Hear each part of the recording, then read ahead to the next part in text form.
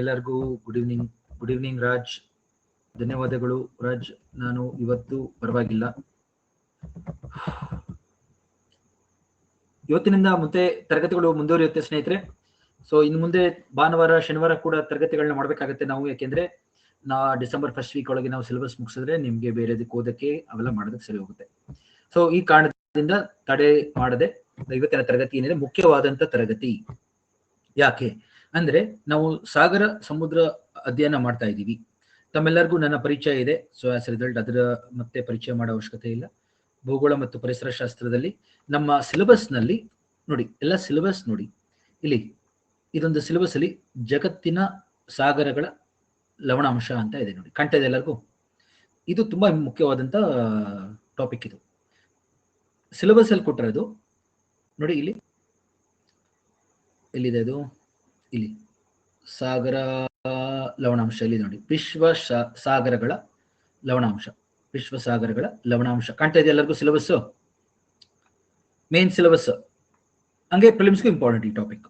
So ನಾನು ಬರೀ ಲವಣಾಂಶ ಹೇಳಲ್ಲ, ಅದ್ರ ಜೊತೆಗೆ ಉಷ್ಣಾಂಶ ಮತ್ತು ಸಾಂದ್ರತೆ, ಹೌದಲ್ವಾ? ಮೂರು ಯಾವಾಗಲೂ ಒಂದಕ್ಕೊಂದು ಕರೆಕ್ಟ್ ಅನ್ವಯಿಸುತ್ತೆ, ಡಿಪೆಂಡ್ ಆಗುತ್ತೆ ಒಂದ್ರ ಮೇಲೆ ಒಂದು. ಉಷ್ಣಾಂಶ, ಲವಣಾಂಶ ಮತ್ತು ಸಾಂದ್ರತೆ ಇವತ್ತಿನ ತರಗತಿಯಲ್ಲಿ ಸಿಲೆಬಸ್ ಅಲ್ಲಿರೋದು ಒಂದು. ನಾವು ಅದರ ಜೊತೆಗೆ ಇನ್ನೂ 2 ಟಾಪಿಕ್ ಕವರ್ ಮಾಡ್ತಾ ಇದೀವಿ. ಯಾಕೆಂದ್ರೆ ಮುಂದಿನ ಪರೀಕ್ಷೆಗಳಲ್ಲಿ ಅದು ಕೇಳ್ತಾ ಇದ್ದಾರೆ. ಯಾರ್ಯಾರು ಡೌಟ್ ಅಲ್ಲಿ ಇದ್ದೀರಾ? ಕರೆಕ್ಟ್. ಡೌಟ್ ಅಲ್ಲಿ ಇರೋರಿಗೆ ಇವಾಗಲೇ ಹೇಳ್ಬಿಡ್ತಾ ಇದ್ದೀನಿ. ಸೊ ಇದು 2 ಟಾಪಿಕ್ ಒಟ್ಟಿಗೆ ಕವರ್ ಆಗ್ತಾ ಇದೆ, ಅಂದ್ರೆ 3 ಟಾಪಿಕ್ ಕವರ್ ಆಗ್ತಾ ಇದೆ. ಸಿಲೆಬಸ್ ಅಲ್ಲಿರೋದು ಇದು ಮಾತ್ರ, ಯಾವುದು?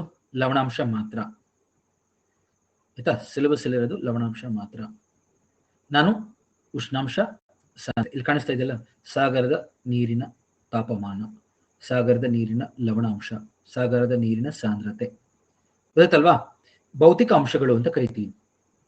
ಅಥವಾ ಈ ಅಂಶಗಳು ಏನಿದೆ ಅಂದ್ರೆ ಇವುಗಳ ಮೇಲೆ ಅವಲಂಬಿಸುತ್ತೆ, ತುಂಬಾ ಮುಖ್ಯವಾದಂತ ಅಂಶಗಳು. ಇವಾಗ ನಾವು ಕ್ಲೈಮೆಟಾಲಜಿ, ವಾಯುಗುಣಶಾಸ್ತ್ರದಲ್ಲಿ ಗಾಳಿ, ಉಷ್ಣಾಂಶ, ಮೋಡ, ಕರೆಕ್ಟ್, ಗಾಳಿ, ಮಾರುತ ಅವೆಲ್ಲ ಓದಿದ್ವಿ, ನೆನಪು ಇದೆಯಾ?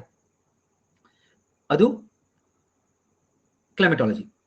ಇದು ಓಷನೋಗ್ರಫಿ. ಇಲ್ಲಿ ಸಮುದ್ರ ಸಾಗರಗಳ ಉಷ್ಣಾಂಶ, ಗೊತ್ತಲ್ಲ?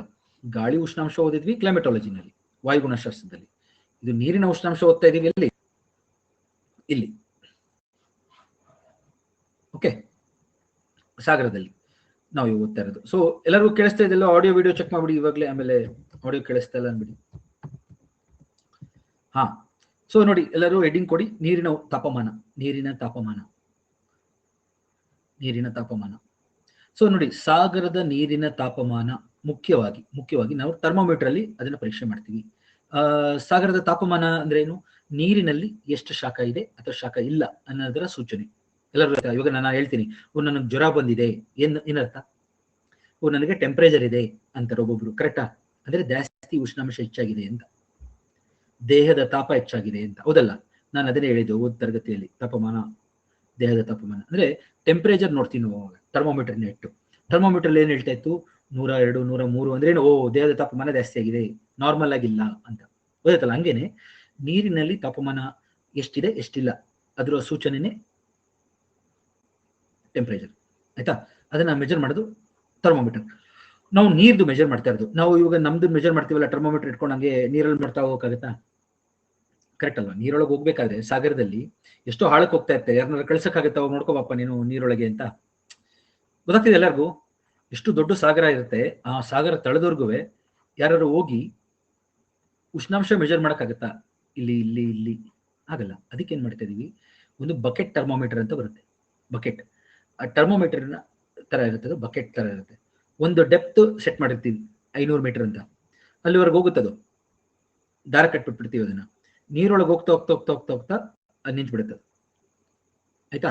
ಅಲ್ಲಿ ನಿಂತು 500 ಮೀಟರ್ಗೆ ಉಷ್ಣಾಂಶ ಮೆಜರ್ ಮಾಡುತ್ತೆ, ಬರುತ್ತೆ ಮೇಲಕ್ಕೆ. ಗೊತ್ತಾಯ್ತಾ? ಎಷ್ಟು ಚೆನ್ನಾಗಿದೆ ಐಡಿಯಾ, ಗೊತ್ತಾಯ್ತಲ್ಲ? ಇನ್ನೊಂದು ರಿವರ್ಸಿಂಗ್ ಥರ್ಮೋಮೀಟರ್ ಅಂತ, reversing thermometer. Okay, reversing thermometer ಅಂತ ಹೇಳಿ ತುಂಬಾ ಫೇಮಸ್ ಇನ್ಸ್ಟ್ರೂಮೆಂಟ್ ಇದು, ರಿವರ್ಸಿಂಗ್ ಥರ್ಮೋಮೀಟರ್. ಅದೊಂಥರ ರಿವರ್ಸ್ ಫ್ಲಾಸ್ಕ್ ತರ ಇರುತ್ತೆ. ಇದನ್ನ ಕೇಳ್ತಾರೆ, ಇದನ್ನ ಕೇಳ್ಬೋದು, ರಿವರ್ಸಿಂಗ್ ಥರ್ಮೋಮೀಟರ್ ಎಕ್ಸಾಮ್ ಅಲ್ಲಿ ಕೇಳ್ತಾರೆ, ಆಯ್ತಾ? ಇದು ತುಂಬಾ ಇಂಪಾರ್ಟೆಂಟ್ ಇದು.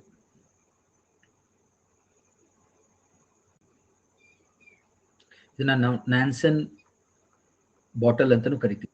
ಎಲ್ಲರೂ ಇದನ್ನ ನೆನಪಿಟ್ಕೊಳ್ಳಿ, ನ್ಯಾನ್ಸನ್ ಬಾಟಲ್. ಇದನ್ನ ಫೋಟೋ ತೋರಿಸ್ತೀನಿ, 2 ನಿಮಿಷ ವೇಟ್ ಮಾಡಿ. ಎಲ್ಲ ನ್ಯಾನ್ಸನ್ ಬಾಟಲ್, ನಿಮಿಷ, ಈಗ ಬಂತು ಇಮೇಜ್.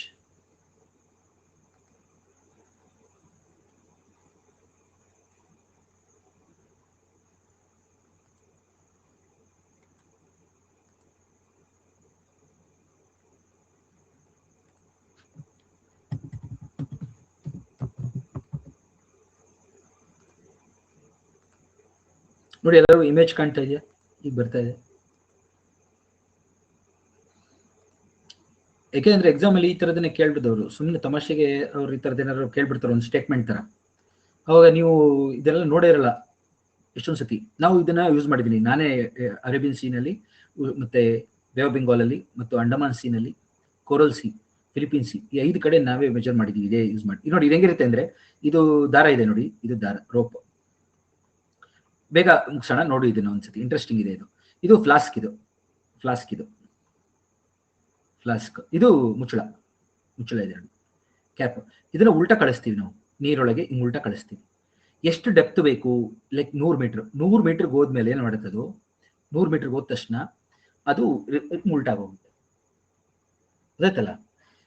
ಇಲ್ಲೂ ನೀರು ಓಪನ್ ಇರುತ್ತೆ, ಇಲ್ಲೂ ಫ್ಲಾಸ್ಕ್ ಓಪನ್ ಇರುತ್ತೆ, ಇಲ್ಲೂ ಓಪನ್ ಇರುತ್ತೆ. ಸೊ 100 ಮೀಟರ್ ಒಳಗೆ ಹೋಗ್ತಾ ಹೋಗ್ತಾ ಹೋಗ್ತಾ ಹೋಗ್ತಾ ಹೋಗ್ತಾ ಹೋಗ್ತಾ ಏನಾಗುತ್ತೆ, ಕೆಳಗಡೆ ಒಳಗೆ ಹೋಗಿದ್ ನೀರು ಮೇಲ್ಗಡೆ ಬಂದ್ಬಿಡ್ತಾ ಇರುತ್ತೆ. ಸೊ ಅಲ್ಲಿ ನೀರು ಏನು ಒಳಗೆ ಸೇರ್ಕೊಳ್ಳಲ್ಲ, ಇದ್ರೊಳಗೆ ನೀರು ಸಂಗ್ರಹ ಆಗಲ್ಲ. 100 ಮೀಟರ್ ಆದ ತಕ್ಷಣ ನಾವೇನ್ ಮಾಡ್ತೀವಿ, ಇದನ್ನು ಕ್ಲೋಸ್ ಮಾಡ್ತೀವಿ, ಇದನ್ನು ಕ್ಲೋಸ್ ಮಾಡ್ತೀವಿ. ಇದು ಹೆಂಗಿದೆ ಅಂದ್ರೆ, ಅದನ್ನ ನಾವು ದಾರ ಎಳೆದ ತಕ್ಷಣ 100 ಮೀಟರ್ ಆದ್ಮೇಲೆ ಏನಾಗೋಗುತ್ತೆ, ಫ್ಲಾಸ್ಕ್ ಉಲ್ಟಾ ಆಗೋಗುತ್ತೆ. ಅವಾಗ ಮೇಲ್ಗಡೆ ಮುಚ್ಚಳ, ಕೆಳಗಡೆ ಮುಚ್ಚಳ ಎರಡು ಕ್ಲೋಸ್ ಆಗೋಗುತ್ತೆ. ಅವಾಗ ಅಲ್ಲೊಳಗೆ ಇರುತ್ತಲ್ಲ 100 ಮೀಟರ್ ಅಲ್ಲಿ ನೀರು, ಅದಲ್ಲೇ ಉಳ್ಕೊಗುತ್ತೆ ಫ್ಲಾಸ್ಕ್ ಒಳಗೆ, ಗೊತ್ತಾಯ್ತು ಎಲ್ಲರಿಗೂ? ಅದ್ರೊಳಗಿರೋಂಥ ನೀರು, ಅದ್ರ ಉಷ್ಣಾಂಶ, ಅದ್ರ ಸಾಂದ್ರತೆ, ಅದರದ್ದು ಏನು ಖನಿಜಗಳು ಎಲ್ಲ ಸಿಕ್ಕತ್ತೆ ನಮಗೆ ಅಲ್ಲೇ. ಹಂಗೆ ಹೇಳ್ಕೊತೀವಿ. ಆಮೇಲೆ ಮೇಲ್ಗಡೆ ತಗೊಂಡ್ ಬಂದ್ಮೇಲೆ ಅದ್ರೊಳಗೆ ನೀರು ಉಷ್ಣಾಂಶ ಎಷ್ಟು, ಲವಣಾಂಶ ಎಷ್ಟು, ಮತ್ತೆ ಅದರದ್ದು ಸಾಂದ್ರತೆ ಏನಿದೆ 100 ಮೀಟರ್ ಅಲ್ಲಿ ಗೊತ್ತಾಗುತ್ತೆ. ಚೆನ್ನಾಗಿದೆಲ್ಲ ಇದು. ಸೊ ಮತ್ತೆ 200 ಮೀಟರ್ ಬೇಕು, ಮತ್ತೆ ಕಳಿಸಿ. ಆತರ ನೀರಿನ ಉಷ್ಣಾಂಶ ಮೆಜರ್ ಮಾಡಲು ಇದನ್ನು ಯೂಸ್ ಮಾಡ್ತಾರೆ, ರಿವರ್ಸಿಂಗ್ ಥರ್ಮೋಮೀಟರ್. ಇದನ್ನ ನ್ಯಾನ್ಸನ್ ಬಾಟಲ್ ಅಂತಾನೂ ಕರೀತಾರೆ, ನ್ಯಾನ್ಸನ್ ಫ್ಲಾಸ್ಕ್ ಅಂತಾನೂ ಕರೀತಾರೆ. ನ್ಯಾನ್ಸನ್ ಫ್ಲಾಸ್ಕ್, ನ್ಯಾನ್ಸನ್ ಫ್ಲಾಸ್ಕ್ ಅಂತೇಳಿ ಒಬ್ಬರು ವಿಜ್ಞಾನಿ ಹೆಸರು, ಫ್ರಿಡ್ಜಾಫ್ ನ್ಯಾನ್ಸನ್ ಅಂತ ಅವ್ರ ಹೆಸರು, ನಾರ್ವಿಜನ್ ವಿಜ್ಞಾನಿ ಕಂಡುಹಿಡಿದಿದ್ದು. ಆಯ್ತಾ? ಜ್ಞಾಪಕಿಟ್ಕೊಳ್ಳಿ, ಇದು ಕೇಳ್ತಾರೆ ನ್ಯಾನ್ಸನ್ ಫ್ಲಾಸ್ಕ್ ಯಾವುದರ ಬಳಕೆ, FDA ನಲ್ಲಿ ಕೇಳ್ಬಿಡ್ತಾರೆ ಇದನ್ನ. ಯಾಕೆಂದ್ರೆ ನಮ್ಮ ಸೈಂಟಿಸ್ಟ್ಗಳೇ ಇದನ್ನ ಮಾಡ್ತಾ ಇದಾರೆ ಇವಾಗ ಎಲ್ಲ ಕಡೆ. ಮಾನ್ಸೂನ್ ಹೇಳಕ್ಕೆ, ಸೈಕ್ಲೋನ್ ಹೇಳಕ್ಕೆ ನೀರ್ದು ಉಷ್ಣಾಂಶ ಹೇಳ್ಬೇಕು, ಅವಾಗ ಎಲ್ಲೆಲ್ಲಿ ಸ್ಯಾಟಲೈಟ್ ಇಂದ ಮೆನ್ಷನ್ ಮಾಡ್ತೀವಿ. ಇನ್ನೊಂದು ಈ ತರ, ಆಯ್ತಾ? ಅದನ್ನ ತೋರಿಸ್ತೀನಿ ಇವಾಗ, ಗೊತ್ತಾಯ್ತು ಎಲ್ಲರಿಗೂ? ನೀರಿನ ಉಷ್ಣಾಂಶ ಇರುತ್ತೆ, ನೋಡೋಣ ಅದನ್ನ. ಯಾವ ಅಂಶಗಳ ಮೇಲೆ ಮುಖ್ಯವಾಗಿ ನೀರಿನ ಮುಖ್ಯ ಅಂಶಗಳು? ಅಕ್ಷಾಂಶ, ಯಾವ ಅಕ್ಷಾಂಶದಲ್ಲಿದ್ದೀವಿ ಅಂತ, ಲ್ಯಾಟಿಟ್ಯೂಡ್. ಗೊತ್ತಾಗ್ತದೆ ಎಲ್ಲರಿಗೂ? ನಾವು ಭೂಮಿಯ ಯಾವ ಅಕ್ಷಾಂಶದಲ್ಲಿದ್ದೀವಿ, ಲ್ಯಾಟಿಟ್ಯೂಡ್ ಇದೆ ನೋಡಿ. ಮೊದಲನೇದು ಅಕ್ಷಾಂಶ, ನಮ್ಮ ಭೂಮಿಯ ಅಕ್ಷಾಂಶ. ಯಾಕೆಂದ್ರೆ ಉಷ್ಣವಲಯದಲ್ಲಿ ಜಾಸ್ತಿ ಇರುತ್ತೆ ಉಷ್ಣಾಂಶ, ಶೀತ ವಲಯದಲ್ಲಿ ಕಮ್ಮಿ, ಕರೆಕ್ಟಾ? ಟೆಂಪರೇಟ್ ಭಾಗದಲ್ಲಿ ಮಾಡ್ರೇಟ್. ಮತ್ತೆ ನೀರಿನ ಆಳ, ಎಷ್ಟು ಡೆಪ್ತ್, ನೀರೊಳಗೆ ಎಷ್ಟು ಆಳದಲ್ಲಿದ್ದೀವಿ ನಾವು ಅಂತ. 2. ಓಕೆ, ಮೊದಲನೇ ಅಂಶ ಇದು. ಎರಡನೇ ಅಂಶ ಇಲ್ಲಿ ನೀರಿನ ಆಳ 2. 3 ಆವಿಯಾಗುವಿಕೆ, ಯಾಕೆಂದ್ರೆ ಎವಾಪರೇಷನ್ ಆಗ್ತಾ ಇರುತ್ತಲ್ಲ, ಅದರಿಂದನೂ ತಾಪಮಾನ ಕಡಿಮೆ ಆಗುತ್ತೆ. ಅದು ಎಷ್ಟಾಗುತ್ತೆ ಹೇಳಿ ನೋಡೋಣ. ನೀರು ಉಷ್ಣಾಂಶ ಹೆಚ್ಚಾಗಿ ನೀರು ಆವಿಯಾಗುವಾಗ ಅದ್ರ ಶಾಖನ ತಗೊಂಡು ಹೊಟ್ಟೋಗುತ್ತೆ. ಆಸ್ ರಿಸಲ್ಟ್ ಸಮುದ್ರದ ತಾಪಮಾನ ಏನಾಗುತ್ತೆ?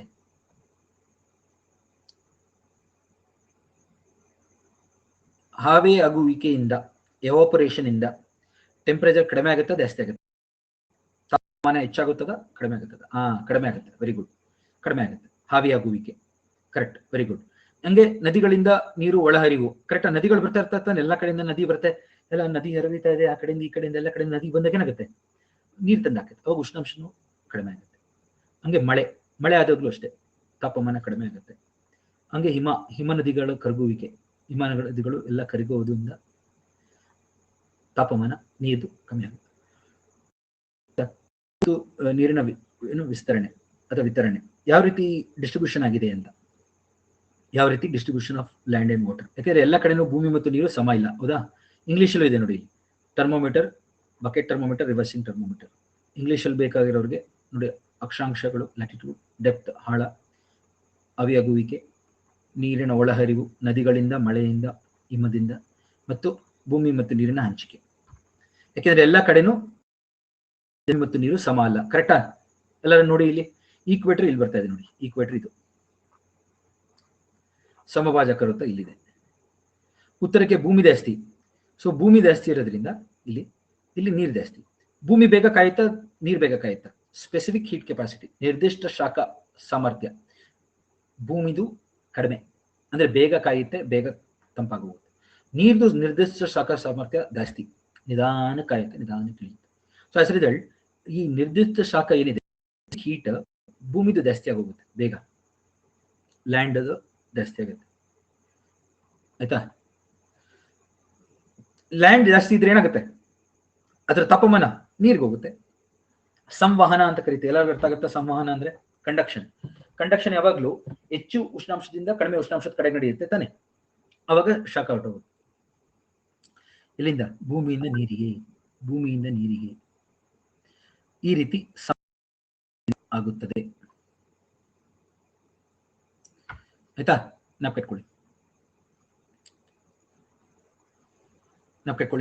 ಇದು ತುಂಬಾ ಇಂಪಾರ್ಟೆಂಟ್. ಇದು ಅದಕ್ಕೆ ಡಿಸ್ಟ್ರಿಬ್ಯೂಷನ್ ತುಂಬಾ ಇಂಪಾರ್ಟೆಂಟ್.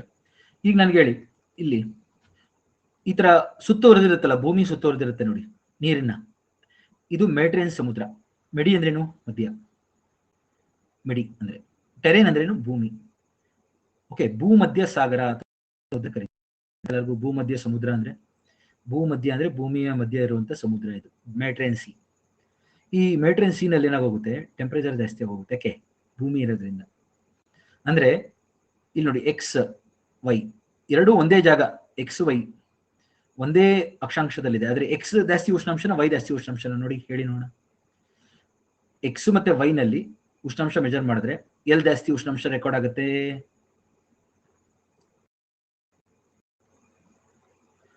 ಎಕ್ಸ್ ಅಲ್ಲಿ. ಯಾಕೆ? ಭೂಮಿ ಇರೋದ್ರಿಂದ. ಸೊ ಹಂಗೆ ಇವಾಗ ನನ್ಗೆ ಇವಾಗ ಒಂದು ಹೇಳ್ಬೇಕು ನೀವೆಲ್ಲರೂ, ಭಾರತದ ಸುತ್ತ ಭೂ ಪ್ರದೇಶಗಳು ಎಲ್ಲಿದೆ ನೋಡಿ, ಇಲ್ಲೆಲ್ಲಿದೆ? ಓಕೆ, ಇಲ್ಲಿಂದ ಶುರು ಮಾಡೋಣ. ಇದು ನಮ್ಮ ದೇಶ ಭಾರತ, ಇಲ್ಲಿಂದ ಶುರು ಮಾಡೋಣ. ಇಲ್ಲಿ ಪರ್ಷಿಯನ್ ಗಲ್ಫ್, ಇದು ಪರ್ಷಿಯನ್ ಗಲ್ಫ್ ಒಂದು, ಇದು ರೆಡ್ ಸಿ ಕೆಂಪು ಸಮುದ್ರ, ಇದು 3 ಅರೇಬಿಯನ್ ಸಿ, ಇದು ಬೇ ಆಫ್ ಬೆಂಗಾಲ್. ಆಯ್ತಾ? 4ರಲ್ಲಿ ಅತಿ ಹೆಚ್ಚು ಉಷ್ಣಾಂಶ ಎಲ್ಲಿ ರೆಕಾರ್ಡ್ ಆಗುತ್ತೆ ಹೇಳಿ? ಇದು ಇನ್ನೊಂದು ಹೇಳ್ಬಿಡ್ತೀನಿ, ಕರ್ಕಟ ಸಂಕ್ರಾಂತಿ, ಟ್ರಾಪಿಕ್ ಆಫ್ ಕ್ಯಾನ್ಸರ್. ಗೊತ್ತಾ ಎಲ್ಲರಿಗೂ? ಟ್ರಾಪಿಕ್ ಆಫ್ ಕ್ಯಾನ್ಸರ್ ನಾಪ್ಕಿದೆ ಎಲ್ಲರಿಗೂ? Tropic of cancer red sea ಮುಖಾಂತರ ಪಾಸ್ ಆಗುತ್ತೆ, ಪರ್ಷಿಯನ್ ಗಲ್ಫ್ ಮುಖಾಂತರ ಪಾಸ್ ಆಗ್ತಾ ಇದೆ. ಇಲ್ಲಿ ನೋಡಿ, ಇಲ್ಲಿ ಪಾಸ್ ಆಗ್ತಾ ಇದೆ. 23 ಡಿಗ್ರಿ, 23 ಡಿಗ್ರಿ ಕರ್ಕಟ ಸಂಕ್ರಾಂತಿ, ಟ್ರಾಪಿಕ್ ಆಫ್ ಕ್ಯಾನ್ಸರ್ ಪಾಸ್. ಎಲ್ಲಿ? ಅರೇಬಿಯನ್ ಸಿ ಮುಖಾಂತರ, ಇಲ್ಲಿ ಪರ್ಷಿಯನ್ ಗಲ್ಫ್ ಮುಖಾಂತರ red sea. So Persian gulf ಅಲ್ಲಿ ಉಷ್ಣಾಂಶ ಜಾಸ್ತಿ 1 ಅಲ್ಲಿ. ಸೆಕೆಂಡ್ ರೆಡ್ ಸಿ, ಯಾಕೆಂದ್ರೆ ಭೂಮಿ ಇರೋದ್ರಿಂದ ಭೂಮಿ ಕಾದ್ಬಿಡುತ್ತೆ, ಸಂವಹನ ಆಗುತ್ತೆ ನೀರಿಗೆ. 2, 3 ಅರೇಬಿಯನ್ ಸಿ. ಗೊತ್ತಾಯ್ತು ಎಲ್ಲರಿಗೂ? ಈಗ 4 ಬೇ ಆಫ್ ಬೆಂಗಾಲ್. ಆಯ್ತಾ? ನೀವು ಹೇಳ್ಬೋದು ಬೇ ಆಫ್ ಬೆಂಗಾಲ್ ಜಾಸ್ತಿ ಇರ್ಬೇಕಲ್ವಾ ಅಂತ. ಇಲ್ಲ, ಅರೇಬಿಯನ್ ಸಿ ಜಾಸ್ತಿ. ನಾವು ಕಟ್ಕೊಳ್ಳಿ ಯಾವಾಗ್ಲೂ ನಾರ್ಮಲ್ ಆಗಿ. ಇದೆ ಟೆಂಪರೇಚರ್ ಜಾಸ್ತಿ, Persian Gulf, red C 3, Arabian C 4, bay of Bengal. ಇವೆರಡು ಪರ್ಷಿಯನ್ ಗಲ್ಫ್ ಮತ್ತು ಅರೇಬಿಯನ್ ಸಿ. ಅರೇಬಿಯನ್ ಸಿ ಇದು ಮುಂದುವರೆದ ಭಾಗ. ಎಷ್ಟು ಜನಕ್ಕೆ ಅರ್ಥ ಆಯ್ತು? Arms of the Arabian C ಅಂದ್ರೆ ಕೈಗಳ ತರ. ಅರೇಬಿಯನ್ ಸಿ ಇದು ಕೈಗಳು, ಇದೊಂದು ಈ ರೀತಿ. ನಾವು ಹಿಂಗೆ ನಿಂತಿದ್ರೆ ಹೆಂಗಿರುತ್ತೆ ಹೇಳಿ? ಮುಂದೆ ಕೈ ಮಾಡ್ಕೊಂಡಿದ್ದೆ. ಇದು ಪರ್ಷಿಯನ್ ಗಲ್ಫ್, ಇದು ಅರೇಬಿಯನ್ ಸಿ, ಸಾರಿ ರೆಡ್ ಸಿ. ಗೊತ್ತಾ?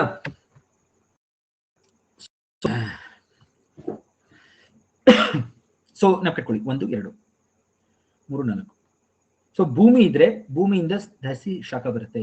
ಅದಕ್ಕೆ ಉತ್ತರ ಗೋಲಾರ್ಧದಲ್ಲಿ ನೀರಿನ ಉಷ್ಣಾಂಶ ಜಾಸ್ತಿ ದಕ್ಷಿಣ ಗೋಲಾರ್ಧಕ್ಕಿಂತ. ಅರ್ಥ ಆಯ್ತು ಎಲ್ಲರಿಗೂ? ಯಾಕೆಂದ್ರೆ ದಕ್ಷಿಣ ಗೋಲಾರ್ಧದಲ್ಲಿ ಬರೀ ಸಾಗರನೇ ಜಾಸ್ತಿ ಇರೋದ್ರಿಂದ, ಖಂಡಗಳು ಕಮ್ಮಿ ಇರೋದ್ರಿಂದ ಸಂವಹನ ಕಮ್ಮಿ. ಆಸ್ ಎ ರಿಸಲ್ಟ್ ದಕ್ಷಿಣ ಗೋಲಾರ್ಧದಲ್ಲಿ ನೀರಿನ ತಾಪಮಾನ ಕಡಿಮೆ ಇರುತ್ತೆ. ಅರ್ಥ ಆಯ್ತು ಎಲ್ಲರಿಗೂ? ಆಯ್ತಾ? ವಾಟರ್ ಹೆಮಿಸ್ಫಿಯರ್ ಅಂತಾನೆ ಕರಿತೀವಿ, ಗೋಲಾರ್ಧ ಅಂತಾನೆ ಕರೀತಾರೆ ಇದನ್ನ, ಜಲಗೋಲಾರ್ಧ, ವಾಟರ್ ಹೆಮಿಸ್ಫಿಯರ್. ವಾಟರ್ ಹೆಮಿಸ್ಫಿಯರ್ ಇದು ಲ್ಯಾಂಡ್ ಹೆಮಿಸ್ಫಿಯರ್. ಗೊತ್ತಾಯ್ತಪ್ಪ ಎಲ್ಲರಿಗೂ? ಇವಾಗ ಗೊತ್ತಾಯ್ತಲ್ಲ ಎಲ್ಲರಿಗೂ?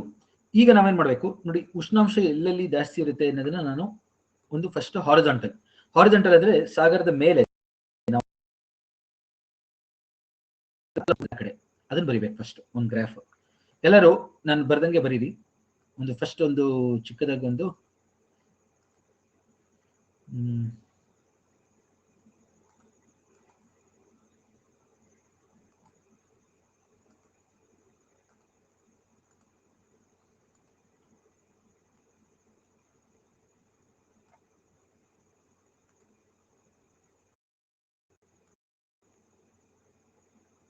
ಇಲ್ಲಿ ನೋಡಿ, ಇದು ಈಕ್ವೇಟರ್ ಸಮಭಾಜಕ ವೃತ್ತ. ಇದು ನಮ್ಮ 30 ಉತ್ತರ, 30 ದಕ್ಷಿಣ, 60 ಉತ್ತರ, 60 ದಕ್ಷಿಣ.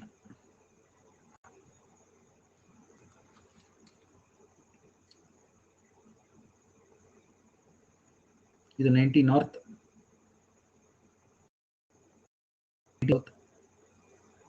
Equator 30 north, 30 south, 60 south. ಎಲ್ಲ ಅಕ್ಷಾಂಶಗಳು ಬರಿಬೇಕು ಬೇಗ. ಒಂದು ಪೇಜ್ ಮೇನ್ಸ್ ಇದು ನಾವು ಮಾಡ್ತಾ ಇರೋದು. ಫಿಲ್ಮ್ಸ್ ಅಲ್ಲಿ ಕೇಳ್ತಾರೆ, ಯಾವ ರೀತಿ ಕೇಳ್ತಾರೆ ಅಂತ ಹೇಳಿ.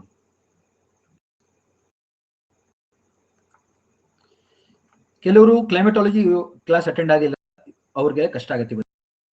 ನಾನು ತುಂಬಾ ಎಲ್ಲಾ ಕ್ಲಾಸಸ್ ಅಟೆಂಡ್ ಆಗ್ಲಿ ಅಂತನೂ ಸಮಯ ಸಾಕಷ್ಟು ಕೊಟ್ಟು ಇವತ್ತು ಬರ್ತಾ ಇದೀವಿ. ಅಲ್ಲಿ ಇಲ್ಲಿವರೆಗೆ ಎಲ್ಲರೂ ಕ್ಲೈಮೇಟಾಲಜಿ ಕ್ಲಾಸ್ ಓದಿದ್ದೀರಾ, ಜಿಯೋಮೋರ್ಫಾಲಜಿ ಎಲ್ಲ ಅಟೆಂಡ್ ಆಗಿದ್ದೀರಾ. ಭಾರತ ಮತ್ತು ಕರ್ನಾಟಕ ಸ್ವಲ್ಪ ಇಂಟ್ರೊಡಕ್ಷನ್ ಪಾರ್ಟ್, ಫಿಸಿಕಲ್ ಜಾಗ್ರಫಿ ಏನಾಗಿದೆ ಸಿಲೆಬಸ್ ಅದನ್ನ ಓದಿದ್ದೀರಾ ಅಂತ ಅನ್ಕೊಂಡಿದೀನಿ. ಆಯ್ತಾ? ಸಿಲೆಬಸ್ ನ ಅಂಡರ್ಲೈನ್ ಮಾಡ್ತಾ ಬನ್ನಿ. ಆಮೇಲೆ ಅದಾಗಿಲ್ಲ ಇದಾಗಿಲ್ಲ ಅನ್ಬೇಡಿ ಆಮೇಲೆ. ಆಯ್ತಾ? ಸೊ ಆಸ್ ರಿಸಲ್ಟ್ ಇವಾಗ್ಲಿಂದನೇ ನೀವು ಏನೇನು ಟಾಪಿಕ್ ಆಗಿದೆ ಅಂತ ನಾನೇ ಅಂಡರ್ಲೈನ್ ಮಾಡ್ತಾ ಇದ್ದೀನಿ, ನೀವು ಅಂಡರ್ಲೈನ್ ಮಾಡಿ. ನೋಡಿ, ಈ ಕಡೆ ನೋಡಿ 30, ಇದು 60, 30, 60, 90. ಆಯ್ತಾ? ಸ್ವಲ್ಪ ಸೈಂಟಿಫಿಕ್ ಆಗಿದೆ ಇದು. ಇಲ್ಲಿ ಉಷ್ಣಾಂಶ 10, 20, 30, 40, 50, 60. ಇಷ್ಟೊಂದೆಲ್ಲ ಹೋಗಲ್ಲ ಉಷ್ಣಾಂಶ, ಬಟ್ ಆದ್ರೂ ಬರ್ತೀನಿ ನಾನು ಸುಮ್ಮನೆ. ಆಯ್ತಾ? ಉಷ್ಣಾಂಶ ಬರ್ತಿದ್ದೀನಿ ಒಂದ್ ಕಡೆ. ಡಿಗ್ರಿ ಸೆಲ್ಸಿಯಸ್ ಟೆಂಪರೇಚರ್ ಏನು ಡಿಗ್ರಿ ಸೆಲ್ಸಿಯಸ್ ಅಲ್ಲಿ ಬರ್ತಿದೀವಿ. ಡಿಗ್ರಿ ಸೆಲ್ಸಿಯಸ್ ಅಲ್ಲಿ ನಾವು ಟೆಂಪರೇಚರ್ನ ಬರ್ತಿದೀವಿ. ಇಲ್ಲಿ ಗಮನಿಸಿ ಎಲ್ಲರೂ, ನಾನು ಇವಾಗ ಒಂದು ಹಡಗಲ್ಲಿ ಉತ್ತರದಿಂದ ದಕ್ಷಿಣಕ್ಕೆ, ಉತ್ತರ ಧ್ರುವದಿಂದ ದಕ್ಷಿಣ ಧ್ರುವಕ್ಕೆ ನಾನು ಹಿಂಗೆ ಹಡಗಲ್ಲಿ ಬಂದಾಗ ನೋಡಿ, ಇಲ್ಲಿಂದ ಶುರು ಮಾಡ್ತೀನಿ. ಇಲ್ಲೊಂದ್ ಕಡೆ ಎಲ್ಲ ಕಡೆ ನಿಲ್ಲಿಸ್ತಾ ಬರ್ತೀನಿ ಅನ್ಕೊಳ್ಳಿ. ಹಡಗಲ್ಲಿ ಏನಾಗುತ್ತೆ, ಎಲ್ಲ ಕಡೆ ಮೆಜರ್ ನೀರಿನ ತಾಪಮಾನ, ಸಿ ಸರ್ಫೇಸ್ ಟೆಂಪರೇಚರ್, ಸಮುದ್ರ ಸಾಗರಗಳ ಮೇಲ್ಮೈ ಉಷ್ಣಾಂಶ, ಮೇಲ್ಮೈ ತಾಪಮಾನ, ಸಿ ಸರ್ಫೇಸ್ ಟೆಂಪರೇಚರ್ ಮೆಜರ್ ಮಾಡ್ತಾ ಬರ್ತೀನಿ. ಈ ತಾಪಮಾನದಲ್ಲಿ ನಾವು ಮೆಜರ್ ಮಾಡ್ತಾ ಬಂದಾಗ ನೋಡಿ, ಈ ತರ ಒಂದು ಗ್ರಾಫ್ ಬರುತ್ತೆ. ಅವಾಗ ಅಂದ್ರೆ ಧ್ರುವೀಯ ಪ್ರದೇಶದಲ್ಲಿ ಇಲ್ಲಿ ಆರ್ಟಿಕ್ ಮತ್ತು ಅಂಟಾರ್ಟಿಕಾ ಭಾಗದಲ್ಲಿ ತಾಪಮಾನ ಕಡಿಮೆ, ಇಲ್ಲಿ ಏನಿದೆ ಉಷ್ಣಾಂಶ ತುಂಬಾ ಕಡಿಮೆ. ಯಾಕೆ? ಐಸ್ ಇದೆ, ಇಲ್ಲಿ ಕೋಲ್ಡ್ ಇರುತ್ತೆ, ಅದಕ್ಕೆ ಕಮ್ಮಿ. ಅದೇ ಉಷ್ಣಾಂಶ ಇಲ್ಲಿ ನೋಡಿ, ಈಕ್ವೇಟರ್ ಹತ್ರ ನೋಡಿ, ಈಕ್ವೇಟರ್ ಹತ್ರ ಇಲ್ಲಿ ಸ್ವಲ್ಪ ಓಕೆ, ಈಕ್ವೇಟರ್ ಹತ್ರ ಇದೆ. ಆದ್ರೆ ಉಪ ಉಷ್ಣವಲಯ ಇದೆ ನೋಡಿ, ಈ ಭಾಗದಲ್ಲಿ ಇಲ್ಲಿ ನೋಡಿ ಡಾರ್ಕ್ ರೆಡ್ ಇದೆ ನೋಡಿ, ಇಲ್ಲಿ ಜಾಸ್ತಿ ಇದೆ ಉಷ್ಣಾಂಶ. ಕರೆಕ್ಟಾಗಿ ಗಮನಿಸ್ತಾ ಇದೆ ಎಲ್ಲರೂ? ಆರೆಂಜ್ ಇದೆ ಇಲ್ಲಿ, ಎಲ್ಲೋಗಿಂತ ಜಾಸ್ತಿ ಆರೆಂಜ್ ಇಲ್ಲಿದೆ. ಅಂದ್ರೆ ಉಪ ಉಷ್ಣ ವಲಯಗಳಲ್ಲಿ ಜಾಸ್ತಿ ಆಗ್ತಾ ಇದೆ ಉಷ್ಣಾಂಶ. ಯಾಕೆ? ಕರ್ಕಟ ಸಂಕ್ರಾಂತಿ, ಮಕರ ಸಂಕ್ರಾಂತಿಯಲ್ಲಿ ಸೂರ್ಯನ ಕಿರಣಗಳು ಬಿದ್ದಾಗ ಉತ್ತರ ಗೋಳಾರ್ಧದಲ್ಲಿ ಭೂಮಿ ಜಾಸ್ತಿ ಇರೋದ್ರಿಂದ ಇಲ್ಲಿ ಬೇಗ ಕಾದ್ಬಿಡುತ್ತೆ.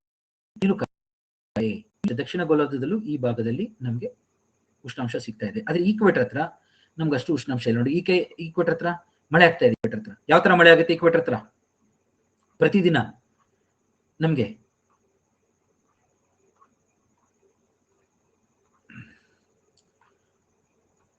ಪರಿಸರಣ ಮಳೆ. ಪ್ರತಿದಿನ ಮಳೆ ಆದ್ರೆ ಏನಾಗುತ್ತೆ? ಬಿಸಿಲು ಇರುತ್ತೆ, ಕರೆಕ್ಟಾ? ಬಿಸಿಲು ಇರುತ್ತೆ, ಹಾಗೆ ಮಳೆನೂ ಆಗ್ತಾ ಇರುತ್ತೆ. ತಾಪಮಾನ ಕಡಿಮೆ ಜಾಸ್ತಿ ಆಗುತ್ತೆ, ಕಡಿಮೆ ಆಗುತ್ತೆ, ಅವಾಗ ಜಾಸ್ತಿ ಆಗಲ್ಲ ಅವಾಗ, ಕರೆಕ್ಟಾ? ಸೊ 20, 26 ಹಂಗಿರುತ್ತೆ ಉಷ್ಣಾಂಶ ನೀರ್ದು. ಈಕ್ವೇಟರ್ ಹತ್ರ ಉಷ್ಣಾಂಶ ಜಾಸ್ತಿ ಆಗಲ್ಲ, ಯಾಕೆಂದ್ರೆ ಮಳೆ ಆಗ್ತಾ ಇರುತ್ತೆ ಪ್ರತಿದಿನ. ದೊಡ್ಡ ದೊಡ್ಡ ನದಿಗಳು ಈಕ್ವೇಟರ್ ಹತ್ರನೇ ಬಂದು ಸೇರ್ತವೆ. ಅಮೆಝಾನ್, ಕಾಂಗೋ ನದಿ ಕೇಳಿದ್ರಲ್ವ? ದೊಡ್ಡ ದೊಡ್ಡ ನದಿಗಳು, ಕಾಂಗೋ ಮತ್ತು ಇಂಡಸ್ ಅತಿ ದೊಡ್ಡ ನದಿಗಳು. ಸೊ ಅವೆರಡು ಹೋಗಿ ಸಮುದ್ರ ಸೇರದೆ ಈಕ್ವೇಟರ್ ಹತ್ರ. ಸೊ ಈಕ್ವೇಟರ್ ಹತ್ರ ಕಡಿಮೆ ಇರುತ್ತೆ ಉಷ್ಣಾಂಶ, ಆದ್ರೆ ಜಾಸ್ತಿ ಆಗೋದಲ್ಲಿ ಉತ್ತರ ಗೋಲಾರ್ಧ 30 ಹತ್ರ ಟೆಂಪರೇಚರ್ 30ನೇ ಅಕ್ಷಾಂಶದ ಹತ್ರ ನಮ್ಮ ಗುಜರಾತ್ ಬಳಿ ಪರ್ಷಿಯನ್ ಗಲ್ಫ್ ಹತ್ರ ಉಷ್ಣಾಂಶ ಜಾಸ್ತಿ. ಇಲ್ಲಿ ನೋಡಿ, ಇಲ್ಲಿ ಇಲ್ಲಿ ನೋಡಿ ಉಷ್ಣಾಂಶ ಇಲ್ಲಿ ಕಡಿಮೆ, ಸ್ವಲ್ಪ ಜಾಸ್ತಿ ಆಗುತ್ತೆ ಬಟ್ ಕಡಿಮೆ, ಅಷ್ಟೊಂದಿಲ್ಲ. ಹಂಗೆ 30 ಆದ್ಮೇಲೆ 60ಕ್ಕೆ ಹೋಗೋಣ. ಉಷ್ಣಾಂಶ ಮೇಲೆ ಹೋಗ್ತಾ ಏನಾಗುತ್ತೆ, ಟೆಂಪರೇಟ್ ಭಾಗ ಪೋಲಾರ್ ಭಾಗಕ್ಕೆ ಹೋಗ್ತಾ ಹೋದಂಗೆ ಟೆಂಪರೇಚರ್ ಏನಾಗುತ್ತೆ, ಮೇಲೆ ಹೋಗ್ತಾ ಹೋದಂಗೆ ನಾವು ಉಷ್ಣಾಂಶ ಕಡಿಮೆ ಆಗುತ್ತೆ. ನೋಡಿ ಇಲ್ಲಿ ಕಡಿಮೆ ಆಗಿದೆ, ನೋಡಿ ಇಲ್ಲಿ ಕಡಿಮೆ ಆಗಿದೆ ಉಷ್ಣಾಂಶ. ಇನ್ನು ಪೋಲಾರ್ ಭಾಗದಲ್ಲಿ ಹೋದ್ರೆ ನೋಡಿ 10 ಡಿಗ್ರಿಗಿಂತ ಕಡಿಮೆ ಆಗೋಗುತ್ತೆ ಉಷ್ಣಾಂಶ. ಇದನ್ನ ನಾವು ಗ್ರಾಫ್ ಮುಖಾಂತರ ಬರೆದ್ರೆ ನೋಡಿ ಹೆಂಗ್ ಕಾಣುತ್ತೆ ನೋಡಿ, ಎಂ ಆಕಾರದಲ್ಲಿ ಒಂದು ಗ್ರಾಫ್ ಬರುತ್ತೆ. ಈಕ್ವೇಟರ್ ಇಂದ ಕರ್ಕಟ ಸಂಕ್ರಾಂತಿಗೆ ಹೋದಾಗ, ಮಕರ ಸಂಕ್ರಾಂತಿಗೆ ಹೋದಾಗ ಹೆಚ್ಚಾಗುತ್ತೆ ಉಷ್ಣಾಂಶ. ಆಮೇಲೆ ಧ್ರುವೀಯ ಪ್ರದೇಶ ಕಡೆಗೆ ಹೋದಾಗ ಉಷ್ಣಾಂಶ ಕ್ರಮೇಣವಾಗಿ ಕಡಿಮೆ ಆಗುತ್ತೆ. ಉತ್ತರ ಗೋಲಾರ್ಧದಲ್ಲಿ ಉಷ್ಣಾಂಶ ಜಾಸ್ತಿ, ಆಗ್ಲೇ ಹೇಳಿದ್ದೀನಿ. ಇಲ್ಲಿ ನೋಡಿ,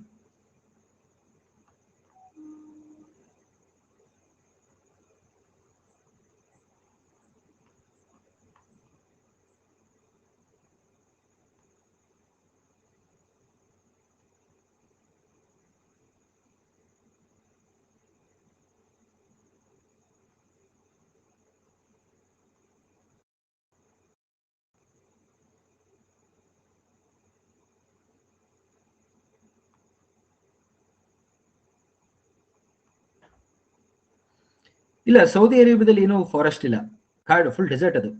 ನೋಡಿ ನಿಮ್ಗೆ ಯಾರು ಹೇಳಿದ್ದು ಸೌದಿ ಅರೇಬಿಯಾದಲ್ಲಿ ಡೆಸರ್ಟ್ ಇದೆಯಾ ಅಂತ ಕೇಳಿ? ಇದು ಡೆಸರ್ಟ್ ಇದೆ, ಇಲ್ಲಿ ಫಾರೆಸ್ಟ್ ಇಲ್ಲ. ಇಲ್ಲಿ ನೋಡಿ, ಇಲ್ಲಿ ಸೌದಿ ಅರೇಬಿಯಾ, ಇಲ್ಲಿ ಫುಲ್ ಮರುಭೂಮಿ ಪ್ರದೇಶ, ಇದು ಗೊತ್ತಾ, ಉಪ ಉಷ್ಣವಲಯ. ಇದು ಭೂಮಿ, ಈ ಕಡೆನೂ ಭೂಮಿ ಇದೆ, ಈ ಕಡೆನೂ ಭೂಮಿ ಇದೆ. ಗಾಳಿ ಬರೋದ್ರಲ್ಲಿ ಡ್ರೈ ಬರುತ್ತೆ, ಇಲ್ಲಿ ಗಾಳಿ ಇರೋದ್ರಿಂದ ಆಗಲ್ಲ, ಆಯ್ತಾ. ಈಗ ನಾವು ವೆಸ್ಟರ್ನ್ ಡಿಸ್ಟರ್ಬೆನ್ಸ್ ಇರೋದ್ರಿಂದ ಸ್ವಲ್ಪ ಹಿಮ ಬಿದ್ದಿದೆ ನೆನ್ನೆ. ನೀವು ಕೇಳಿರ್ತೀರಾ ಸೌದಿ ಅರೇಬಿಯಾದಲ್ಲಿ ಮೊದಲನೇ ಬಾರಿಗೆ ಹಿಮ ಬಿದ್ದಿದೆ ಅಂತ. ಅವಾಗ ಯಾಕೆಂದ್ರೆ ಎಷ್ಟು ಜನಕ್ಕೆ ಅರ್ಥ ಆಗುತ್ತೆ ನಾನು ಹೇಳಿದಾಗ ನೋಡಿ, ಡೆಸರ್ಟ್ಸ್ ಗಳಲ್ಲಿ ಸರ್ಫೇಸ್ ಏರಿಯಾ ಜಾಸ್ತಿ, ಅರ್ಥ ಮಾಡ್ಕೊಳ್ಳಿ ಎಲ್ಲರೂ. ಡೆಸರ್ಟ್ಸ್ ಅಲ್ಲಿ ಈ ತರ ಮರಳು ದಿಣ್ಣೆಗಳಿರೋದ್ರಿಂದ ಸರ್ಫೇಸ್ ಏರಿಯಾ ಜಾಸ್ತಿ ಇರುತ್ತೆ.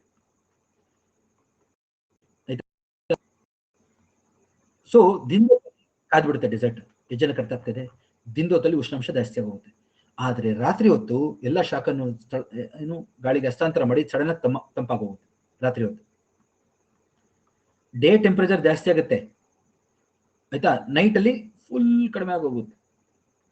ಅವಾಗ ಸ್ವಲ್ಪ ಅಲ್ಲಿ ಮಳೆ ಆಗುತ್ತಲ್ಲ, ಸ್ವಲ್ಪ ಅಪರೂಪಕ್ಕೆ ಮಳೆ, ಅದು ಸ್ವಲ್ಪ ಹಿಮದ ತರ ಬೀಳುತ್ತೆ ರಾತ್ರಿ. ತುಂಬಾ ಏನು ಜೋರ್ ಹಿಮ ಬಿದ್ದಿದೆ ಅಂತ ಅನ್ಕೋಬಿಡಿ, ಸ್ವಲ್ಪ. ಇದನ್ನ ನಾವು ಡೈರ್ನಲ್ ಅಂತ ಕರಿತೀವಿ, ದಿನನಿತ್ಯ ಆಗುವ ಉಷ್ಣಾಂಶದ ವ್ಯತ್ಯಾಸ. ಇಂಗ್ಲಿಷಲ್ಲಿ ಡೈರ್ನಲ್ ರೇಂಜ್. ಮರುಭೂಮಿಗಳಲ್ಲಿ ಡೈರ್ನಲ್ ರೇಂಜ್ ಜಾಸ್ತಿ. ಎಕ್ಸಾಂಪಲ್ UPSC KPSC ಇದೇ ಪದ ಯೂಸ್ ಮಾಡ್ತಾರೆ. ಡೈರ್ನಲ್ ರೇಂಜ್ ಅಂದರೆ ಏನು? ಡೈಲಿ, ದಿನಾಗ್ಲೂ, ಕನ್ನಡದಲ್ಲಿ ದಿನ ಉಷ್ಣಾಂಶದಲ್ಲಿ ಅಂದ್ರೆ. ಎಕ್ಸಾಮ್ ಅಲ್ಲಿ ದಿನ ಅಂತ ಕೊಡಲ್ಲ, ಡೈರ್ನಲ್ ಅಂತ ಕೇಳ್ತಾರೆ. ಅವಾಗ ಎಕ್ಸಾಮ್ ಅಲ್ಲಿ ನಿಮ್ಗೆ ಅನ್ಸುತ್ತೆ ಯಾರು ಹೇಳಿಲ್ವಲ್ಲ ನಮ್ಗೆ ಇದು ಡೈರ್ನಲ್ ರೇಂಜ್ ಆಫ್ ಟೆಂಪರೇಚರ್ ಎಲ್ಲಿ ಜಾಸ್ತಿ ಇರುತ್ತೆ? ದಿನದಲ್ಲಿ 40-45, ರಾತ್ರಿ ಹೊತ್ತು 3-4 ಹಂಗೆ ಕಮ್ಮಿ ಆಗೋಗುತ್ತೆ. ಈಗ ಡಿಸೆಂಬರ್ ಜನವರಿನೆಲ್ಲ ಗೊತ್ತಲ್ಲ, ವರ್ಷ ಪೂರ್ತಿ ಹಿಂಗೆ ಇರುತ್ತೆ, ಡೈರ್ನಲ್ ರೇಂಜ್ ಜಾಸ್ತಿ ಇರುತ್ತೆ ಇಲ್ಲಿ. ಮತ್ತೆ ಮಿನಿಮಮ್ ವ್ಯತ್ಯಾಸ ಇರುತ್ತಲ್ಲ, ಅದನ್ನ ರೇಂಜ್ ಅಂತ ಕರಿತೀವಿ. ಗೊತ್ತಾಗ್ತಿದೆ ಎಲ್ಲರಿಗೂ ವ್ಯತ್ಯಾಸ? ಮ್ಯಾಕ್ಸಿಮಮ್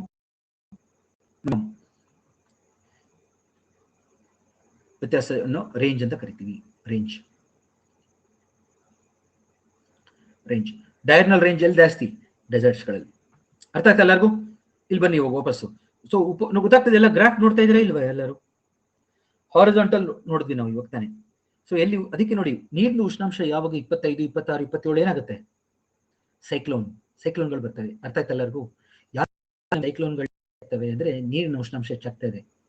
ಈಗ ಗ್ಲೋಬಲ್ ವಾರ್ಮಿಂಗ್ ಕೂಡ ಒಂದು ಕಾರಣ. ಅದಕ್ಕೆ ಗ್ಲೋಬಲ್ ವಾರ್ಮಿಂಗ್ ಆದಾಗ ಏನಾಗುತ್ತೆ? ತಾಪಮಾನ ಹೆಚ್ಚಾಗುತ್ತೆ, ಧಗೆ ಹೆಚ್ಚಾಗುತ್ತೆ, ನೀರು ಹೆಚ್ಚಾಗುತ್ತೆ, ಉಷ್ಣಾಂಶ. ಅವಾಗ ಸೈಕ್ಲೋನ್ಗಳ ಸಂಖ್ಯೆ ಜಾಸ್ತಿ ಆಗುತ್ತೆ. ಇವಾಗ ಹೇಳ್ತಾ ಇದಾರೆ ಸೈಕ್ಲೋನ್ಗಳು ಜನವರಿವರೆಗೂ ಇರುತ್ತೆ ಈ ಸತಿ ಅಂತ. ಅರೇಬಿಯನ್ ಸೀನಲ್ಲೂ ಬರುತ್ತೆ, ಇನ್ಮೇಲೆ ಬೇ ಆಫ್ ಬೆಂಗಾಲಲ್ಲೂ ಇರುತ್ತೆ ಈಗ ಸೈಕ್ಲೋನ್ ಅಂತ ಇದ್ದಾರೆ. ನಕ್ಕಿದೆ ಎಲ್ಲರಿಗೂ? ಯಾವಾಗ ಸೈಕ್ಲೋನ್ ನೀರು ಸೈಕ್ಲೋನ್ಗಳು ನಪ್ಪಿಟ್ಕೊಳ್ಳಿ, ಎಲ್ಲರೂ ಹೇಳಿದ್ದೀನಿ, ಒಂದೇ ನೀರಿನಲ್ಲಿ 2-3 ಸೈಕ್ಲೋನ್ಗಳು ಬರ್ತಾ ಇದ್ದಾವೆ ಈಗ, ಗೊತ್ತಾಯ್ತಲ್ವಾ? ಒಂದೇ ನೀರಿನಲ್ಲಿ 2-3 ಲೋ ಪ್ರೆಷರ್ಗಳು ಫಾರ್ಮ್ ಆಗೋಗ್ತಿದೆ. ಲೋ ಪ್ರೆಷರ್ ಫಾರ್ಮ್ ಆಗಿ ಸೈಕ್ಲೋನ್ಗಳು ಫಾರ್ಮ್ ಆಗೋಗ್ತಾ ಇದೆ. ಬೇ ಆಫ್ ಬೆಂಗಾಲಲ್ಲೇ 2 ಇದೆ ಈ ಸತಿ ಈ ತರ. ಅವಾಗ ಒಂದು ಸೈಕ್ಲೋನ್ ಇನ್ನೊಂದು ಸೈಕ್ಲೋನ್ ಭೇಟಿ ಆಗುತ್ತೆ. ಅವಾಗ ಅದನ್ನೇ ನಾವು ಫುಜಿವಾರಾ ಎಫೆಕ್ಟ್ ಅಂತ ಕರೆಯೋದು. ಫುಜಿವಾರಾ ಎಫೆಕ್ಟ್ ಅಂದ್ರೆ ಯಾವಾಗ ಒಂದು ಟ್ರಾಪಿಕಲ್ ಸೈಕ್ಲೋನ್ ಇನ್ನೊಂದು ಟ್ರಾಪಿಕಲ್ ಸೈಕ್ಲೋನ್ ನ ಭೇಟಿ ಆಗುತ್ತೆ. ಗೊತ್ತಾಯ್ತಾ ಎಲ್ಲರಿಗೂ? ಫುಜಿವಾರಾ ಎಫೆಕ್ಟ್ ಇದನ್ನ ನೆನಪಿಟ್ಕೊಳ್ಳಿ. ನಾ ಏನಕ್ಕೆ ಇದನ್ನ ಇಲ್ಲಿ ಹೇಳ್ತಾ ಇದ್ದೀನಿ ಅಂದ್ರೆ, ಸೈಕ್ಲೋನ್ಗಳು ಮತ್ತು ಸಮುದ್ರ ತಾಪಮಾನ ಎರಡು ಒಂದಕ್ಕೊಂದು ಸಂಬಂಧ ಇದೆ. ನೀರಿನ ಉಷ್ಣಾಂಶ ಯಾವಾಗ ಜಾಸ್ತಿ ಆಗುತ್ತೆ ಆವಾಗ ಸೈಕ್ಲೋನ್ಗಳು ಜಾಸ್ತಿ ಆಗುತ್ತೆ. ನೀವು ಕೇಳ್ಬೋದು, ಸರ್ ಇವಾಗ ಅಕ್ಟೋಬರ್, ನವೆಂಬರ್, ಡಿಸೆಂಬರ್ ಅಲ್ಲಿ ಚಳಿಗಾಲ ಅಲ್ವಾ, ಅದ್ಯಾಕೆ ಸೈಕ್ಲೋನ್ ಬರ್ತಾ ಇದೆ? ಯಾಕಂದ್ರೆ ಭೂಮಿ ತಪ್ಪಾಗ್ತಾ ಇದೆ, ನೀರು ಅಷ್ಟಲ್ಲ ಗೊತ್ತಾಗ್ತದೆ ಜಾಸ್ತಿ, ಆಯ್ತಾ? ನಿರ್ದಿಷ್ಟ ಶಾಖ ಸಾಮರ್ಥ್ಯ ನೀರಿದ್ದು ಜಾಸ್ತಿ. ಸೊ ನೀರು ಜಾಸ್ತಿ ಹೊತ್ತು ಶಾಖನ ಹಿಡಿದಿಟ್ಕೊಳ್ಳುತ್ತೆ. ಸೊ ಫುಜಿವಾರಾ ಎಫೆಕ್ಟ್ ಅನ್ನೋದು ಒಬ್ರು ಜಾಪನೀಸ್ ವಿಜ್ಞಾನಿ ಹೇಳಿದ್ರು.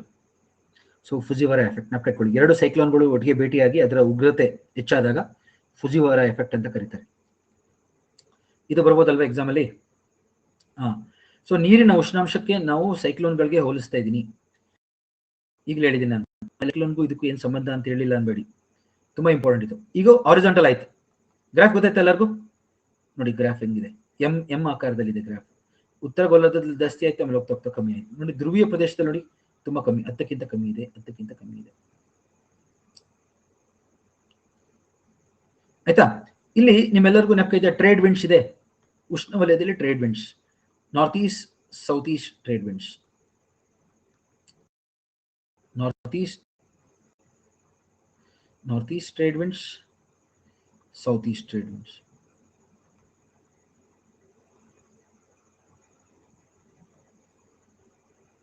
North East, south East trade winds, ಆಯ್ತಾ? ಇವೆರಡು ಟ್ರೇಡ್ ವಿಂಡ್ಸ್ ಹಿಂಗ್ ಬಂದು ಭೇಟಿ ಆಗತ್ತೆ ಇಲ್ಲಿ, ಹೌದಾ? 30ರಿಂದ 0ಗೆ ನೆನಪಿಟ್ಕೊಳ್ಳಿ ಎಲ್ಲರೂ. ಟ್ರೇಡ್ ವಿಂಡ್ಸ್ ಹಿಂಗ್ ಬಂದಾಗ ಏನಾಗುತ್ತೆ, ನೀರು ತರ ಪುಷ್ ಮಾಡುತ್ತೆ, ಗೊತ್ತಲ್ಲ? ಇಲ್ಲಿ ವೆಸ್ಟಲೀಸ್ ಇದೆ, ವೆಸ್ಟಲಿ ಮಾರುತಗಳನ್ನ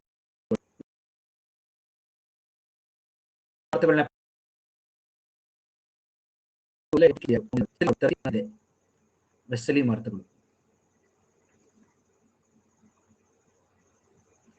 ವೆಸ್ಟಲೀಸ್,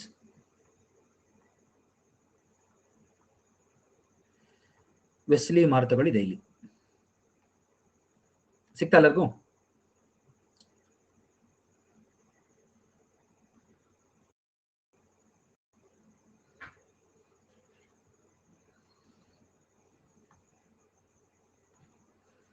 ಈ ರೀತಿ ಗಾಳಿ ಇದೆ. ಇಲ್ಲಿ ಪೋಲಾರ್ ಈಸ್ಟಲೀಸ್ ಇದೆ, ಪೋಲಾರ್ ಈಸ್ಟಲೀಸ್ ಪೋಲಾರ್ ಭಾಗದಿಂದ ಬರುತ್ತೆ. ಶೀತ ಮಾರುತಗಳು, ಧ್ರುವೀಯ ಶೀತ ಮಾರುತಗಳು. ಇಲ್ಲಿ ವಾಣಿಜ್ಯ ಮಾರುತಗಳು, ಈಶಾನ್ಯ ಮತ್ತು ಆಗ್ನೇಯ ವಾಣಿಜ್ಯ ಮಾರುತಗಳು. ಇದರಲ್ಲಿ ವೆಸ್ಟಲಿ, ಪ್ರತಿ ವಾಣಿಜ್ಯ ಗಾಳಿಗಳು ಇವೆರಡು ವೆಸ್ಟಲೀಸ್. ಇಲ್ಲಿ ಧ್ರುವೀಯ ಶೀತ ಮಾರುತಗಳು, ಇದು ಆಯ್ತಾ? ಸೊ ಇವೆಲ್ಲ ಗಾಳಿಗಳು ಏನಾಗುತ್ತೆ, ನಾವು ಪ್ಲಾನೆಟರಿ ವಿಂಡ್ಸ್ ಅಂತ ಕರಿತೀವಿ, ಜಾಗತಿಕ ಮಾರುತಗಳು ಅಂತ ಕರಿತೀವಿ. ಇವುಗಳು ಸಹ ನೀರಿನ ಉಷ್ಣಾಂಶದ ಮೇಲೆ ಪ್ರಭಾವ ಬೀರ್ತವೆ. ಎಲ್ಲರೂ ಇಲ್ಲಿ ಗಮನಿಸಿ ಸ್ವಲ್ಪ. ಇಲ್ಲಿ ನಾನು ಒಂದು ಚಿತ್ರ ಬರಿತೀನಿ ನೋಡಿ, ಎಲ್ಲರಿಗೂ ಅರ್ಥ ಆಗುತ್ತೆ. ಒಂದು ನಿಮಿಷ ವೇಟ್ ಮಾಡಿ.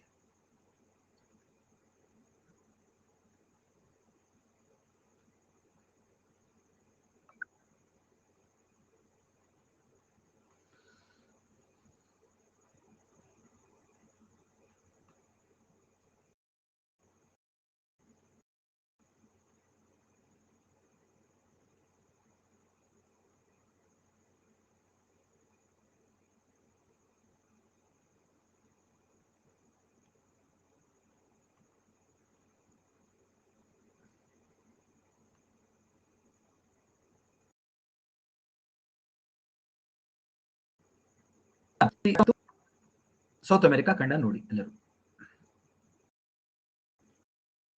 ಆಯ್ತಾ? ಇದು ಸೌತ್ ಅಮೆರಿಕಾ ಖಂಡ, ಇದು ಆಫ್ರಿಕಾ ಖಂಡ. ಇದು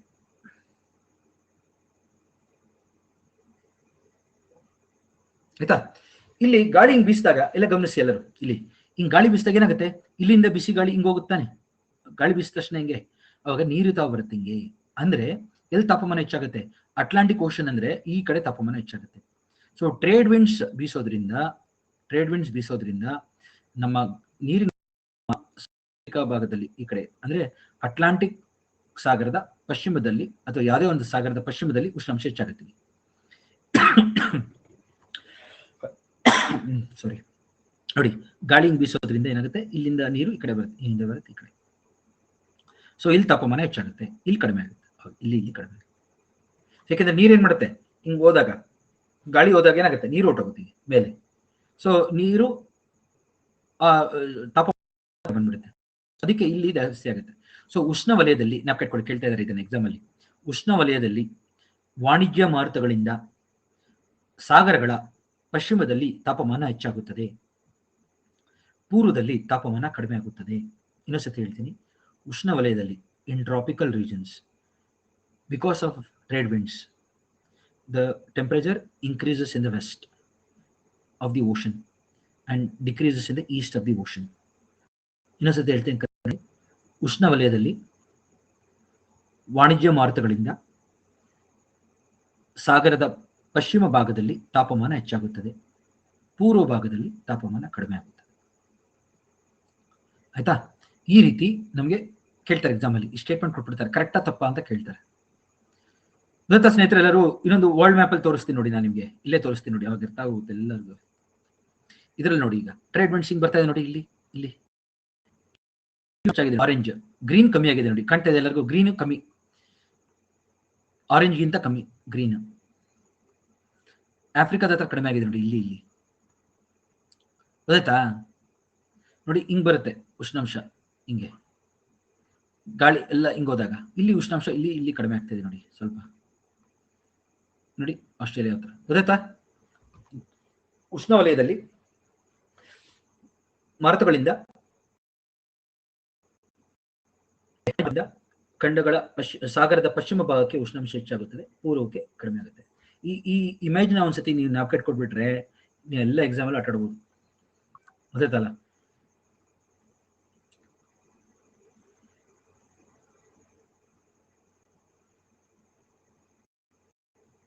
ಸೊ ಆನ್ಸರ್ ಮಾಡ್ಬೋದು ಇವಾಗ. ಸೊ ಹಾರಿಜಾಂಟಲ್ ಆಯ್ತು, ಈಗ ಹಾರಿಜಾಂಟಲ್ ಹೇಳ್ಕೊಡ್ತೀನಿ ನಾನೀಗ. ನೀರೊಳಗೆ ನಾವು ಯಾವಾಗ ಹೋಗ್ತೀವಲ್ಲ, ತಾಪಮಾನ ಲಂಬವಾಗಿ ಯಾವ ರೀತಿ ವಿತರಣೆ ಆಗುತ್ತೆ ಅಂತ. ನೀರು ಒಳಗೆ ನಾವು ಹೋಗ್ತಾ ಹೋದಂಗೆ ನೋಡಿ, ನಾನೇ ಒಂದು ಗ್ರಾಫ್ ಬರೀತೀನಿ ಇಲ್ಲಿ ಈ ಕಡೆ.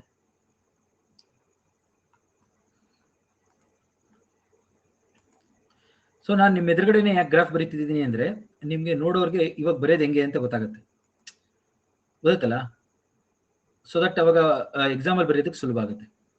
ಉಷ್ಣಾಂಶ ಅರ್ಥ ಆದ್ರೆ ಮಾತ್ರ ಲವಣಾಂಶ ಅರ್ಥ ಆಗೋದು. ಇಲ್ಲಿ 10 ಡಿಗ್ರಿ, ಇದು 20 ಡಿಗ್ರಿ,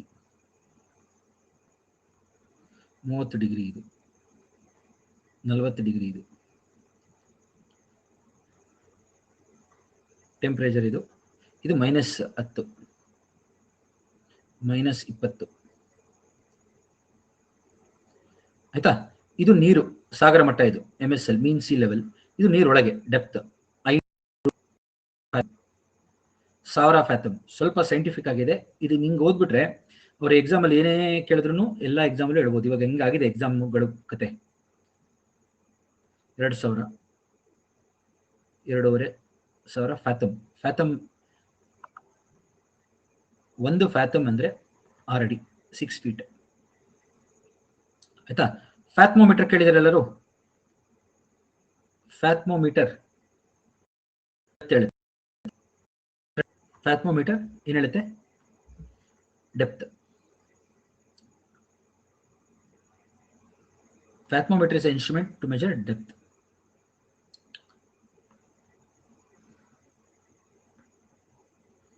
ಸೊ ನಾವು ಕಟ್ಕೊಳ್ಳಿ ಎಲ್ಲರೂ, ಇದು ಟೆಂಪರೇಚರ್. ಇದು ನೋಡಿ, ನಾನೇನ್ ಮಾಡ್ತೀನಿ, ಒಂದು ಹಡಗನ್ ತಗೊಂಡು ಹೋಗ್ತಾ ಇದೀನಿ. ಇವಾಗ ನೀರೊಳಗೆ ಹೇಳ್ಬೇಕು ನಾನು, ಡೆಪ್ತ್ ಹೇಳ್ಬೇಕು. ಡೆಪ್ತ್ ಅಲ್ಲಿ ಉಷ್ಣಾಂಶ ಹೇಳ್ಬೇಕು.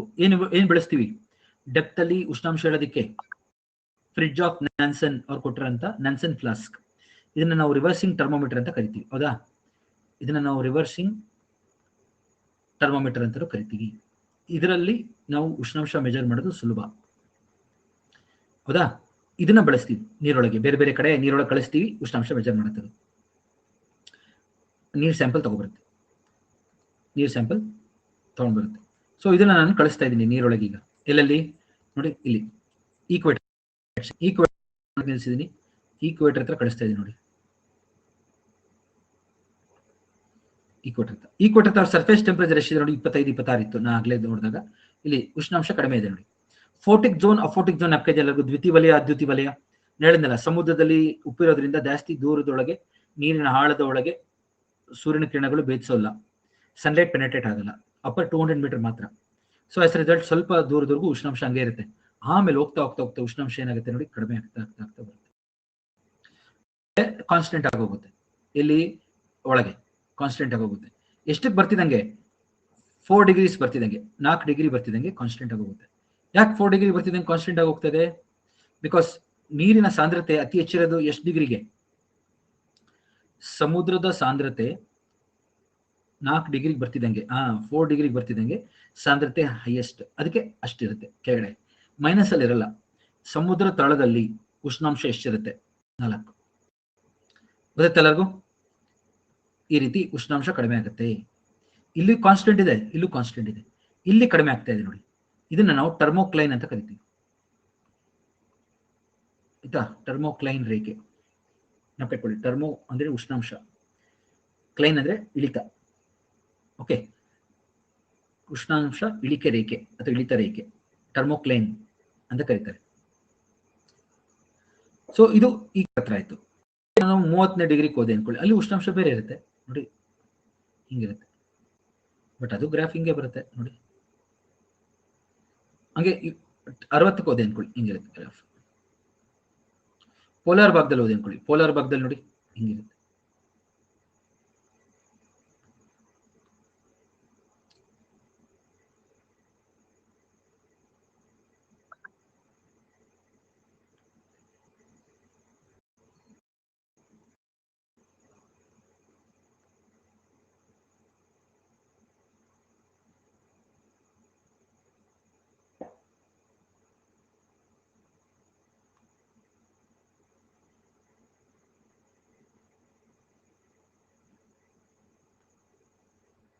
ಇದು ಟರ್ಮೋಕ್ಲೈನ್.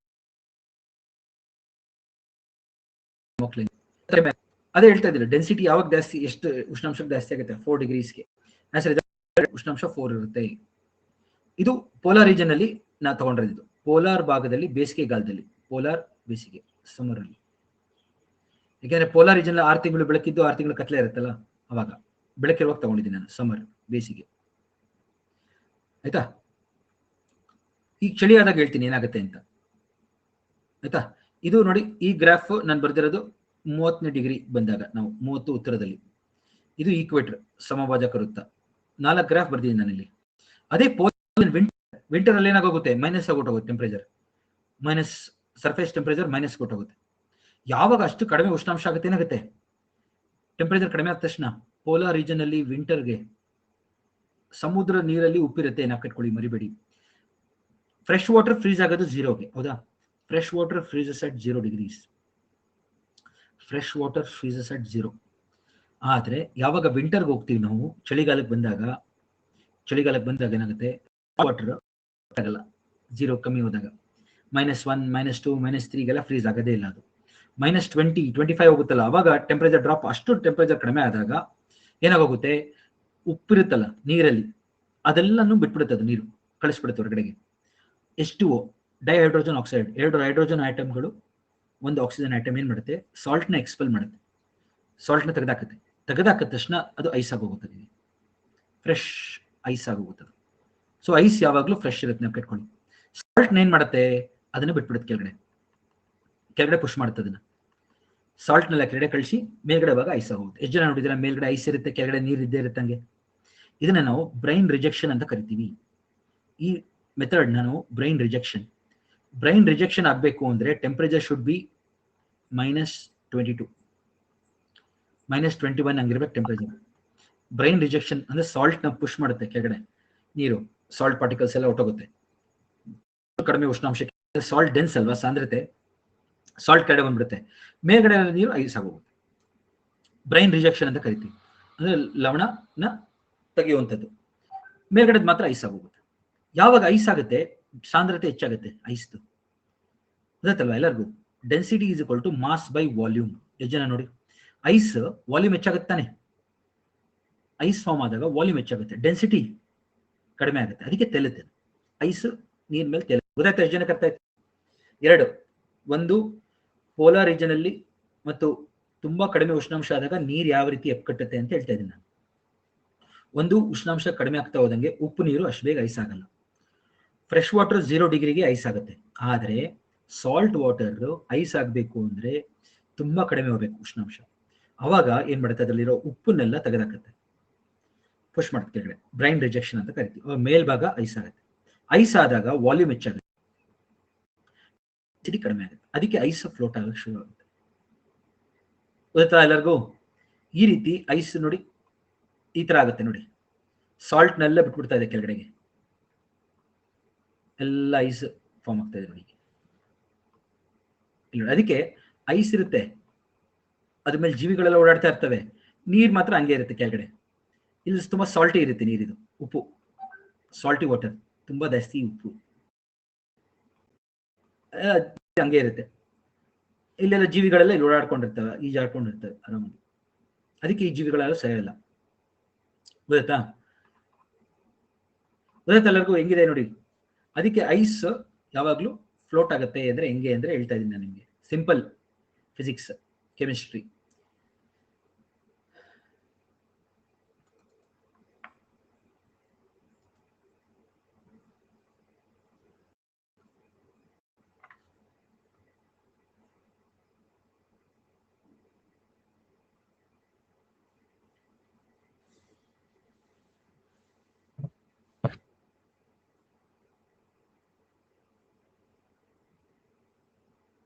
ಅರ್ಥ ಆಯ್ತು ಎಲ್ಲರಿಗೂ ಸ್ನೇಹಿತರೆ? ಅದಕ್ಕೆ ಟೆಂಪರೇಚರ್ ಯಾವಾಗಲೂ ಪೋಲಾರ್ ರೀಜನ್ಸ್ ಅಲ್ಲಿ ಮೈನಸ್ಗೆ ಹೋದಾಗ ಯಾಕೆ ಚಳಿಗಾಲದಲ್ಲಿ ಐಸ್ ಆಗುತ್ತೆ ಅಂತ ಹೇಳಿದ್ದೇನೆ ನಾನು ನಿಮಗೆ. ಫ್ರೆಶ್ ವಾಟರ್ ಆದ್ರೆ ಬೇಗ ಐಸ್ ಆಗೋಗುತ್ತೆ 0ಗೆನೆ, ಸಾಲ್ಟ್ ವಾಟರ್ ಇದ್ರೆ. ಅದಕ್ಕೆ ಪ್ಯಾಂಗಾಂಗ್ ಲೇಕ್ ನೋಡಿರ್ಬೋದು ಎಲ್ಲರೂ, ಜಮ್ಮು ಕಾಶ್ಮೀರದ ಪ್ಯಾಂಗಾಂಗ್ ಲೇಕ್, ಸೋಮುರಾರೆ ಎಲ್ಲ ಐಸ್ ಆಗೋಕ್ಕೆ ತುಂಬಾ ಟೆಂಪರೇಚರ್ ಡ್ರಾಪ್ ಆಗುತ್ತೆ. ಹೆಂಗಿದ್ರು ಲಡಾಖಲ್ಲೆಲ್ಲ ಟೆಂಪರೇಚರ್ ತುಂಬಾ ಕಡಿಮೆ ಇರುತ್ತೆ, -30, -40 ಹೆಂಗಿರುತ್ತೆ. ಅದಕ್ಕೆ ಐಸ್ ಯಾವಾಗ್ಲೂ ಫ್ಲೋಟ್ ಆಗೋದು ಒಂದು. ಪ್ಲಸ್ ಐಸ್ ಯಾವಾಗ್ಲೂ ಫ್ರೆಶ್, ಐಸಲ್ಲಿ ಉಪ್ಪಿರಲ್ಲ, ಯಾಕಂದ್ರೆ ಉಪ್ಪನ್ನ ತೆಗೆದಾಕಿರುತ್ತದು. ಬ್ರೈನ್ ರಿಜೆಕ್ಷನ್ ಅಂತ ಕರಿತೀವಿ, ಗೊತ್ತಲ್ಲ? ಹಂಗೆ ನಾರ್ಮಲ್ ಆಗಿರೋ ನೀರಲ್ಲಿ, ಓಕೆ ಒಂದು ನಿಮಿಷ, ನಾರ್ಮಲ್ ಆಗಿ ನೀರಲ್ಲಿ ಮತ್ತು ಆಕ್ಸಿಜನ್ ಮಧ್ಯ ಬಾಂಡ್ ಇರುತ್ತೆ, ವೀಕ್ ಬಾಂಡ್ ಇರುತ್ತೆ. ಇದು ಆಕ್ಸಿಜನ್, 2 ಹೈಡ್ರೋಜನ್ ನೋಡಿ,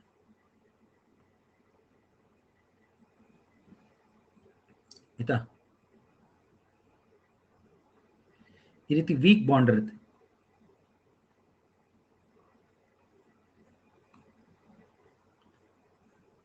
ಆಯ್ತಾ? ಈ ತರ ಏನೋ ವೀಕ್ ಬಾಂಡ್ ಇರುತ್ತೆ ಅವುಗಳ ಮಧ್ಯ. ಇದು oxygen, 2 hydrogen atom, oxygen atom ಇದೆ, 2 ಹೈಡ್ರೋಜನ್ ಆಟಮ್ ಇದೆ. ಇದು ನಾರ್ಮಲ್ ವಾಟರ್, ಅದಕ್ಕೆ ವೀಕ್ ಬಾಂಡ್ ಇರುತ್ತೆ ಅವುಗಳಲ್ಲಿ, ನೀರಲ್ಲಿ, ಅವುಗಳ ಮಧ್ಯ. ಆದ್ರೆ ಐಸ್ ಆದಾಗ ಬಾಂಡ್ ಸ್ಟ್ರಾಂಗ್ ಆಗೋಗುತ್ತೆ, ಈ ರೀತಿ ಆಗೋಗುತ್ತೆ, ಈ ಆಕಾರದಲ್ಲಿ. ಐಸ್ ಈ ಆಕಾರದಲ್ಲಿ ಇರುತ್ತೆ.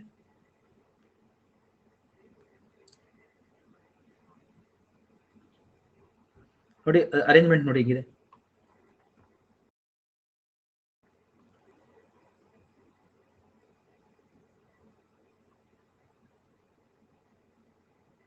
ನೋಡಿ ಈ ತರ ಆಗೋಗುತ್ತೆ, ಎಕ್ಸಗನ್ ಆಕಾರದಲ್ಲಿ ಬಂದ್ಬಿಡುತ್ತೆ ಐಸಲ್ಲಿ. ವಾಲ್ಯೂಮ್ ಹೆಚ್ಚಾಗಿದೆ, ಏನಾಗಿದೆ ನೋಡಿ, ವಾಲ್ಯೂಮ್ ಹೆಚ್ಚಾಯ್ತಾ ಇಲ್ವಾ? ವಾಲ್ಯೂಮ್ ಹೆಚ್ಚಾಗಿದೆ ಐಸಲ್ಲಿ. ಅದಕ್ಕೆ ವಾಲ್ಯೂಮ್ ಹೆಚ್ಚಾಗುತ್ತೆ. ಜನಕ್ಕೆ ಅರ್ಥ ಆಯ್ತು? ಇದು ತುಂಬಾ ಇಂಪಾರ್ಟೆಂಟ್ ಕಾನ್ಸೆಪ್ಟ್ ಇದು. ಸತೀಶ್, ಎಸ್ ನೀವು ತಿನ್ಬೋದು, ನಿಮ್ಮಲ್ಲೇ ಏನು ಜುಮ್ಮನ್ ಇಲ್ಲ ಅಂದ್ರೆ ತಿನ್ನಿ, ಕರೆಕ್ಟಾ? ಸೊ ಈ ರೀತಿ ಎಕ್ಸಗನಲ್ ಇದು ಬಾಂಡ್ ತುಂಬಾ ಸ್ಟ್ರಾಂಗ್ ಆಗುತ್ತೆ, ಅದಕ್ಕೆ ಗಟ್ಟಿ ಇರುತ್ತೆ ಐಸ್. ನೋಡಿರ್ಬೋದು ನೀವು, ನಾರ್ಮಲಿ ನೀರು ಐಸ್ ಆದಾಗ ಭಾರನು ಇದು ಒಂದ್ ಸ್ವಲ್ಪ ವಾಲ್ಯೂಮ್ ಹೆಚ್ಚಾಗಿರುತ್ತೆ, ಕರೆಕ್ಟಾ? ನೀವು ಎಷ್ಟು ಜನ ಈ ಎಕ್ಸ್ಪೆರಿಮೆಂಟ್ ಮಾಡಿರ್ತೀರಾ? ಮನೆಯಲ್ಲಿ ಒಂದು ಬಾಟ್ಲಲ್ಲಿ ನೀರು ತುಂಬಿಸ್ಬಿಟ್ಟಿರೋ, ಫ್ರಿಜಲ್ಲಿ ಇಟ್ಬಿಟ್ಟಿರ್ತೀರಾ, ನೀವು ಮರ್ತ್ ಬಿಡ್ತೀರಾ. ಆಮೇಲೆ ನೋಡಿದ್ರೆ ಐಸ್ ಆಗಿರುತ್ತೆ, ಆದ್ರೆ ಬಾಟ್ಲ್ ಹೊಡೆದೋಗಿರುತ್ತೆ. ಎಷ್ಟು ಜನಕ್ಕಾಗಿದೆ ಎಕ್ಸ್ಪೆರಿಮೆಂಟ್ ಇದು? ಎಕ್ಸ್ಪೀರಿಯನ್ಸ್ ಎಷ್ಟು ಜನಕ್ಕಾಗಿದೆ? ಯಾಕೆ? ನೀವು ಅಲ್ಲಿ ಜಾಗ ಬಿಟ್ಟಿಲ್ಲ ಎಕ್ಸ್ಪ್ಯಾಂಡ್ ಆಗಕ್ಕೆ. ಸೊ ಅದಕ್ಕೆ ಬಾಟಲ್ನ ಫುಲ್ ತುಂಬಿಸ್ಬಾರ್ದು. ಒಂದು ಬಾಟ್ಲ್ ಇದೆ ಅಂದ್ರೆ ಅದರದ್ದು ಮುಕ್ಕಾಲು ಭಾಗ ತುಂಬಿಸಿ ಐಸ್ ಮಾಡ್ಬೇಕು ನಾವು, ಅವಾಗ ಎಕ್ಸ್ಪ್ಯಾಂಡ್ ಆಗುತ್ತೆ. ಇವಾಗ ಐಸ್ ಕುಲ್ಫಿ, ಐಸ್ ಕ್ರೀಮ್ ಎಲ್ಲ ಮಾಡ್ತಾರಲ್ಲ, ಕ್ಯಾಂಡಿ, ಅವ್ರು ಏನ್ ಮಾಡ್ತಾರೆ, ಸ್ಟಿಕ್ ಹಾಕಿ ಸ್ವಲ್ಪ ಅರ್ಧ ಇಟ್ಟಿರ್ತಾರೆ ಅಷ್ಟೇ, ಎಕ್ಸ್ಪ್ಯಾಂಡ್ ಆಗುತ್ತೆ, ದೊಡ್ಡದಾಗುತ್ತೆ. ಗೊತ್ತಾ?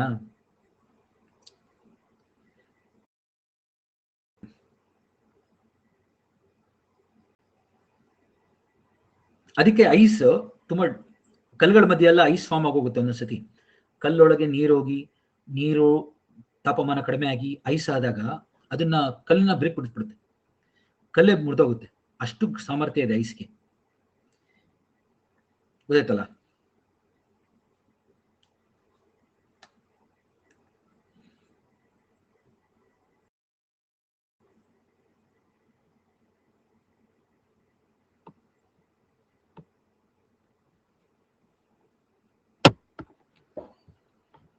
ವೆರಿ ಹೈ ಆಲ್ಬಿಡೋ, 0 ಆಲ್ಬಿಡೋ ಅಲ್ಲ, ಆಲ್ಮೋಸ್ಟ್ 100% ಆಲ್ಬಿಡೋ ಸತೀಶ್ ಐಸ್ದು.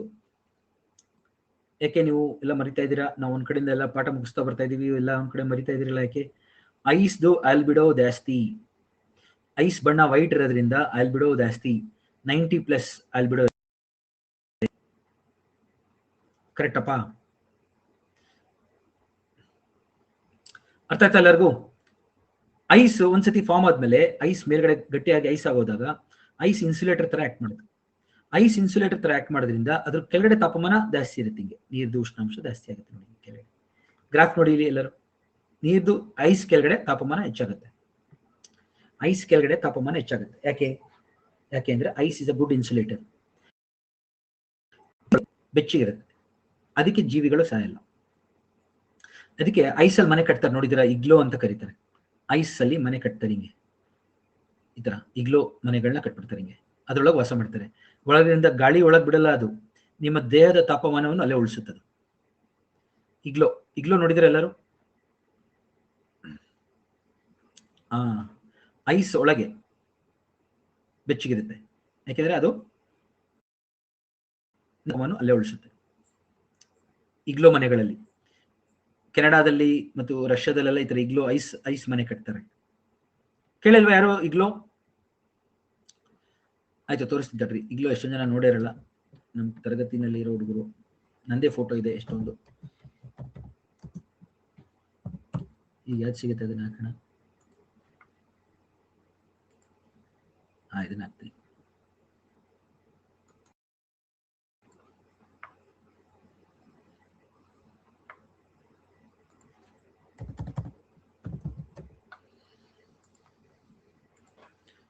ಸೊ ಇವತ್ತಿನ ತರಗತಿನಲ್ಲಿ ತುಂಬಾ ಟೆಕ್ನಿಕಲ್ ಟಾಪಿಕ್ಸ್ ಇದೆ, ಹೌದಾ? ಸೊ ಭಯ ಪಡಬೇಡಿ, ಇನ್ನೊಂದೆರಡು ಸತಿ ನೋಡಿ ಅರ್ಥ ಆಗುತ್ತೆ, ತುಂಬಾ ಕ್ವಶನ್ಸ್ ಬರುತ್ತೆ ಇವತ್ತಿನ ತರಗತಿಯಿಂದನೇ. ಈಗಲೂ ಎಸ್ಕಿಮೋ ಪರಸು ಹಿಂಗಿದೆ ನೋಡಿ.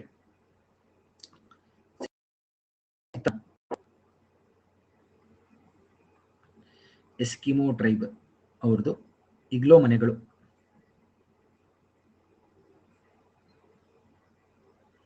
ಆಯ್ತಾ? ಇದೇ ಇಗ್ಲೋ ಅಂತ ಕರೆಯೋದು. ನೋಡಿದ್ರೆ ಎಲ್ಲರೂ ಯಾರು ಡೌಟ್ ಇತ್ತು ಅವರೆಲ್ಲ ನೋಡ್ರಪ್ಪ, ಇದ್ರೊಳಗೆ ಹೊಟ್ಟೋಗ್ತೀವಿ ನಾವು. ಒಳಗೋಗಿ ಐಸ್ ಹಾಕ್ಬಿಡ್ತೀವಿ ಹಿಂಗೆ, ಡೋರ್ಗೆ ನಾವು ಮುಚ್ಚಿಬಿಡ್ತೀವಿ ಹಿಂಗೆ. ಐಸ್ ಹಾಕಿ ಹಿಂಗೆ ಮುಚ್ಚಿಬಿಡ್ತೀವಿ ಒಳಗಿರೋದು. ಅವಾಗ ಏನಾಗುತ್ತೆ, ಗಾಳಿ ಒಳಗ್ ಬರಲ್ಲ, ಏನು ಶಕ ಒಳಗ್ ಬರಲ್ಲ, ಗೊತ್ತಾ? ಬೆಚ್ಚಗಿರುತ್ತೆ. ಅದಕ್ಕೆ ಹೈಬರ್ನೇಷನ್ ಅಂತ ಕರೀತಾರೆ. ಈ ಪೋಲಾರ್ ಬೇರ್ಗಳೆಲ್ಲ ಐಸ್ ಒಳಗೆ ಹೋಗಿ ಮನೆ ಮಾಡ್ಕೊಂಡು ಕೂತ್ಬಿಡ್ತಾವೆ ಗಟ್ಟಿಯಾಗಿ ಚಳಿಗಾಲದಲ್ಲಿ. ಕೇಳಿದ್ರೆ ಎಲ್ಲರೂ ಹೈಬರ್ನೇಷನ್? ಎಷ್ಟು ಜನ ಕೇಳಿದ್ರೆ? ಈ ಪೋಲಾರ್ ಬೇರ್ಗಳೆಲ್ಲ ಏನ್ ಮಾಡ್ತವೆ ಚಳಿಗಾಲದಲ್ಲಿ, ಅವುಗಳಿಗೆ ಎನರ್ಜಿ ಸ್ಪೆಂಡ್ ಆಗುತ್ತೆ ಓಡಾಡ್ತಾ ಇದ್ರೆ, ಗೊತ್ತಾಯ್ತಲ್ಲ? ಆದಷ್ಟು ಅವುಗಳೇನ್ ಮಾಡ್ತವೆ, ಬೇಸಿಗೆಗಾಲದಲ್ಲಿ ಚೆನ್ನಾಗಿ ಬೇಟೆ ಆಡ್ಬೇಕು, ಚೆನ್ನಾಗಿ ತಿನ್ಬೇಕು, ಚೆನ್ನಾಗಿ ತಿಂದು ಚರ್ಬಿ ಹೆಚ್ಚು ಮಾಡ್ಕೋಬೇಕು ದೇಹದ. ನೋಡಿದ, ಯಾಕೆಂದ್ರೆ ಅವುಗಳ ಕೋಟು ವೈಟ್ ಕಲರ್ ಇದ್ರೆ ಆಲ್ಬಿಡೋ ಜಾಸ್ತಿ. ಒಂದು, ಅವುಗಳ ಫರ್ ಮಾತ್ರ ವೈಟ್ ಇರುತ್ತೆ, ಆದ್ರೆ ಚರ್ಮ ಕಪ್ಪಗಿರುತ್ತೆ, ಗೊತ್ತಾ? ನಾವು ಕಟ್ಕೊಳ್ಳಿ. ಸೊ ಹೀಟ್ ನ ಕನ್ಸರ್ವ್ ಮಾಡುತ್ತೆ. ಸೊ ಅದು ಏನ್ ಮಾಡ್ಕೊಳುತ್ತೆ, ಫುಲ್ ಕವರ್ ಮಾಡಲ್ಲ. ಒಂದ್ ಕಡೆಯಿಂದ ಗಾಳಿ ಬರಕ್ಕೆ ಸ್ವಲ್ಪ ಜಾಗ ಮಾಡಿರ್ತೀವಿ ಅಷ್ಟೇ, ಒಂದೇ ಒಂದು ಸ್ಮಾಲ್ ಹೋಲ್ ಇರುತ್ತೆ, ಅಲ್ಲಿಂದ ಗಾಳಿ ಬರ್ತಾ ಇರುತ್ತೆ, ಅದು ಸಾಕಲ್ಲ. ನೀವು ಎಲ್ಲ ಕಿಟಕಿ ತಗೊಂಡು ಇಟ್ಕೊಳಕ್ಕಾಗತ್ತಾ? ಸ್ವಲ್ಪನಾರು ತೆಗ್ದಿರ್ತೀರ, ಆದ್ರೆ ಎಲ್ಲ ಮುಚ್ಚಿ ಸ್ವಲ್ಪ ಒಂದು ಓಪನ್ ಮಾಡಿರ್ತಿರ್ತಾನೆ ಆ ರೀತಿ ಹಿಂಗ್ ಮಾಡ್ತಾವ ಎಲ್ಲ. ಸೊ 4 ಕಾನ್ಸೆಪ್ಟ್ ಹೇಳಿದ್ದೀನಿ ಈಗ ಒಂದೇ ಕಡೆ. ಒಂದು, ಚಳಿಗಾಲದಲ್ಲಿ ತಾಪಮಾನ ತುಂಬಾ ಕಡಿಮೆ ಆಗುತ್ತೆ. ನೀರೇನಾದ್ರು 0 ಫ್ರೆಶ್ ವಾಟರ್ ಆದ್ರೆ 0ಗೆ ಐಸ್ ಆಗೋದು. ಆದರೆ ಆದರೆ ಆದರೆ ಟೆಂಪರೇಚರ್ ತುಂಬಾ ಕಡಿಮೆ ಆದಾಗ ಮೈನಸ್, ಸಮುದ್ರದ ನೀರು ಐಸ್ ಆಗುತ್ತೆ. ಎಷ್ಟು? -22, 21 ಬಂದಾಗ ಐಸ್ ಏನ್ ಮಾಡುತ್ತೆ, ಅಥವಾ ನೀರ್ ಏನ್ ಮಾಡುತ್ತೆ, ಸಾಲ್ಟ್ನೆಲ್ಲ ತೆಗೆದುಬಿಡುತ್ತೆ. ಸಾಲ್ಟ್ ಕ್ರಿಸ್ಟಲ್ಸ್ನೆಲ್ಲ ಪುಷ್ ಮಾಡುತ್ತೆ ಕೆಳಗಡೆ, ಮೇಲ್ಗಡೆ ನೀರು ಐಸ್ ಆಗುತ್ತೆ. ಗೊತ್ತಲ್ಲ, ಅದನ್ನ ಬ್ರೈನ್ ರಿಜೆಕ್ಷನ್ ಅಂತ ಕರಿತೀವಿ. ಒಂದು ಮೊದಲನೇ ಕಾನ್ಸೆಪ್ಟ್ ಇದು. ಐಸ್ ಆದ ತಕ್ಷಣ ನೋಡಿ ಅದ್ರದ್ದು ವಾಲ್ಯೂಮ್ ಹೆಚ್ಚಾಗಿರುತ್ತೆ, ಡೆನ್ಸಿಟಿ ಕಡಿಮೆ ಆಗಿ ತೇಲುತ್ತೆ. 2, 3 ಐಸ್ ಇರೋದ್ರಿಂದ ಮೇಲ್ಗಡೆ ಐಸ್ ಇರುತ್ತೆ, ಕೆಳಗಡೆ ಇನ್ಸುಲೇಟರ್ ತರ ಆಕ್ಟ್ ಮಾಡುತ್ತದೆ. ಸೊ ನೀರಿನ ತಾಪಮಾನ ಹೆಚ್ಚು ಮಾಡುತ್ತೀವಿ, ಅಷ್ಟೇ ಇರುತ್ತೆ, ನೀರು ಉಷ್ಣಾಂಶ ಕಡಿಮೆ ಆಗಲ್ಲ. ಮತ್ತೆ ಸೊ ಇಲ್ಲಿರೋ ಜೀವಿಗಳೆಲ್ಲ ಈಜಾಡ್ಕೊಂಡಿರ್ತವೆ, ನೀರೊಳಗೆ ಈಜಾಡ್ಕೊಂಡಿರ್ತವೆ. ಗೊತ್ತಾಯ್ತಪ್ಪ ಎಲ್ಲರಿಗೂ? ಇದು ವರ್ಟಿಕಲ್ ಡಿಸ್ಟ್ರಿಬ್ಯೂಷನ್ ಆಫ್ ಟೆಂಪರೇಚರ್. ನಾನೇ ಗ್ರಾಫ್ ಬರೆದು ನಾನೇ ತೋರಿಸಿದ್ದೀನಿ. ಇದು ಮಾಲಿಕ್ಯುಲರ್ ಅರೇಂಜ್ಮೆಂಟ್. ನೀರಿನ ಮಾಲಿಕ್ಯೂಲ್ಸ್ ಲಿಕ್ವಿಡ್ ಅಲ್ಲಿ ಇದ್ದಾಗ ಹಿಂಗಿರುತ್ತೆ, ರ್ಯಾಂಡಮ್ ಆಗಿ. ಆಯ್ತಾ? ಐಸ್ ಜಾಸ್ತಿ, ಐಸಸ್ ಈ ತರ ಎಕ್ಸೆಗನಲ್ ಇರುತ್ತೆ. ಅಲ್ಬಿಡು ಸತೀಶ್, ಸುಮ್ಮನೆ ಚೆಕ್ ಮಾಡಿ ನೋಟ್ಸ್ನ. 0 black is 0, ice 1. 0 to 1 ice 1 ಇರುತ್ತೆ. ರೋಡು ಕಪ್ಪು ಸರ್ಫೇಸ್ ಎಲ್ಲ. ಹಾ, ಗೊತ್ತಾಯ್ತಾ? ನೀವೇ ಇದ್ದೀರ.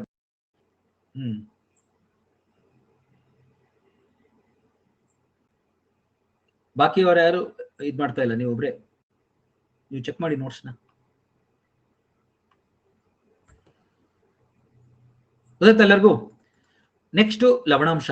ಇದು ಸಿಲೆಬಸ್ ಅಲ್ಲಿ ಇರೋದು, ನಮ್ಮ KPSC ಸಿಲೆಬಸ್ ಅಲ್ಲಿ ಇರೋದು. ನೋಡಿ, ಅವ್ರು ಲವಣಾಂಶ ಕೊಟ್ಟಿದ್ದಾರೆ, ಉಷ್ಣಾಂಶ ಕೊಟ್ಟಿಲ್ಲ. ಯಾಕೆ ಹೇಳಿ? ಅದನ್ನ ಮಾಡದೆ ಇದನ್ನ ಮಾಡಕ್ಕಾಗಲ್ಲ, ಅವ್ರಿಗೆ ಗೊತ್ತು. ಸುಮ್ನೆ ಯಾರೋ ಮಾಡ್ಬೋದು, ಬಟ್ ಲವಣಾಂಶ ಮಾಡ್ಬೇಕು ಅಂದ್ರೆ ಉಷ್ಣಾಂಶ ಗೊತ್ತು. ಸಮುದ್ರ ಸಾಗರದ ಲವಣಾಂಶ ಅಂದ್ರೆ ಉಪ್ಪು ಎಷ್ಟು ನೀರಲ್ಲಿ ಕರಗಿದೆ. ನೀವು ಹೇಳಿ, ಸಮುದ್ರಕ್ಕೆ ಉಪ್ಪು ಎಲ್ಲಿಂದ ಬಂತು? ಸೋರ್ಸ್ ಏನು? ಲವಣಾಂಶದ ಕೇಂದ್ರ ಏನು?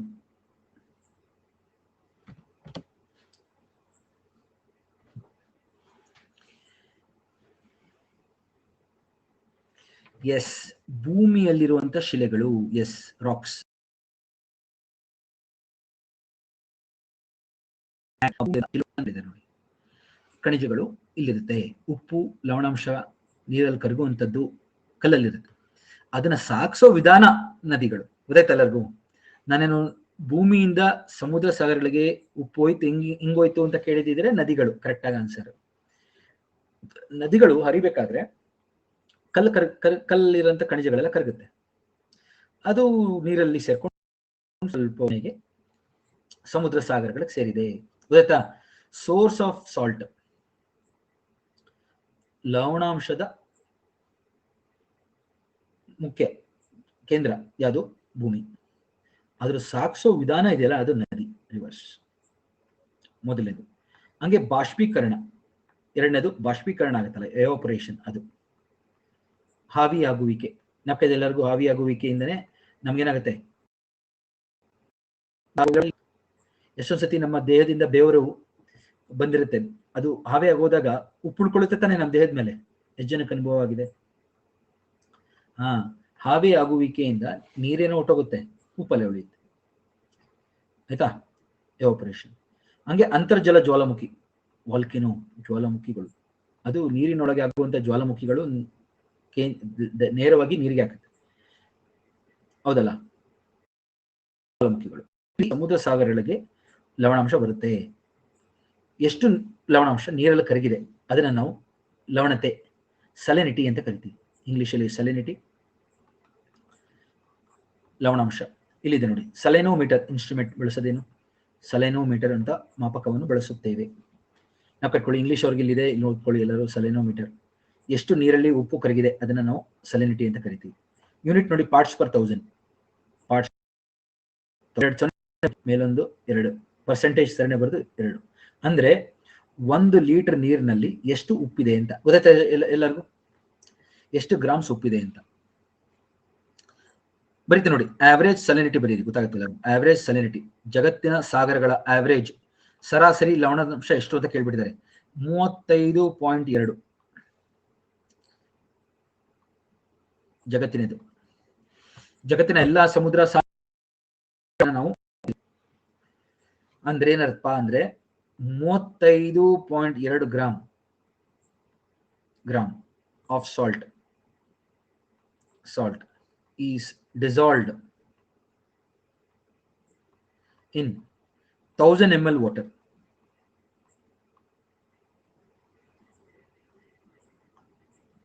ಗೊತ್ತಾಯ್ತಲ್ಲ? 35.2 ಗ್ರಾಮ್ ಆಫ್ ಸಾಲ್ಟ್ ಅಂದ್ರೆ 35.2 ಅಷ್ಟು ಉಪ್ಪು 1 ಲೀಟರ್ ನೀರಲ್ಲಿ ಸಿಗುತ್ತೆ. ಅದನ್ನ ನಾವು ಪಾರ್ಟ್ಸ್ ಪರ್ 1000 ಅಂತ ಕರಿತೀವಿ. ಇಲ್ಲಿ ನೋಡ್ಕೊಳ್ಳಿ ಎಲ್ಲರೂ, ಪ್ರತಿ ಸಾವಿರಕ್ಕೆ ಎಷ್ಟು ಭಾಗಗಳು ಅಂತ, ಆಯ್ತಾ? ಯೂನಿಟ್.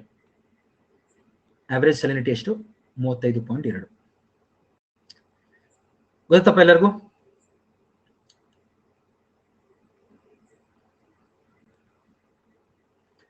ನೋಡಿ, ಲವಣಾಂಶದಲ್ಲಿ ನಾವು 4 ತರ ನೀರು ತುಂಬಾ ಕಡಿಮೆ ಇರುತ್ತಲ್ಲ. ಪ್ರತಿನಿತ್ಯ ನಾವು ನೀರು ಕುಡಿತೀವಲ್ಲ, ಇದರಲ್ಲೂ ಸ್ವಲ್ಪ ನೀರು ಉಪ್ಪಿರುತ್ತೆ. ನೋಡಿದ್ರೆ ಎಲ್ಲರೂ, ನಾವು ಕುಡಿಯೋ ನೀರಲ್ಲೂ ಸಹ ಉಪ್ಪಿರುತ್ತೆ, ಹೌದಲ್ಲ? ಸ್ವಲ್ಪ ಪ್ರಮಾಣದಲ್ಲಿ. ಅದು 0.5 ಗ್ರಾಮ್ಸ್ಗಿಂತ ಕಡಿಮೆ ಇದ್ರೆ 1 ಲೀಟರ್ ಅಲ್ಲಿ, ಅದನ್ನ ಫ್ರೆಶ್ ವಾಟರ್, ಸಿಹಿ ನೀರು ಅಂತ ಕರಿತೀವಿ. 0.5 ಗ್ರಾಮ್ಸ್ ಇಂದ 30 ಗ್ರಾಮ್ಸ್ ಇದ್ರೆ ಬ್ರಾಕಿಶ್. 30 ಗ್ರಾಮ್ಸ್ ಟು 50 ಗ್ರಾಮ್ಸ್ ಇದ್ರೆ ಸಲೈನ್.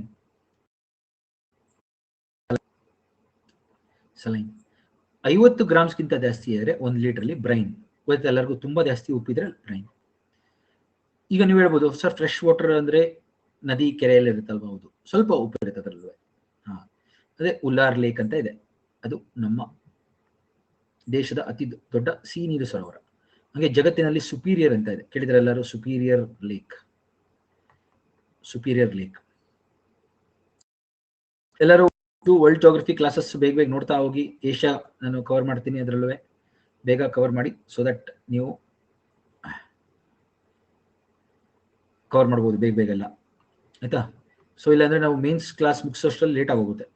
ಆದಷ್ಟು ಹೆಂಗೋ ಯೂಟ್ಯೂಬ್ ಕ್ಲಾಸಸ್ ಇಲ್ಲಿ ಎಂಬೆಡ್ ಆಗಿರೋದ್ರಿಂದ ದಯವಿಟ್ಟು ಬೇಗ ನೋಡಕ್ ಶುರು ಮಾಡಿ. ಓಕೆ. ಸುಪೀರಿಯರ್. ಬ್ರಾಕಿಶ್ ಅಂದ್ರೆ ಸ್ವಲ್ಪ ಉಪ್ಪಿರುತ್ತೆ. ಎಲ್ಲಿ? ಇವಾಗ ನಮ್ಮಲ್ಲೇ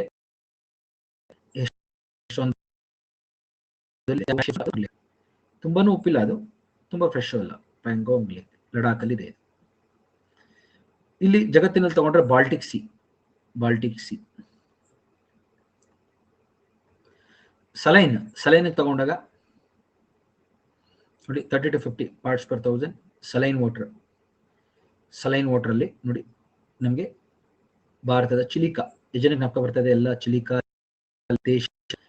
ಅಥವಾ ಚಿಲಿಕಾ ದೇಶದ ಅತಿ ದೊಡ್ಡ ಲವಣ ಸರೋವರ. ಚಿಲಿಕಾ ಲಾರ್ಜೆಸ್ಟ್ ಏರಿಯಾದಲ್ಲಿ. ಹಾಗೆ ಜಗತ್ತಿನಲ್ಲಿ ಕ್ಯಾಸ್ಪಿಯನ್ ಸಿ. ಹಂಗೆ ಬ್ರೈನ್ ಸಾಂಬಾರ್ ಲೇಕ್. ತುಂಬಾ ಜಾಸ್ತಿ ಲವಣಾಂಶ ಇರೋದು ಇಲ್ಲೇ ಭಾರತದಲ್ಲಿ. ಸಾಂಬಾರ್ ಲೇಕಿಂದ ಅದಕ್ಕೆ ಉಪ್ಪು ಎಲ್ಲ ತಯಾರಿಸೋದು. ಕರೆಕ್ಟಾ? ಜಗತ್ತಿನಲ್ಲಿ ಡೆಡ್ ಸಿ, ವ್ಯಾನ್ ಗೋಲು ಕೇಳಿದ್ರೆಲ್ಲರೂ? ಡೆಡ್ ಸಿ ಕೇಳಿರ್ತೀರೆಲ್ಲರೂ. ಜಾರ್ಡನ್, ಇಸ್ರೇಲ್, ಪ್ಯಾಲೆಸ್ಟೀನ್ ಇದೆ ಟರ್ಕಿನಲ್ಲಿ, ಹೌದಾ? ಈ ರೀತಿ ಅತಿ ಹೆಚ್ಚು ಲವಣಾಂಶ ಇರೋದು ಇಲ್ಲೇ.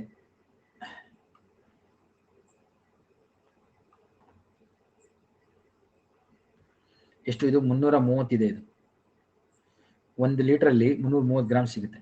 ಇದು 238 ಇದೆ ಇಲ್ಲಿ.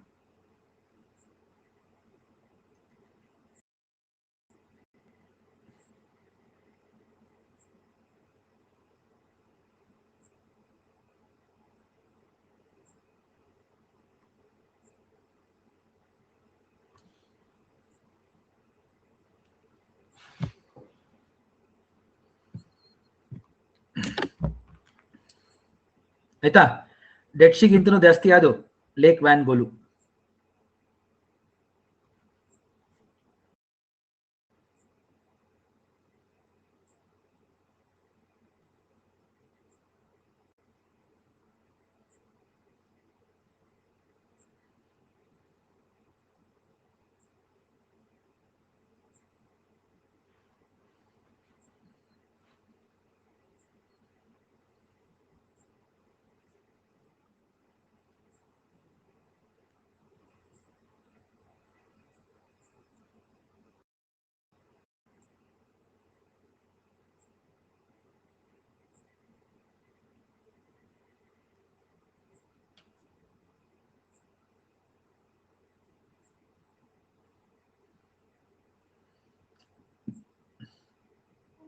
ಓಕೆ, ಆಯ್ತಾ ಎಲ್ಲರಿಗೂ?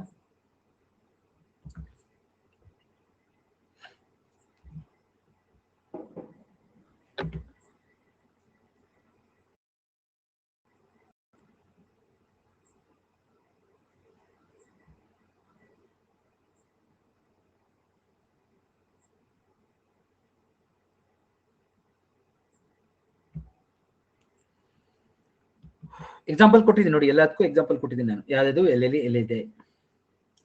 ಸುಪೀರಿಯರ್ ಉತ್ತರ ಅಮೆರಿಕಾ, ಕೆನಡಾ US ಮಧ್ಯ, ಬಾಲ್ಟಿಕ್ ಸಿ ಯುರೋಪಲ್ಲಿದೆ, ಕ್ಯಾಸ್ಪಿಯನ್ ಸಿ ಯುರೋಪಲ್ಲಿದೆ. ನೋಡಿ ಅಟ್ಲಸ್ ತೆಗಿರಿ, ನಾವು ಅದನ್ನು ತೋರಿಸ್ತೀನಿ. ಆಯ್ತಾ? ಬೇಗ ನೋಡೋಣ. ನಮ್ಮ ಅಟ್ಲಸ್ ಅಲ್ಲಿ ಇಲ್ಲೇ ಇದೆ ನನ್ನ ಮ್ಯಾಪ್. ಇಲ್ಲಿ ನೋಡಿ ಎಲ್ಲರೂ, ಇಲ್ಲಿದೆ ನೋಡಿ ಸುಪೀರಿಯರ್ ಲೇಕ್. ಇದು ಸುಪೀರಿಯರ್. ಫಸ್ಟ್ ಒನ್ ಇದೇ ತೋರಿಸಿದ್ದು ನಾನು, ಸುಪೀರಿಯರ್. ಆಯ್ತಾ? ಇದು ಬಾಲ್ಟಿಕ್ ಸೀಲ್ ಇದೆ ನೋಡಿ, ಎರಡು. ಇದೇ ಎಕ್ಸಾಂಪಲ್ ನಾನು ಕೊಟ್ಟಿದ್ದೆ, ಎರಡನೇದು. ಆಯ್ತಾ? ಕ್ಯಾಸ್ಪಿಯನ್ ಸಿ ನೋಡಿ, ಇದು ಕ್ಯಾಸ್ಪಿಯನ್ ಸಿ 3. ನಾಲ್ಕನೇದು ಇಲ್ಲಿದೆ, ಟರ್ಕಿನಲ್ಲೊಂದು, ಇಲ್ಲೊಂದು. 4 ಡೆಡ್ ಸಿ ಮತ್ತು ಟರ್ಕಿ.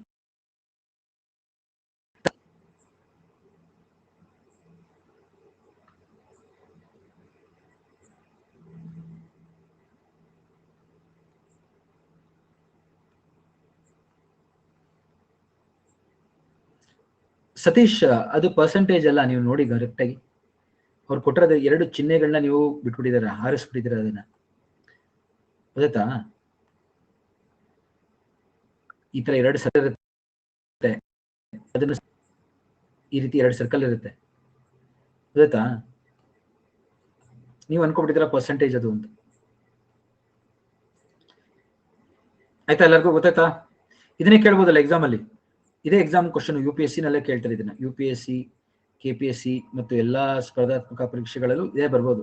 ಈಗ ನೋಡಿ, ಎಲ್ಲ ಎಷ್ಟೊಂದು ಎಕ್ಸಾಮ್ ಆಯ್ತು. ವಿಲೇಜ್ ಅಕೌಂಟೆಂಟ್ ಎಕ್ಸಾಮ್ ನೋಡಿದಿರಿ, ಆಮೇಲೆ ಅದೊಂದು ವಾಣಿಜ್ಯ ಮತ್ತು ಕೈಗಾರಿಕೆ ಇಲಾಖೆ ಎಲ್ಲ ಚೇಂಜ್ ಆಗೋಗಿದೆ ಈಗ.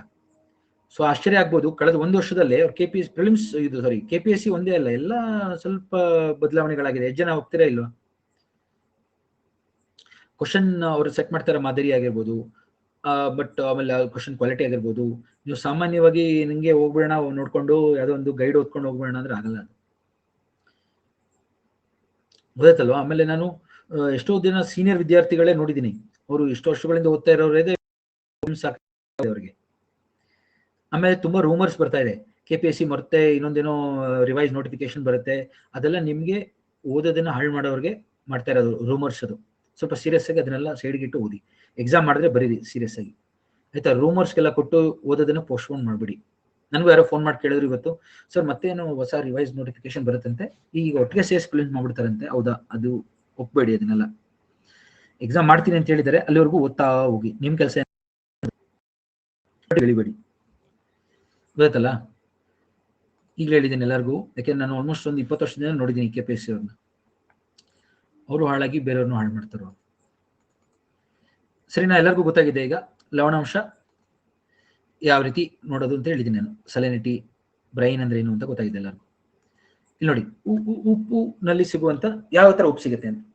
ಎಷ್ಟೋ ಸತಿ ಸಾಲ್ಟ್ ಒಂದೇ ಸತಿ ಸಿಗಲ್ಲ, ಒಂದೇ ಸಾಲ್ಟ್ ಸಿಗಲ್ಲ, 2 ಸೇರ್ಕೊಂಡಿರುತ್ತೆ. ಸಂಯುಕ್ತಗಳು ಅಂತ ಕರಿತೀವಿ ನಾವು, ಸಾಲ್ಟ್ ಕಾಂಪೌಂಡ್ ಅಂತ ಕರಿತೀವಿ. ಈಗ ಸೋಡಿಯಂ ಕ್ಲೋರೈಡ್ NaCl ಕೇಳಿದ್ರೆ ಎಲ್ಲರೂ, ಅದೇ ಜಾಸ್ತಿ. ಸೋಡಿಯಂ ಕ್ಲೋರೈಡ್ 2 ಒಟ್ಟಿಗೆ ಸೇರುತ್ತೆ. ಹಂಗೆ magnesium chloride MgCl, magnesium sulphate MgSO4, calcium sulphate ನೋಡಿ, 1 ಅತಿ ಹೆಚ್ಚು, 2 ಇದು, 3 ಇದು, 4. Sodium chloride, magnesium chloride, magnesium sulphate, calcium sulphate, ನಂತರ ಸಾಲ್ಟ್ ಕಾಂಪೌಂಡ್ಸ್ ಇದೆ. ಇವೆಲ್ಲ ನಮಗೆ ನೀರಿನಲ್ಲಿ ಸಿಗುತ್ತದೆ.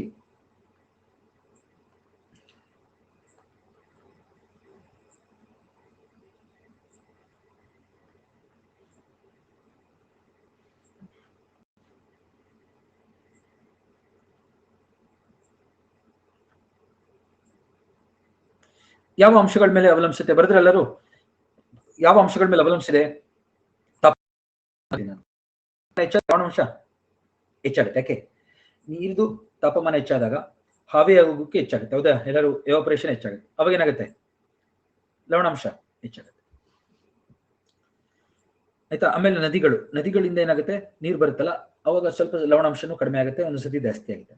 ಕೆಲವು ನದಿಗಳು ಜಾಸ್ತಿ ಉಪ್ಪು ತರ್ತವೆ, ಕೆಲವು ನದಿಗಳು ಕಮ್ಮಿ. ಎಷ್ಟು ಜನಕ್ಕೆ ಅರ್ಥ ಆಗ್ತದೆ ಹೇಳಿದ್ ನಾನು? ಮರುಭೂಮಿಗಳಿಂದ ಹರಿದು ಬರುವ ನದಿಗಳು, ನೈಲ್ ಲವಣಾಂಶ ಜಾಸ್ತಿ.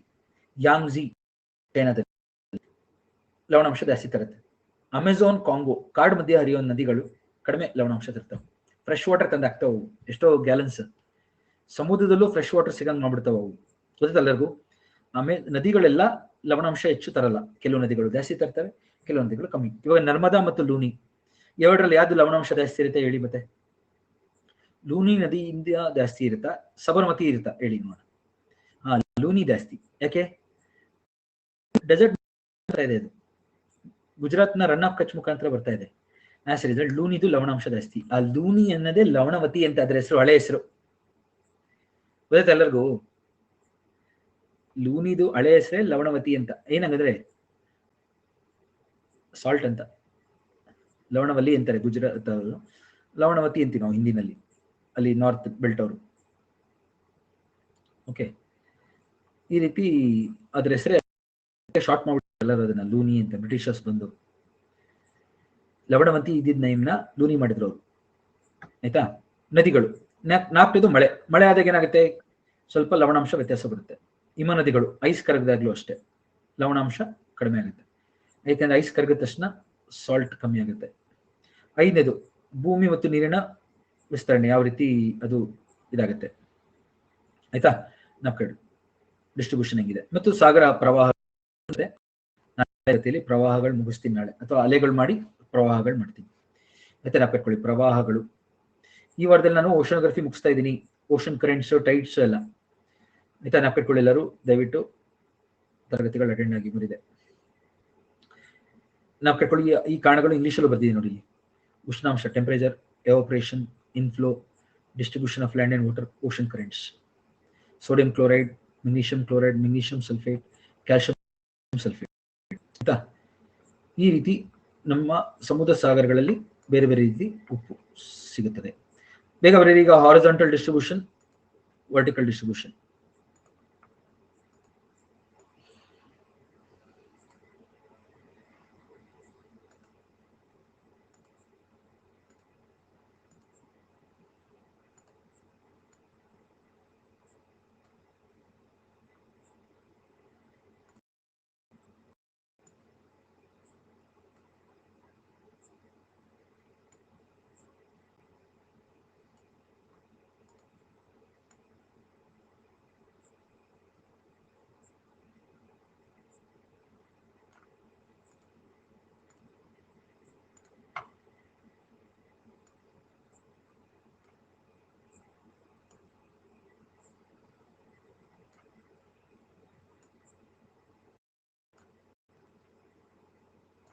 ಬರೀರಿ ಬೇಗ ಈ ತರ.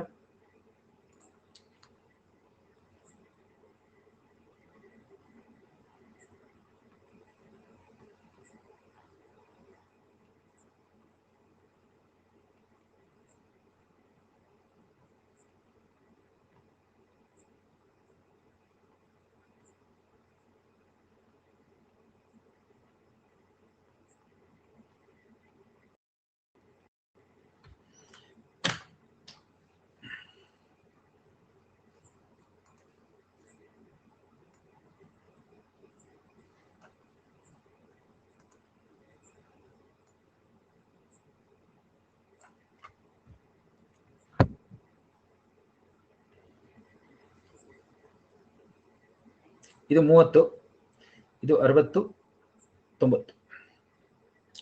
ಅಂದ್ರೆ ಅಕ್ಷಾಂಶ ತಗೋತಾ ಇದೀವಿ ಇಲ್ಲಿ. ಆಯ್ತಾ. ಇಲ್ಲಿ ಇದು 30, 60, 90. ಇಲ್ಲಿ ಲವಣಾಂಶ ತಗೋತೀವಿ ಈಗ. ಎಷ್ಟು? 10, 20, 30, 40, 50 ಅಂತ. salinity in parts per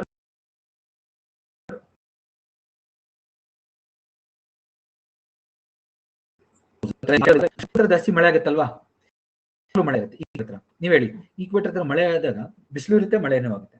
ಬಿಸಿಲಿದ್ದಾಗ ಏನಾಗುತ್ತೆ, ಲವಣಾಂಶ ಹೆಚ್ಚಾಗುತ್ತೆ, ಎವಾಪರೇಷನ್ ಆಗಿ. ಮಳೆ ಆದಾಗ ಏನಾಗುತ್ತೆ, ಲವಣಾಂಶ ಕಡಿಮೆ ಆಗುತ್ತೆ. ಸೊ ಹೆಚ್ಚು ಅಲ್ಲ ಕಡಿಮೆನೂ ಅಲ್ಲ. ಆದ್ರೆ 30ನೇ ಡಿಗ್ರಿ ಹತ್ರ ಮಳೆ ಆಗಲ್ಲ. ನಪ್ಪಿದೆ ಎಲ್ಲರಿಗೂ? ಉಪಧ್ರುವಗಳ ಹೆಚ್ಚು ಒತ್ತಡ ಪಟ್ಟಿ ಇಲ್ಲಿ ಈ ಪ್ರದೇಶದಲ್ಲಿ ನಮ್ಗೆ ಮಳೆ ಆಗೋಲ್ಲ. 30 ಡೆಸರ್ಟ್ ಬೆಲ್ಟ್, ಇದು ಮರುಭೂಮಿ ಬೆಲ್ಟ್. ಡೆಸರ್ಟ್ ಬೆಲ್ಟ್ ಮಳೆನೇ ಆಗಲ್ಲ. ಅದಕ್ಕೆ ಇಲ್ಲಿ ಲವಣಾಂಶ ಜಾಸ್ತಿ. ನೋಡಿ ಬಿಸಿಲು ಜಾಸ್ತಿ ಇರುತ್ತೆ, ಹೌದಾ? 30ನೇ ಡಿಗ್ರಿ ಹತ್ರ. ಸೊ ಆಸ್ ರಿಸಲ್ಟ್ ನಮಗೆ 30 ಉತ್ತರ 30 ದಕ್ಷಿಣದಲ್ಲಿ ಲವಣಾಂಶ ಹೆಚ್ಚಾಗುತ್ತದೆ. ಅದಾದ್ಮೇಲೆ ಕಮ್ಮಿ ಆಗ್ತಾ ಹೋಗುತ್ತೆ. ನೋಡಿ ಇದು ಆಲ್ಮೋಸ್ಟ್ ಟೆಂಪರೇಚರ್ ತರನೇ ಬರ್ತಾ ಇದೆ. ಎಂ ಆಕಾರದಲ್ಲಿ ಇದೆ ನೋಡಿ. ಉತ್ತರದಲ್ಲಿ ಜಾಸ್ತಿ ಇದೆ ಲವಣಾಂಶ, ಯಾಕೆಂದ್ರೆ ಭೂಮಿ ಜಾಸ್ತಿ ಇದೆ, ಅದಕ್ಕೋಸ್ಕರ ಲವಣಾಂಶ ಜಾಸ್ತಿ ದಕ್ಷಿಣಕ್ಕಿಂತ. ಅರ್ಥ ಆಯ್ತಾ ಎಲ್ಲರಿಗೂ?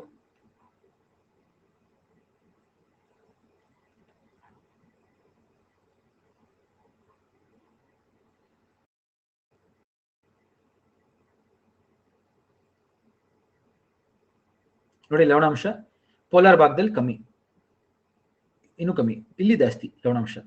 ಸೊ 30 ಉತ್ತರದಲ್ಲಿ. ಗೊತ್ತಾಗ್ತದೆ ಎಲ್ಲರಿಗೂ ಗ್ರಾಫ್ ಹೆಂಗ್ ಓದೋದು ಅಂತ, ಯಾವ ರೀತಿ ಓದೋದು ಅಂತ? ಪ್ಲೀಸ್ ದಯವಿಟ್ಟು ಬೇಕಾದ್ರೆ ಗ್ರಾಫ್ ಶೀಟ್ ಅಲ್ಲಿ ಬರ್ಕೊಳ್ಳಿ, ನಿಮ್ಗೊಂದು ಲೈನ್ ಗೊತ್ತಾಗೋಗುತ್ತೆ. ನೋಡಿ ಈ ತರ ಬೇಕಾದ್ರೆ ನೀವು ಇಲ್ಲಿ ನೋಡಿ, ಇಲ್ಲಿ ಹೆಂಗಿದೆ ಉಷ್ಣಾಂಶ 30 ಇದೆ ನೋಡಿ ಲವಣಾಂಶ.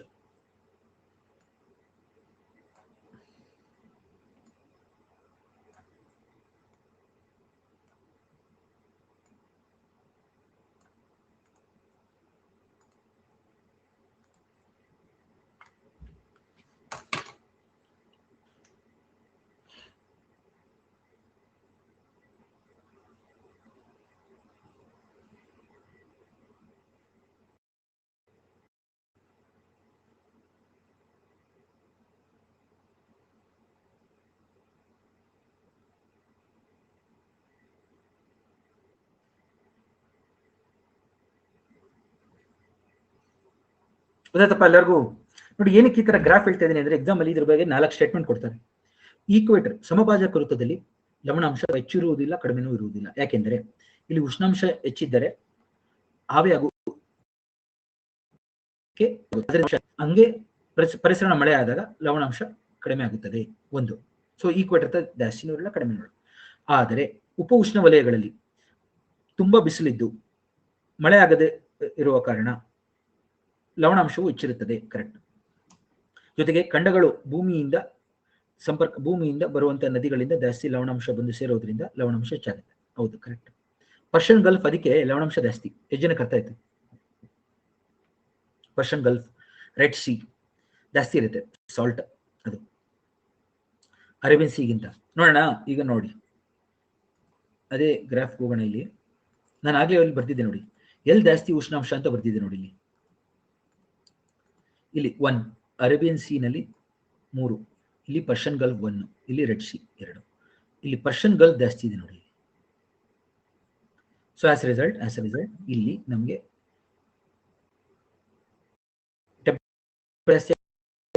ಸಲಿನಿಟಿ ಜಾಸ್ತಿ ಆಗುತ್ತೆ. ಹಂಗೆ ಸೆಕೆಂಡ್ ಭೂಮಿ ಎಲ್ಲ ಇರೋದ್ರಿಂದ ಆ ಕಡೆ ಈ ಕಡೆಯಿಂದ ಉಪ್ಪು ಸಹ ಸೇರ್ತಾ ಇರುತ್ತೆ, ಜೊತೆಗೆ ಬಾಷ್ಪೀಕರಣನೂ ಆಗ್ತಾ ಇರುತ್ತೆ ಭೂಮಿದು ಶಾಖಕ್ಕೆ. ಹಂಗೆ 3 ಅರೇಬಿಯನ್ ಸಿ, ಇದು ಲವಣಾಂಶ ಜಾಸ್ತಿ. ಕೆಲವು ನದಿಗಳು ಮಾತ್ರ ಬರೋದು ಇಲ್ಲಿಗೆ. ನಮ್ಮ ಭಾರತದಿಂದ ಬರ್ತಾವ ನದಿಗಳು ಚಿಕ್ಕ ಚಿಕ್ಕ ನದಿಗಳು ಬಿಟ್ರೆ ಅರಬ್ಬಿ ಸಮುದ್ರದಿಂದ ಆಫ್ರಿಕಾದಿಂದ ನದಿಗಳಿಲ್ಲ.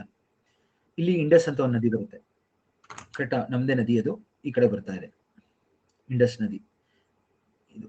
ಹಂಗೆ ನರ್ಮದಾ ನದಿ ಬರುತ್ತೆ, ತಾಪಿ ನದಿ ಬರುತ್ತೆ, ಇಲ್ಲಿ ಸಬರ್ಮತಿ, ಮಾಹೆ ಬರುತ್ತೆ. ಗೊತ್ತಲ್ಲ, ಎಲ್ಲ ನದಿಗಳು ಓದಿದ್ದು. ಚಿಕ್ಕ ಚಿಕ್ಕ ನದಿಗಳಿದೆ, ಬಾಕಿ ಇದೆಲ್ಲ ಚಿಕ್ಕ ಚಿಕ್ಕ ನದಿಗಳು. ಈ ರೀತಿ ಆಗಲ್ಲ. ಇಲ್ಲಿ ನಮ್ಮ ಕರಾವಳಿ ತೀರದಲ್ಲಿ ಸ್ವಲ್ಪ ಕಡಿಮೆ ಆಗುತ್ತೆ, ದೂರ ಹೋಗ್ತಿದ್ದಂಗೆ ಏನಾಗುತ್ತೆ ಇಲ್ಲೆಲ್ಲ ಲವಣಾಂಶ ಜಾಸ್ತಿ. ಅರಬ್ಬಿ ಸಮುದ್ರದ ಈ ಭಾಗದಲ್ಲಿ ಲವಣಾಂಶ ಕಡಿಮೆ, ಇಲ್ಲಿ ಜಾಸ್ತಿ. ಯಾಕೆ? ಇಲ್ಲಿ ಭೂಮಿ ಜಾಸ್ತಿ, ಶಾಖ ಜಾಸ್ತಿ, ನದಿಗಳಿಲ್ಲ. ಅರಬ್ಬಿ ಪೆನಿನ್ಸುಲಾ, ಆಫ್ರಿಕಾ ಭಾಗದಲ್ಲಿ ಎಷ್ಟು ಜನ ಅರ್ಥ ಆಗ್ತದೆ? ಲವಣಾಂಶ ಮತ್ತು ಉಷ್ಣಾಂಶ ಜಾಸ್ತಿ, ಟೆಂಪರೇಚರ್ ಸಲಿನಿಟಿ ಇಲ್ಲಿ ಕಡಿಮೆ ನಮ್ಮ ಕರಾವಳಿ ತೀರದ ಹತ್ರ.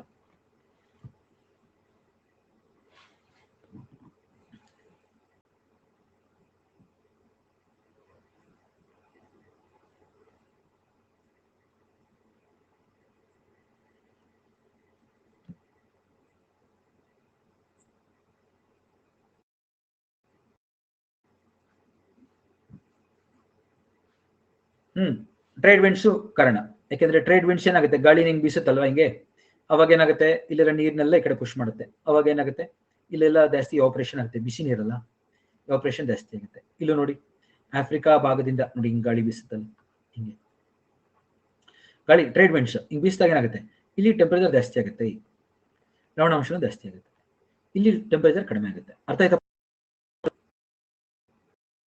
ನಾನು ಮುಂದಿನ ತರಗತಿಗಳಲ್ಲಿ ಇದನ್ನೇ ನಾನು ಇಲ್ಲಿ ಕೆನರಿ ಕರೆಂಟ್ ಅಂತ ಹೇಳ್ತೀನಿ. ನೆಕ್ಸ್ಟ್ ನಾಳೆ ಕ್ಲಾಸಲ್ಲಿ ಅಥವಾ ನಾಳಿದ ಕ್ಲಾಸಲ್ಲಿ ಈ ಭಾಗದಲ್ಲಿ ಒಂದು ಟೆಂಪರೇಚರ್ ಕಡಿಮೆ ಇರುವಂತ ಕೆನರಿ ಕರೆಂಟ್ ಅಂತ ಹೇಳ್ತೀನಿ ನೆಕ್ಸ್ಟ್. ಆಯ್ತಾ? Ocean current. ಹಿಂಗೆ ಇಲ್ಲಿ ಬೆನಗೋಲಾ ಕರೆಂಟ್ ಅಂತ ಹೇಳ್ಕೊಡ್ತೀನಿ ನಾಳೆ. ಅವಾಗ ನಿಮ್ಗೆ ಗೊತ್ತಾಗುತ್ತೆ, ಓಕೆ ಹಿಂಗೆ ಸಮಾಚಾರ ಅಂತ. ಈಗ ನೋಡಿದ್ವಿ ಯಾಕೆ ತಾಪಮಾನ ಕಡಿಮೆ ಆಗುತ್ತೆ, ಕೋಲ್ಡ್ ಕರೆಂಟ್ ಆಗ್ತದೆ ಅಂದ್ರೆ ಇದಕ್ಕೆ. ಆಯ್ತಾ? ಕೋಲ್ಡ್ ವಾಟರ್ ಅಪ್ವೇಲ್ ಆಗ್ತಾ ಇರುತ್ತೆ, ಇಲ್ಲಿ ಟೆಂಪರೇಚರ್ ಕಡಿಮೆ ಆಗಿ ಗಾಳಿ ಹಿಂಗೆ ಹೋದಾಗ ನೀರು ಹೊಟ್ಟೋಗುತ್ತೆ, ಅವಾಗ ಇಲ್ಲಿ ಉಷ್ಣಾಂಶ ಕಡಿಮೆ ಆಗುತ್ತೆ. ಹೇಳ್ಕೊಡ್ತೀನಿ ಅದನ್ನ ಈಗ. ಗೊತ್ತಾಯ್ತು ಎಲ್ಲರಿಗೂ? ಈಗಲೇ ಹೇಳ್ಬಿಡ್ತೀನಿ ನೋಡಿ, ಅದೊಂದು ಸ್ವಲ್ಪ ಟಾಪಿಕ್ ಬಂದಿರುವಾಗ್ಲೇನೆ. ಇಲ್ಲಿ ನೋಡಿ ಎಲ್ಲರೂ, ಇದು ಬೇಡ, ಇದೊಂದು ತೋರಿಸ್ತೀನಿ ನೋಡಿ ಈಗ. ಎಲ್ಲರೂ ಇಲ್ಲಿ ನೋಡಿ. ಸೊ ಇದು ಗಾಳಿ, ಇದು ನೋಡಿ, ಯಾವಾಗಲೂ ಗಾಳಿ ಹೈ ಪ್ರೆಷರ್ ಇಂದ ಲೋ ಪ್ರೆಷರ್ ತಾನೇ ಹೋಗೋದು. ಹೆಚ್ಚು ಒತ್ತಡ ಪ್ರದೇಶದಿಂದ ಕಡಿಮೆ ಒತ್ತಡ ಪ್ರದೇಶಕ್ಕೆ ಹೋಗುತ್ತದೆ, ಹೌದಾ? High pressure to low pressure. Wind always blow from high pressure to low pressure. High pressure ಇಂದ ಲೋ ಪ್ರೆಷರ್ ಕಡೆಗೆ ಹೋಗುತ್ತದೆ, ಹೌದಾ? ಎಲ್ಲರಿಗೂ ಗೊತ್ತಾನೆ ಇದು. ಈ ತರ ಗಾಳಿ ಬೀಸ್ತಾ ಇದೆ ಅಂದಾಗ ನೋಡಿ, ವಿಂಡ್ಸ್ ಬೀಸಿದಾಗ, ಟ್ರೇಡ್ ವಿಂಡ್ಸ್ ಅಂತ ಅನ್ಕೊಳ್ಳಿ ಎಲ್ಲರೂ.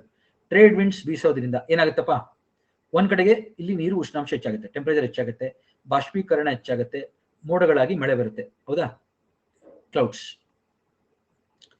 ಇಂದ ಮಳೆ ಆಗುತ್ತೆ. ಈ ಕಡೆ ಆಯ್ತು, ಬಿಟ್ಟಾಕಿದ್ದೀನ. ಈ ಕಡೆ ನೀರು ಬಂದು ಸಂಗ್ರಹ ಆಗ್ತಾ ಇರುತ್ತಲ್ಲ, ಅದು ಸ್ವಲ್ಪ ತಂಪಾಗಿ ಕೆಳಗಡೆ ಬರುತ್ತೆ. ಹಿಂಗೆ ತಂಪಾಗಿ ಕೆಳಗಡೆ ಬಂದಾಗ ಇಲ್ಲಿರೋ ನೀರನ್ನ ಪುಷ್ ಮಾಡುತ್ತದೆ ಹಿಂಗೆ ಕೆಳಗಡೆ. ಸೊ ಯಾವಾಗ ಇಲ್ಲಿರೋ ನೀರೆಲ್ಲ ಮೇಲೆ ಹೋಗ್ತಾ ಇದೆ ನೋಡಿ, ಹಿಂಗೆ ಈ ಕಡೆ ಹೊಟ್ಟೋಗ್ತಾ ಇದೆ. ಗಾಳಿ ಜೋರಾಗಿ ಬೀಸಿದಾಗಲೆಲ್ಲ ನೀರು ಹಿಂಗೆ ಹೋಗ್ತಾ ಇರುತ್ತೆ. ಗಮನಿಸಿ ಎಲ್ಲರೂ ಪ್ಲೀಸ್. ಗಾಳಿ ಜೋರಾಗಿ ಬೀಸಿದಾಗೆಲ್ಲ ನೀರು ಮೇಲ್ಭಾಗದಲ್ಲಿರೋ ನೀರು ಸಹ ಹಿಂಗೆ ಬರ್ತಾ ಇರುತ್ತೆ. ಈ ನೀರೆಲ್ಲ ಇಲ್ಲಿ ಬಂದು ಸಂಗ್ರಹ ಆಗಿ ಸ್ವಲ್ಪ ನೀರು ತಂಪಾಗಿ ಕೆಳಗಡೆ ಬಂದು ಇದನ್ನ ಪುಷ್ ಮಾಡ್ತೀನಿ ಈ ಕಡೆ. ಇದನ್ನ ಬ್ಯಾಲೆನ್ಸ್ ಮಾಡುತ್ತಲ್ಲ, ಇಲ್ಲಿ ಹೋಗ್ತಾ ಇರೋದನ್ನೆಲ್ಲ ಬ್ಯಾಲೆನ್ಸ್ ಮಾಡೋಕ್ಕೋಸ್ಕರ ಸ್ವಲ್ಪ ನೀರು ಕೆಳಗಡೆಯಿಂದ ನಾವು ಅಪ್ವೆಲಿಂಗ್ ಅಂತ ಕರಿತೀವಿ. ಅಪ್ವೆಲಿಂಗ್ ಅಂದ್ರೆ ಗೊತ್ತಾಗುತ್ತೆ ಎಲ್ಲರೂ, ಮೇಲ್ ಬರುವಂಥದ್ದು. ಓಕೆ, ಮೇಲಕ್ಕೆ ಚಿಮ್ಮುವಂಥದ್ದು ಅಪ್ವೆಲಿಂಗ್. ಏನು? Cold water, nutrient rich water, ಪೋಷಕಗಳು ಹೆಚ್ಚಾಗಿ ಇರುವಂತ ಶೀತ ನೀರು ಮೇಲ್ ಬರುವಂತದನ್ನ ಅಪ್ವೆಲಿಂಗ್ ಅಂತ ಕರಿತೀವಿ. ಎಷ್ಟು ಜನಕ್ಕೆ ಅರ್ಥ ಆಯ್ತು? Upwelling of cold nutrient rich water, ಪೋಷಕಗಳು ಜಾಸ್ತಿ ಇರುವಂತ ನೀರನ್ನ ಮೇಲ್ ತರುತ್ತೆ. ಇದನ್ನೇ ನಾವು ಎಷ್ಟೊಂದ್ ಕಡೆ ಕೋಲ್ಡ್ ಕರೆಂಟ್ ಅಂದ್ಬಿಡ್ತೀವಿ. ಕರೆಂಟ್, ಕೆನರಿ ಕರೆಂಟ್ ಅಂತಲ್ಲಿ ಆಮೇಲೆ ಕರಿತೀವಿ. ಕಟ್ಕೊಳ್ಳಿ, ಆಮೇಲೆ ನಾಳೆ ಗೊತ್ತಾಗುತ್ತೆ ನಿಮಗೆ. ಸೊ ಇಲ್ಲಿ ಟೆಂಪರೇಚರ್ ಕಡಿಮೆ ಮಾಡ್ಬಿಡ್ತದೆ ಈ ಕಡೆ, ಈ ಕರಾವಳಿ ತೀರದಲ್ಲಿ. ಗೊತ್ತಲ್ಲ, ಒಂದ್ ಕಡೆ ಉಷ್ಣಾಂಶ ಹೆಚ್ಚಾಗ್ತಾ ಇರುತ್ತೆ, ಇನ್ನೊಂದ್ ಕಡೆ ಟೆಂಪರೇಚರ್ ಕಡಿಮೆ ಆಗ್ತದೆ. ಇದಾಗ್ತಾ ಇದೆ ಇಲ್ಲಿ ಆಫ್ರಿಕಾದಲ್ಲಿ. ನೀರು ಗಾಳಿ ಬೀಸಿದ ತಕ್ಷಣ ನೀರು ಹೊಟ್ಟೋಗುತ್ತೆ, ಒಂದ್ ಕಡೆ ಹೋಗಿ ಸಂಗ್ರಹ ಆಗಿ ಅದು ಕೆಳಗಡೆ ಹೋದ್ರೆ ಇನ್ನೊಂದ್ ಕಡೆ ಮೇಲ್ ಬರುತ್ತೆ.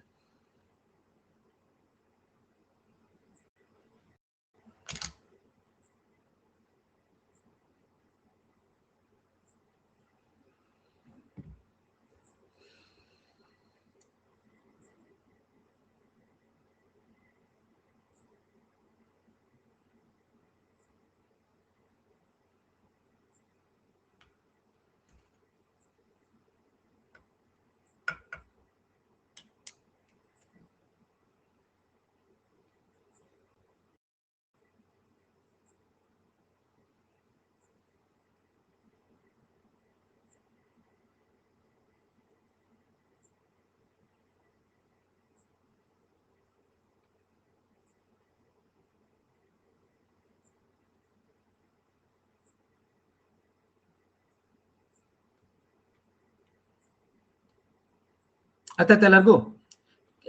ಯಾವಾಗ ಅದು ಟೆಂಪರೇಚರ್ ಕಡಿಮೆ ಆಗುತ್ತೆ, ಈ ನೀರ್ ಮೇಲೆ ಬಂದಾಗ ಪೋಷಕಗಳು ಇರುತ್ತೆ. ಅಂದ್ರೆ ನೀರು ತಳದಲ್ಲಿ ಇರುತ್ತಲ್ಲ, ಸಾಗರ ತಳದಲ್ಲಿ ಪೋಷಕಗಳೇನಿರುತ್ತೆ, ಫಾಸ್ಫೇಟ್ ಇರುತ್ತೆ, ಪೊಟ್ಯಾಶ್ ಇರುತ್ತೆ, ನೈಟ್ರೋಜನ್, NPK ಇರುತ್ತೆ, ಅದೆಲ್ಲ ಮೇಲ್ ಬಂದ್ಬಿಡುತ್ತೆ. ಅವಾಗ ಏನಾಗೋಗುತ್ತೆ, ಇಲ್ಲಿ ಜಾಸ್ತಿ ಪ್ಲಾಂಟನ್ಗಳು ಬೆಳಿತಾವ ನೀರಿನಲ್ಲಿ. ಪೋಷಕಗಳು ಸಿಕ್ಕ ತಕ್ಷಣ ನಾವು ಒಳ್ಳೆ ಪೋಷಕಗಳು ಬರ್ತಿದಂಗೆ ಪ್ಲಾಂಟನ್ಗಳು ಬೆಳಿತಾವ. ಫೈಟೋ ಪ್ಲಾಂಟನ್ ಅಂತ ಕರಿತೀವಿ. ಫೈಟೋ ಪ್ಲಾಂಟನ್ ತಿನ್ನಕ್ಕೆ ಝೂ ಪ್ಲಾಂಟನ್ ಬರುತ್ತೆ. ಆ ಝೂ ಪ್ಲಾಂಟನ್ ತಿನ್ನಕ್ಕೆ ಚಿಕ್ಕ ಚಿಕ್ಕ ಮೀನುಗಳೆಲ್ಲ ಬರ್ತಾವೆ. ಗೊತ್ತಾಯ್ತು ಎಲ್ಲರಿಗೂ? ಫೈಟೋ ಪ್ಲಾಂಟನ್ ಬೆಳಿತಿದ್ದಂಗೆ ಝೂ ಪ್ಲಾಂಟನ್ ಬರ್ತಾವ. ಓ ಚೆನ್ನಾಗಿದೆ ಊಟ ಇಲ್ಲಿ ಅಂತ. ಹಂಗೆ ಝೂ ಪ್ಲಾಂಟನ್ ತಿನ್ನಕ್ಕೆ ಎಲ್ಲ ಫಿಶ್ಗಳು ಬರ್ತವೆ ಇಲ್ಲಿ. ಸೊ ಫಿಶಿಂಗ್ ಝೋನ್ ಆಗುತ್ತೆ ಅವಾಗ. ಮೀನುಗಾರಿಕಾ ವಲಯ ಅಂದ್ರೆ ಎಲ್ಲೆಲ್ಲಿ ಕೆಳಗಿಂದ ಸಮುದ್ರ ತಳದಿಂದ ನೀರು ಮೇಲೆ ಬರುತ್ತೆ, ಮೇಲೆ ಉಬ್ಬುತ್ತೆ ನೀರು, ಅಂತ ಜಾಗದಲ್ಲಿ ಪೋಷಕಗಳು ಹೆಚ್ಚಾಗಿ ಬಂದಾಗ ಪ್ಲಾಂಟನ್ಗಳ ವೃದ್ಧಿಯಾಗಿ ಬೆಳೆದು ಮೀನ್ನ ಅಟ್ರಾಕ್ಟ್ ಮಾಡುತ್ತೆ, ಆಕರ್ಷಿಸುತ್ತೆ. ಅದನ್ನ ತಿನ್ನಕ್ಕೆ ಎಲ್ಲಾ ತರ ಮೀನುಗಳೆಲ್ಲ ಬಂದಾಗ ನಾವು ತಿಂತೀವಿ ಅದನ್ನ ಇಟ್ಕೊಂಡು. ಮೀನುಗಾರಿಕಾ ವಲಯ ಆಗುತ್ತೆ. ಗೊತ್ತಾ ಎಲ್ಲರಿಗೂ? ನಾಳೆ ಕ್ಲಾಸ್ ಗೊತ್ತಾ? ಈಗ ಸದ್ಯಕ್ಕೆ ತಲೆ ಕೆಡಿಸ್ಕೊಬಿಡಿ ಯಾರು.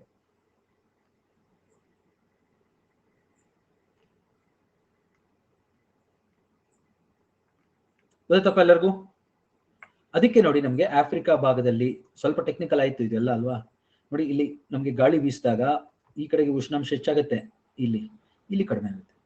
ನೋಡಿ ಇದೆಲ್ಲ ಕಾನ್ಸೆಪ್ಟ್ ತುಂಬಾ ಕಷ್ಟ ಇದೆ, ನಾನೇನು ಸುಲಭ ಇದೆ ಅಂತ ಹೇಳ್ತಾ ಇಲ್ಲ. ಆದ್ರೂ ನಾನು ಆದಷ್ಟು ಮ್ಯಾಪ್ಗಳನ್ನ ಯೂಸ್ ಮಾಡಿ, ಗ್ರಾಫ್ಗಳನ್ನ ಯೂಸ್ ಮಾಡಿ, ಫೋಟೋಸ್ನ ಯೂಸ್ ಮಾಡಿ ಏನಕ್ಕೆ ಮಾಡ್ತಾ ಇದ್ದೀನಿ ನಾನು ಅಂದ್ರೆ, ಒಂದ್ಸತಿ ಇದು ಎಂತವ್ರಿಗಾರು ಸುಲಭವಾಗಿ ಅರ್ಥ ಆಗ್ಬೇಕು, ನಿಮಗ್ ತಾಳ್ಮೆ ಇರ್ಬೇಕಷ್ಟೇ. ಟೀಚರ್ಗೆ ಹೇಳ್ತಾರೆ ಅವರು, ಎಷ್ಟೊಂದ್ ಸತಿ ನಿಮ್ಗೆ ಆ ತಾಳ್ಮೆ ಇರಲ್ಲ, ಓ ಅಂತ ಇರ್ತೀರ ನೀವಲ್ಲೇ, ಎಷ್ಟೊಂದ್ ಜನ ಅಲ್ಲೇ ಮುಖರಿತಾ ಇರ್ತೀರ ಎಲ್ಲ ಬರ್ತಿದಂಗೆ. ಅವಾಗ ಏನಾಗೋಗುತ್ತೇಳಿ, ಅದು ನಿಮ್ಗೆ ವಿದ್ಯೆ ಹತ್ತಲ್ಲ, ಅದು ಗೊತ್ತಲ್ಲ. ಅದಕ್ಕೋಸ್ಕರ ನೀವು ಇಟ್ಕೊಂಡು ತಾಳ್ಮೆಯಿಂದ ಒಂದೊಂದಾಗಿ ಸ್ಪಷ್ಟವಾಗಿ ಹೇಳೋದನ್ನ ಕೇಳ್ತಾ ಹೋಗ್ಬೇಕು, ಕೂಡಿಸ್ಕೊಂಡು ಅವಾಗ ಅದು ಬರುತ್ತೆ ನಿಮ್ಗೆ, ಗೊತ್ತಲ್ಲ. ಕ್ಲಾಸಲ್ಲಿ ಎದುರುಗಡೆ ಇದ್ರೆ ನಾವು ಬೈದು ಹೇಳ್ಬೋದು ನಿಮ್ಗೆ, ಎಲ್ಲೋ ಗಮನ ಬೇರೆ ಕಡೆ ಇದೆ ನಿಮ್ದು ನೋಡಿ ಇಲ್ಲಿ ಅಂತ. ಇವಾಗ ನಾ ಏನು ಹೇಳಕ್ಕಾಗಲ್ಲ, ಆಯ್ತಲ್ಲ.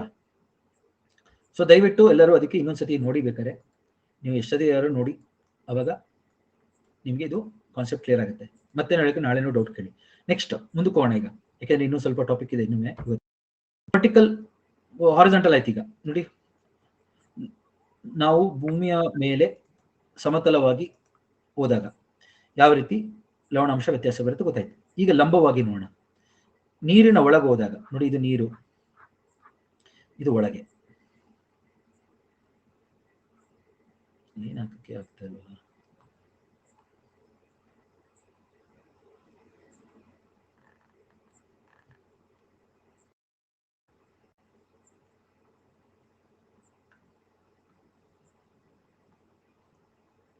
ಟೆನ್ 20 30 40 50 ಸೆಲೆನಿಟಿ, ಇದು ಡೆಪ್ತ್ ಮಾಮೂಲಿ 500 ಫ್ಯಾಥಮ್ ನಪ್ಕ ಇದೆಲ್ಲಾಗ್ಲೇ. ನೀರೊಳಗೆ ಹೋಗ್ಬೇಕೀಗ ನಾವು, ವರ್ಟಿಕಲ್ ಅಂದ್ರೆ ಲಂಬವಾಗಿ 1000 500 1000 ಎಲ್ಲ 500 ಅಂತರದಲ್ಲಿ ತಗೋತಾ ಇದೀನಿ. ಯಾಕೆ? ನೀರೊಳಗೆ ಹೋದಾಗ ಎಷ್ಟು ಲವಣಾಂಶ ಹೆಚ್ಚಾಗುತ್ತೆ ಅಂತ ಗೊತ್ತಾಗುತ್ತೆ. ಫ್ಯಾಥಮ್, ಇದು ಫ್ಯಾಥಮ್, ಫ್ಯಾಥ್ಮೋಮೀಟರ್ ಮೆಜರ್ ಮಾಡ್ತೀವಿ, ಹೇಳಿದೀನಿ ನೋಡಿ. 1 ಫ್ಯಾಥಮ್ ಅಂದ್ರೆ 6 ಅಡಿ, ಆಯ್ತಾ? ಅಂದ್ರೆ 2000 ಫ್ಯಾಥಮ್ ಅಂದ್ರೆ ಏನು, 12000 ಅಡಿ. ಇದು ನಮ್ಮ ಮೀನ್ ಸಿ ಲೆವೆಲ್. ನಾವು ನೀರೊಳಗೆ ಹೋಗ್ತಾ ಹೋದಂಗೆ ಲವಣಾಂಶ ಏನಾಗುತ್ತೆ, ಕಡಿಮೆ ಆಗಲ್ಲ, ಜಾಸ್ತಿ ಆಗುತ್ತೆ. ಯಾಕೆಂದ್ರೆ ಉಪ್ಪು ಮೇಲೆ ಕರಗಲ್ಲ, ಮೇಲೆ ಕೆರಡೆ ಬರ್ತಾ ಕರಗುತ್ತೆ. ನೀವು ಎಷ್ಟೊಂದ್ ಸತಿ ಲೈಮ್ ಸೋಡಾ, ಲೈಮ್ ಜ್ಯೂಸ್ ಎಲ್ಲ ಮಾಡ್ಕೊಂಡು ಕುಡಿತಾ ಇರ್ತೀರ, ಉಪ್ಪು ಹಾಕಿರ್ತೀರ, ಸಕ್ಕರೆನೂ ಹಾಕಿರ್ತೀರ, ಹೋಗಿರುತ್ತೆ, ಅಲ್ಲಿ ನಿಧಾನ ಕರಗ್ತಾ ಇರುತ್ತೆ. ಎಜ್ಜನಕ್ಕಾಗಿದೆ ಅನುಭವ, ಇದೇನಪ್ಪ ಅದು ಕರಗ್ತಾನೆ ಇಲ್ಲ ಅಂದ್ಬಿಟ್ಟು ನಾವು ಸ್ಪೂನ್ ಹಿಂಗ್ ತಿರುಗಿಸ್ತಾ ಇರ್ತೀವಿ, ಎಲ್ಲ ಕೆರಡೆ ಹೋಗುತ್ತೆ. ಯಾಕಂದ್ರೆ ಸಾಲ್ಟ್ ಇಸ್ ಡೆನ್ಸ್, ಎಜ್ಜಿನ ಕರ್ತಾ ಇತ್ತು, ಸಾಲ್ಟ್ ಡೆನ್ಸ್ ಇರುತ್ತೆ. ಸೊ ಬಾರಕ್ಕೆ ಕೆಳಗಡೆ ಹೊಟ್ಟೋಗುತ್ತೆ. ನಾವು ನೋಡ್ತಾ ಇರ್ತೀವಿ ಯಾವಾಗ ಕರಗತ್ತೆ, ಇದು ಕುಡಿಯೋದು ಯಾವಾಗ ಅಂತ. ಯಾಕೆಂದ್ರೆ ತುಂಬಾ ಟೈಮ್ ತಗೊಳುತ್ತೆ, ಒಂದ್ಸತಿ ನಾವು ನೋಡಿದೀವಲ್ಲ. ಸೊ ಏನಾಗುತ್ತೆ, ಲವಣಾಂಶ ಇಲ್ಲಿ ಮೇಲೆ ಕಡಿಮೆ ಇರುತ್ತೆ. ಯಾಕೆ? ಮಳೆ ನೀರು, ಕರೆಕ್ಟ್ ಅಲ್ಲ, ಮೇಲೆ ಮಳೆ ನೀರು ಬರ್ತಾ ಇರುತ್ತೆ, ಐಸ್ ನೀರು ಎಲ್ಲ ಮಿಕ್ಸ್ ಆಗ್ತಾ ಇರುತ್ತೆ ಮೇಲೆ. ಸೊ ಲವಣಾಂಶ ಕಡಿಮೆ ಇರುತ್ತೆ, ಹೋಗ್ತಾ ಹೋಗ್ತಾ ಹೋಗ್ತಾ ಹೋಗ್ತಾ ಲವಣಾಂಶ ಹೆಚ್ಚಾಗುತ್ತೆ. ಆಮೇಲೆ ಒಂದಂತ ಆದ್ಮೇಲೆ ತುಂಬಾ ಜಾಸ್ತಿ ಹೋಗುತ್ತೆ. ಅದಕ್ಕೆ ಒಂದ್ಸತಿ ತುಂಬಾ ಉಪ್ಪು ಹಾಕ್ಬಿಟ್ಟು ಕೊಟ್ಟಿರ್ತಾರಲ್ಲ ಯಾರು, ನೀವು ಲೈಮ್ ಸೋಡಾ ಅಥವಾ ಲೈಮ್ ಜ್ಯೂಸ್ ಆರ್ಡರ್ ಮಾಡಿರ್ತಾರೆ, ತುಂಬಾ ಉಪ್ಪು ಹಾಕಿರ್ತಾರೆ. ಸ್ಟಾರ್ಟಿಂಗ್ ಒಂದ್ ಸ್ವಲ್ಪ ಕುಡಿದಾಗ ಏನ್ ಅನ್ಸಲ್ಲ, 2ನೇ ಸಿಪ್ ಕುಡಿದಾಗ ಅನ್ಸುತ್ತೆ ತುಂಬಾ ಜಾಸ್ತಿ ಆಯ್ತು ಉಪ್ಪು ಇದು ಅಂತ. ಹೌದಾ? ಜನಕ್ಕಾಗಿದೆ ಅನುಭವ. ಅಂದ್ರೆ ಸ್ವಲ್ಪ ಕಮ್ಮಿ ಇರುತ್ತೆ, ಮೇಲೆ ಹೋಗ್ತಾ ಹೋಗ್ತಾ ಹೋಗ್ತಾ ಹೋಗ್ತಾ ಹೋಗ್ತಾ ಜಾಸ್ತಿ ಆಗುತ್ತೆ, ಕುಡಿಯಕ್ಕಾಗಲ್ಲ. ಸೊ ಅಂದ್ರೆ ಏನರ್ಥ, ಮೇಲೆ ಲವಣಾಂಶ ಸ್ವಲ್ಪ ಕಡಿಮೆ ಇರುತ್ತೆ ನೋಡಿ, 30ಕ್ಕಿಂತ ಕಡಿಮೆ ಇದ್ರೆ ಏನು, ಅದು ನಾನು ಬ್ರಾಕಿಶ್ ಅಂತ ಕರಿತೀವಿ. ನಕ್ಕೈದಾಗ್ಲೇ ಬ್ರಾಕಿಶ್ ನೀರು, ಬ್ರಾಕಿಶ್ 0.5 to 30 ಗ್ರಾಮ್ಸ್ ಇದ್ರೆ ಬ್ರಾಕಿಶ್. 30ರಿಂದ 50 ಬಂದಾಗ, 30ರಿಂದ 50 ಬಂದಾಗೇನು, ಸಲೈನ್, ಸಲೈನ್ ವಾಟರ್. 50 ಮೇಲೆ ಹೋದ್ರೇನು, ಬ್ರೈನ್, ಬ್ರೈನ್. ಈ ವಲಯಕ್ಕೆ ಹ್ಯಾಲೋಕ್ಲೈನ್ ಅಂತ ಕರಿತೀವಿ. ಎಕ್ಸಾಮ್ ಅಲ್ಲಿ ಕೇಳಿದ್ ಇದನ್ನೇ, ಹ್ಯಾಲೋಕ್ಲೈನ್ ಅಲ್ಲಿ ಯಾವ ತರ ಇರುತ್ತೆ ನೀರು, ಬ್ರಾಕಿಶ, ಸಲೈನ, ಬ್ರೈನ ಅಂತ. ಗೊತ್ತಾಯ್ತಾ? ನೋಡಿ ಅವರು UPSC ನಲ್ಲಿ ಕೇಳ್ತಾ ಇರೋದೇ, KPSC ಅವ್ರಿಗೆ ಕಾಪಿ ಮಾಡಾಕ್ತೀನಿ.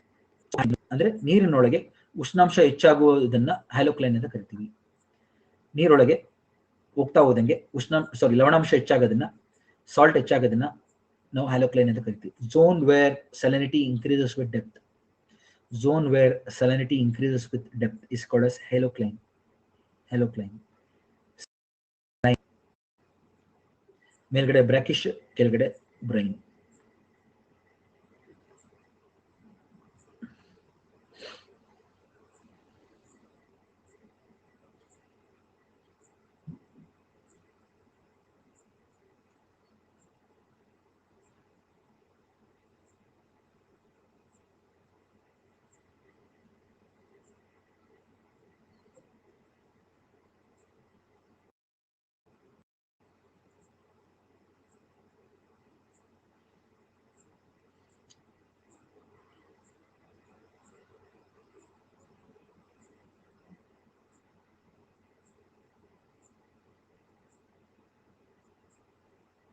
ಗೊತ್ತಪ್ಪ ಎಲ್ಲರಿಗೂ, ಸಲಿನಿಟಿ ಹೆಚ್ಚಾಗ್ತಾ ಹೋಗುತ್ತೆ ನೀರೊಳಗೆ ಹೋಗ್ತಾ ಹೋದಂಗೆ.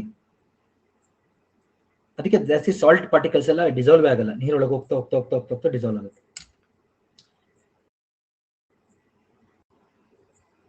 ಹಾ, ಎಲ್ಲ ಅಡಾಪ್ಟೇಷನ್ ಅಂತ ಕರಿತೀವಿ ಸತೀಶ್. ಜೀವಿಗಳು ಸಾಲ್ಟ್ ನ ಟಾಲರೇಟ್ ಮಾಡೋದಕ್ಕೆ ಅಂತ ನಾವು ಅವುಗಳದೇ ಅದೊಂದು ವಿಧಾನ ಅಳವಡಿಸ್ಕೊಂಡಿರ್ತಾವೆ. ಈಗ ಮ್ಯಾಂಗ್ರೂವ್ ಗಿಡಗಳು ಏನ್ ಮಾಡ್ತಾವೆ ಹೇಳಿ?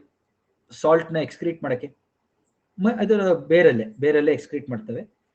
ಅವ್ರ ರೂಟ್ ಅಲ್ಲೇ, ಬೇರಲ್ಲಿ, ಇಲ್ಲಾಂದ್ರೆ ಎಲೆಗಳಲ್ಲಿ. ಹೌದಾ?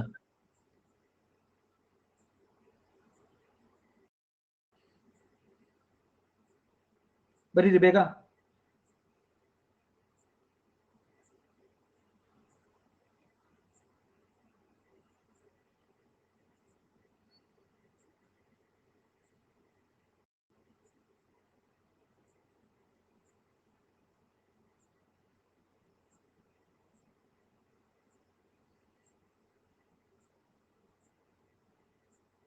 ಅವುಗಳಿಗೆ ಒಂದು ಸ್ಪೆಷಲೈಸ್ ಅಲ್ಲೇ ಅದು, ಮತ್ತೆ ಅವುಗಳ ಕಿಡ್ನೀಸ್ ಇಂದ ಎಲ್ಲ ಎಕ್ಸ್ಕ್ರೀಟ್ ಮಾಡ್ತಾವೆ. ಸಾಲ್ಟ್ ಗ್ಲ್ಯಾಂಡ್ಸ್ ಇರುತ್ತೆ ಎಷ್ಟೊಂದು ಜೀವಿಗಳಿಗೆ.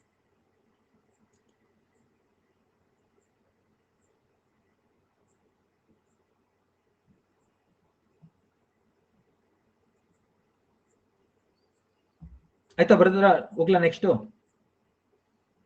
ಗೊತ್ತಲ್ಲ ಇವಾಗ ಹಿಂಗೆ ಎಕ್ಸಾಂಪಲ್ ಕೇಳಿದ್ರೆ ಇದನ್ನ, ಬ್ರಾಕಿಶ್ ನೀರು ಮೇಲಿರುತ್ತೆ, ಸ್ವಲ್ಪ ಉಪ್ಪು, ಕೆಳಗಡೆ ಹೋದ್ರೆ ಸಲೈನ್, ಬ್ರೈನ್. ಇನ್ನೊಂದು ಎಕ್ಸಾಂಪಲ್ ಕೇಳಿ, ಕರಾವಳಿ ತೀರದಲ್ಲಿ ನೀರು ಯಾವ ತರ ಇರುತ್ತೆ? ಕರಾವಳಿ ತೀರದಲ್ಲಿ ನೀರು ಬ್ರಾಕಿಶ್, ಸಲೈನ್, ಬ್ರೈನ್, ಫ್ರೆಶ್? ಹೇಳಿ ನೋಡೋಣ. ಕರಾವಳಿ ತೀರದಲ್ಲಿ ಫ್ರೆಶ್, ಬ್ರಾಕಿಶ್, ಸಲೈನ್, ಬ್ರೈನ್.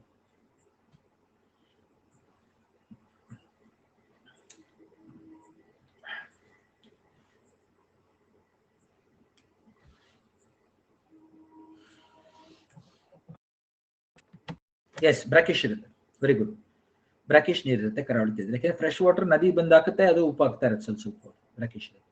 ಸಾಗರ ತಳದಲ್ಲಿ ಯಾವ ತರ ಇರುತ್ತೆ ನೀರು? ಕರೆಕ್ಟಾ? ಕೇಳ್ತಾರೆ ಬ್ರೈನ್. ಎಕ್ಸಾಂಪಲ್ ನೋಡ್ಕೊಳ್ಳಿ. ಸರ್ ಬ್ರೈನ್ ಅಂದ್ರೆ ಏನು ಹೇಳಲಿಲ್ಲ. ಬ್ರೈನ್ ಅಂದ್ರೆ ತುಂಬಾ ಜಾಸ್ತಿ ಲವಣಾಂಶ ಇರುವಂತದ್ದು ನೀರನ್ನ ಬ್ರೈನ್ ಅಂತ ಕರಿತೀವಿ. ಓಕೆ, ಕನ್ನಡದಲ್ಲಿ ಲವಣತೆ ಅಂತಾನೆ ಇದೆ ನೋಡ್ಬೇಕಾರೆ. ಡಿಕ್ಷನರಿನಲ್ಲಿ ಬ್ರೈನ್ ಅಂದ್ರೆ ಲವಣಾಂಶ ಅಂತ ಇದೆ, ಅತಿ ಹೆಚ್ಚಾದಂತ ಲವಣಾಂಶ ಅಂತ ಇದೆ. ನಾವು ಕೊಡಲ್ಲ ಬ್ರೈನ್ ಅಂದರೆ ಏನು ಅಥವಾ ಬ್ರೈನ್ ಅಂದ್ರೆ ಏನು ಅಂತ ಕೊಟ್ಬಿಡ್ತಾರೆ. ನೀವು ಅಲ್ಲಿ ಏನಪ್ಪ ಇದು ಬ್ರೈನ್ ಇಂಗ್ಲಿಷ್ ವರ್ಡ್ ಇದೆ, ಕನ್ನಡ ಟ್ರಾನ್ಸ್ಲೇಟ್ ಮಾಡಿಲ್ಲ, ಅದು ಟೆಕ್ನಿಕಲ್ ವರ್ಡ್, ಅವರು ಟ್ರಾನ್ಸ್ಲೇಟ್ ಮಾಡಲ್ಲ ಅದನ್ನ. ಸೊ ಸಮಸ್ಯೆ ಆಗುತ್ತೆ. ಅದಕ್ಕೋಸ್ಕರ ನಾನು ಹೇಳ್ಬಿಡ್ತಾ ಇದ್ದೀನಿ, ಈಗ ಬ್ರೈನ್ ಅಂದ್ರೆ ಅತಿಯಾದಂತ ಲವಣಾಂಶದ ನೀರು. ಆಯ್ತಾ? ಸೊ ನೋಡಿ, ಇವಾಗ ಏನು ಓದಿದ್ವಿ ನಾವು? 2 ಓದಿದ್ವಿ. ಉಷ್ಣಾಂಶ ಓದಿದ್ವಿ. ಎಲ್ಲರೂ ನೋಡಿ, ಬೇಗ ನೋಡಿ. ಈಗ ಟೆಂಪರೇಚರ್ ಓದಿದ್ವಿ, ಎಲ್ಲರೂ ಲವಣಾಂಶ ಓದಿದ್ವಿ. ಹೌದಾ? ಸಮುದ್ರದಲ್ಲಿ ಏನಾಗುತ್ತೆ? ಒಳಗೆ ಹೋಗ್ತಾ ಹೋದಂಗೆ ಟೆಂಪರೇಚರ್ ಕಡಿಮೆ ಆಗ್ತಾ ಆಗ್ತಾ ಆಗ್ತಾ ಹೋಗುತ್ತೆ. ಅದೇ ಲವಣಾಂಶ ಏನಾಗುತ್ತೆ? ನೀರೊಳಗೆ ಹೋಗ್ತಾ ಹೋದಂಗೆ ಲವಣಾಂಶ ಹೆಚ್ಚಾಗ್ತಾ ಆಗ್ತಾ ಆಗ್ತಾ ಹೋಗುತ್ತೆ. ಹೌದಾ? ಅರ್ಥ ಆಯ್ತಾ ಎಲ್ಲರಿಗೂ? 2 ಗ್ರಾಫ್ ಒಂದೇ ಕಡೆ ಬರ್ಕೊಂಡಿದ್ದೀನಿ ನಾನು, ನೋಡಿ.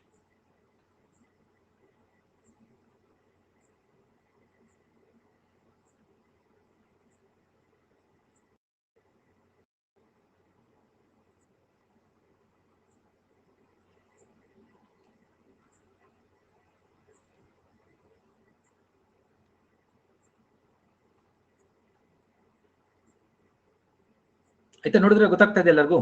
ನೋಡಿ, ಟೆಂಪರೇಚರ್ ಅಲ್ಲಿ ನಾವೇನು ಓದಿದ್ವಿ? ಟರ್ಮೋಕ್ಲೈನ್ ಬಗ್ಗೆ ಓದಿದ್ವಿ. ಯಾವ ರೀತಿ ಟೆಂಪರೇಚರ್ ಒಂದು ವಲಯದಲ್ಲಿ ನೀರಲ್ಲಿ ಕಡಿಮೆ ಆಗ್ತಾ ಹೋಗುತ್ತೆ ನೀರೊಳಗೆ ಹೋದಾಗ. ಹೌದಪ್ಪ? ಎಲ್ಲರೂ ಅರ್ಥ ಆಯ್ತಾ? ಒಂದೊಂದಾಗಿ ವಿವರಿಸ್ತಾ ಇದೀನಿ ಮತ್ತೆ, ಇನ್ನೊಂದ್ಸತಿ ರಿವಿಷನ್ ತರ. ಡಿಕ್ರೀಸಸ್ ವಿತ್ ಡೆಪ್ತ್ ಎಲ್ಲರಿಗೂ ಗೊತ್ತಾಯ್ತು. ಆದರೆ ಸಲಿನಿಟಿ ಇನ್ಕ್ರೀಸ್ ಆಗುತ್ತೆ, ಅದನ್ನ ನಾವು ಹೇಲೋಕ್ಲೈನ್ ಅಂತ ಕರಿತೀವಿ. ಹೌದಾ? ಹಾ, ಇದರಲ್ಲಿ ಮೇಲ್ಗಡೆ ನೀರು ವಾರ್ಮ್ ಇರುತ್ತೆ, ವಾರ್ಮ್ ವಾಟರ್ ಇರುತ್ತೆ. ಟೆಂಪರೇಚರ್ ಮೇಲ್ಗಡೆ ನೀರು ಜಾಸ್ತಿ ಬಿಸಿ ಇರುತ್ತೆ. ಆದ್ರೆ ಕೆಳಗೆ ಹೋಗ್ತಾ ಹೋದಂಗೆ ಏನಾಗುತ್ತೆ? ನೀರ್ದು ತಾಪಮಾನ ಕಡಿಮೆ ಆಗುತ್ತೆ. ಅಂದ್ರೆ ಏನ್ ಮಾಡ್ತಾ ಇದೆ? ಟರ್ಮೋಕ್ಲೈನ್ ವಲಯವು ವಾರ್ಮ್ ವಾಟರ್ನ ಕೋಲ್ಡ್ ವಾಟರ್ ಇಂದ ಬೇರ್ಪಡಿಸುತ್ತೆ.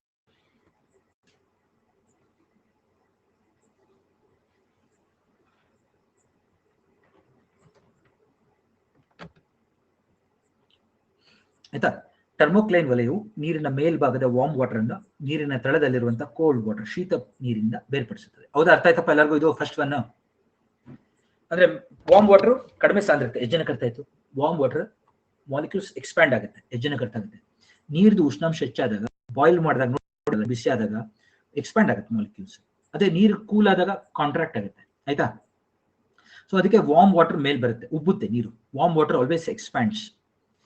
ಅದಕ್ಕೆ ನೀರು ಹೆಚ್ಚಿದೆ ಅನ್ನಂಗೆ ಕಾಣುತ್ತೆ ನಮಗೆ. ಸಮುದ್ರದಲ್ಲಿ ನೀರು ಉಬ್ಬಿದಾಗ ಅದು ಎಕ್ಸ್ಪ್ಯಾಂಡ್ ಆಗ್ತಾ ಇರೋದು. ಕೂಲ್ ಆದಾಗ ಕಾಂಟ್ರಾಕ್ಟ್ ಆಗುತ್ತೆ ನೀರು. ಮೇಲ್ಗಡೆ ವಾರ್ಮ್ ವಾಟರ್, ಕೆಳಗಡೆ ಕೋಲ್ಡ್ ವಾಟರ್. ಅದನ್ನ ಸಪರೇಟ್ ಮಾಡೋ ವಲಯಕ್ಕೆ ಟರ್ಮೋಕ್ಲೈನ್. ಹಂಗೇನೆ ಇಲ್ಲಿ ಮೇಲ್ಗಡೆ ಈ ಭಾಗ, ಇದನ್ನ ವಿ ಕಾಲ್ ಇಟ್ ಎಸ್, ಈ ಅಪರ್ ಪಾರ್ಟ್ ಆಫ್ ವಾಟರ್ ಏನಿದೆಯಲ್ಲ, ಇದನ್ನ ನಾವು we call it as brackish. ಜಾಸ್ತಿ ಲವಣಾಂಶ ಇರಲ್ಲ, ಸ್ವಲ್ಪ ಫ್ರೆಶ್ ಕಡೆ ಇರುತ್ತೆ, ಅದು ಮೇಲಿರುತ್ತೆ. ಜಾಸ್ತಿ ಲವಣಾಂಶ ಕೆಳಗಡೆ ಹೋಗ್ತಾ ಹೋಗ್ತಾ ಹೋಗ್ತಾ ಹೆಚ್ಚಾಗುತ್ತೆ, ಆ ವಲಯಕ್ಕೆ ಹ್ಯಾಲೋಕ್ಲೈನ್. ಒಂದು ಹಂತ ಆದ್ಮೇಲೆ ತುಂಬಾ ಜಾಸ್ತಿ ಹೋಗುತ್ತೆ, ಇದನ್ನ ನಾವು ಬ್ರೈನ್ ಅಂತ ಕರಿತೀವಿ. ಅಂದ್ರೆ ಏನರ್ಥ? ಜಾಸ್ತಿ ಉಪ್ಪಾದಷ್ಟು ಸಾಂದ್ರತೆ ಹೆಚ್ಚಾಗುತ್ತೆ ತಾನೆ, ಅದು ಕೆಳಗಡೆ ಹೊಟ್ಟೋಗುತ್ತೆ. ಅದಕ್ಕೆ ಜಾಸ್ತಿ ಸಾಂದ್ರತೆ ಇರುತ್ತೆ ನೀರು ಕೆಳಗಡೆ ಆಗುತ್ತೆ. ಗೊತ್ತಾಗ್ತಾ ಎಲ್ಲರಿಗೂ? ಬ್ರೈನ್ ನೀರು ಸಾಂದ್ರತೆ ಡೆನ್ಸರ್. ನೋಡಿ, ಎಲ್ಲರಿಗೂ ಬರಿತಾ ಇದ್ದೀನಿ ನಾನೇ. ಡೆನ್ಸರ್ ಅಂದ್ರೆ ಸಾಂದ್ರತೆ ಜಾಸ್ತಿ, ಕೋಲ್ಡ್ ವಾಟರ್ದು ಸಾಂದ್ರತೆ ಜಾಸ್ತಿ ಡೆನ್ಸರ್, ವಾರ್ಮ್ ವಾಟರ್ದು ಸಾಂದ್ರತೆ ಕಡಿಮೆ, ಬ್ರಾಕಿಶ್ದು ಅಷ್ಟೇ.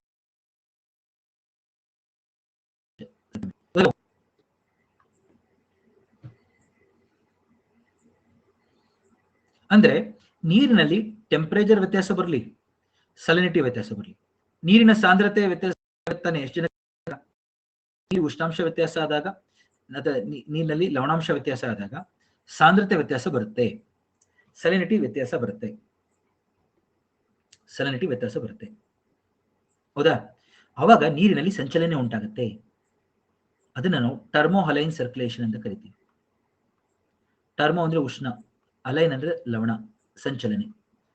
ಟರ್ಮೋಹಲೈನ್ ಸಂಚಲನೆ ಅಂತ ಕೊಡ್ತಾರೆ ಇಂಗ್ಲಿಷ್ ಅಲ್ಲಿ, ಕನ್ನಡದಲ್ಲೂ ಹಾಗೆ ಕೊಡ್ತಾರೆ. ಉಷ್ಣ ಲವಣ ಸಂಚಲನೆ ಅಂತ ಕೊಡಲ್ಲ. ನೀರಿನಲ್ಲಿ ಉಷ್ಣಾಂಶ ವ್ಯತ್ಯಾಸ ಆದ್ರೆ, ಲವಣಾಂಶ ವ್ಯತ್ಯಾಸ ಆದ್ರೂ ನೀರಿನಲ್ಲಿ ಒಂದು ಸಂಚಲನೆ ಉಂಟಾಗುತ್ತೆ ನೀರಿನೊಳಗೆ, ಅದು ನಿಮಗೆ ಕಾಣಲ್ಲ. ಅದನ್ನ ನಾವು ಆತರ ಸಂಚಲನೆಗಳನ್ನ ನಾವು ಟರ್ಮೋಹಲೈನ್ ಸಂಚಲನೆಗಳು ಅಂತ ಕರಿತೀವಿ. ಎಲ್ಲರೂ ನೋಡಿ ಒಂದ್ಸತಿ ಬೋರ್ಡ್ ನೋಡ್ರಪ್ಪ, ನಾನು ಎಕ್ಸ್ಪ್ಲೇನ್ ಮಾಡ್ತೀನಿ ಬಿಡಿಸಿ. ಮತ್ತೆ ಎಲ್ಲರೂ ನನ್ನ ಬರಿತಾ ಇರೋಂಥ ಚಿತ್ರವನ್ನು ನೋಡಿ. ನಾನು ಇವಾಗ ಬರ್ದಿರೋದು ಒಂದು ದೊಡ್ಡ ಸಾಗರ ಬರ್ತಿದ್ದೀನಿ ಇಲ್ಲಿ. ಇದು ಈ ಕಡೆನೂ ಭೂಮಿ ಇದೆ, ಈ ಕಡೆನೂ ಭೂಮಿ ಇದೆ, ಇದು ನೀರು. ಈಗ ಇಲ್ಲಿ ಜ್ವಾಲಾಮುಖಿ ಆಯ್ತು ಅಂದ್ಕೊಳ್ಳಿ. ಎಲ್ಲರೂ ಕೆಳಗಡೆಯಿಂದ ಒಂದು ಜ್ವಾಲಾಮುಖಿ ಬಂತು. ನಿಮಿಷ, ಇನ್ನು ಸ್ವಲ್ಪ ಡಯಾಗ್ರಾಮ್ನ ಚೆನ್ನಾಗಿ ಮಾಡೋಣ.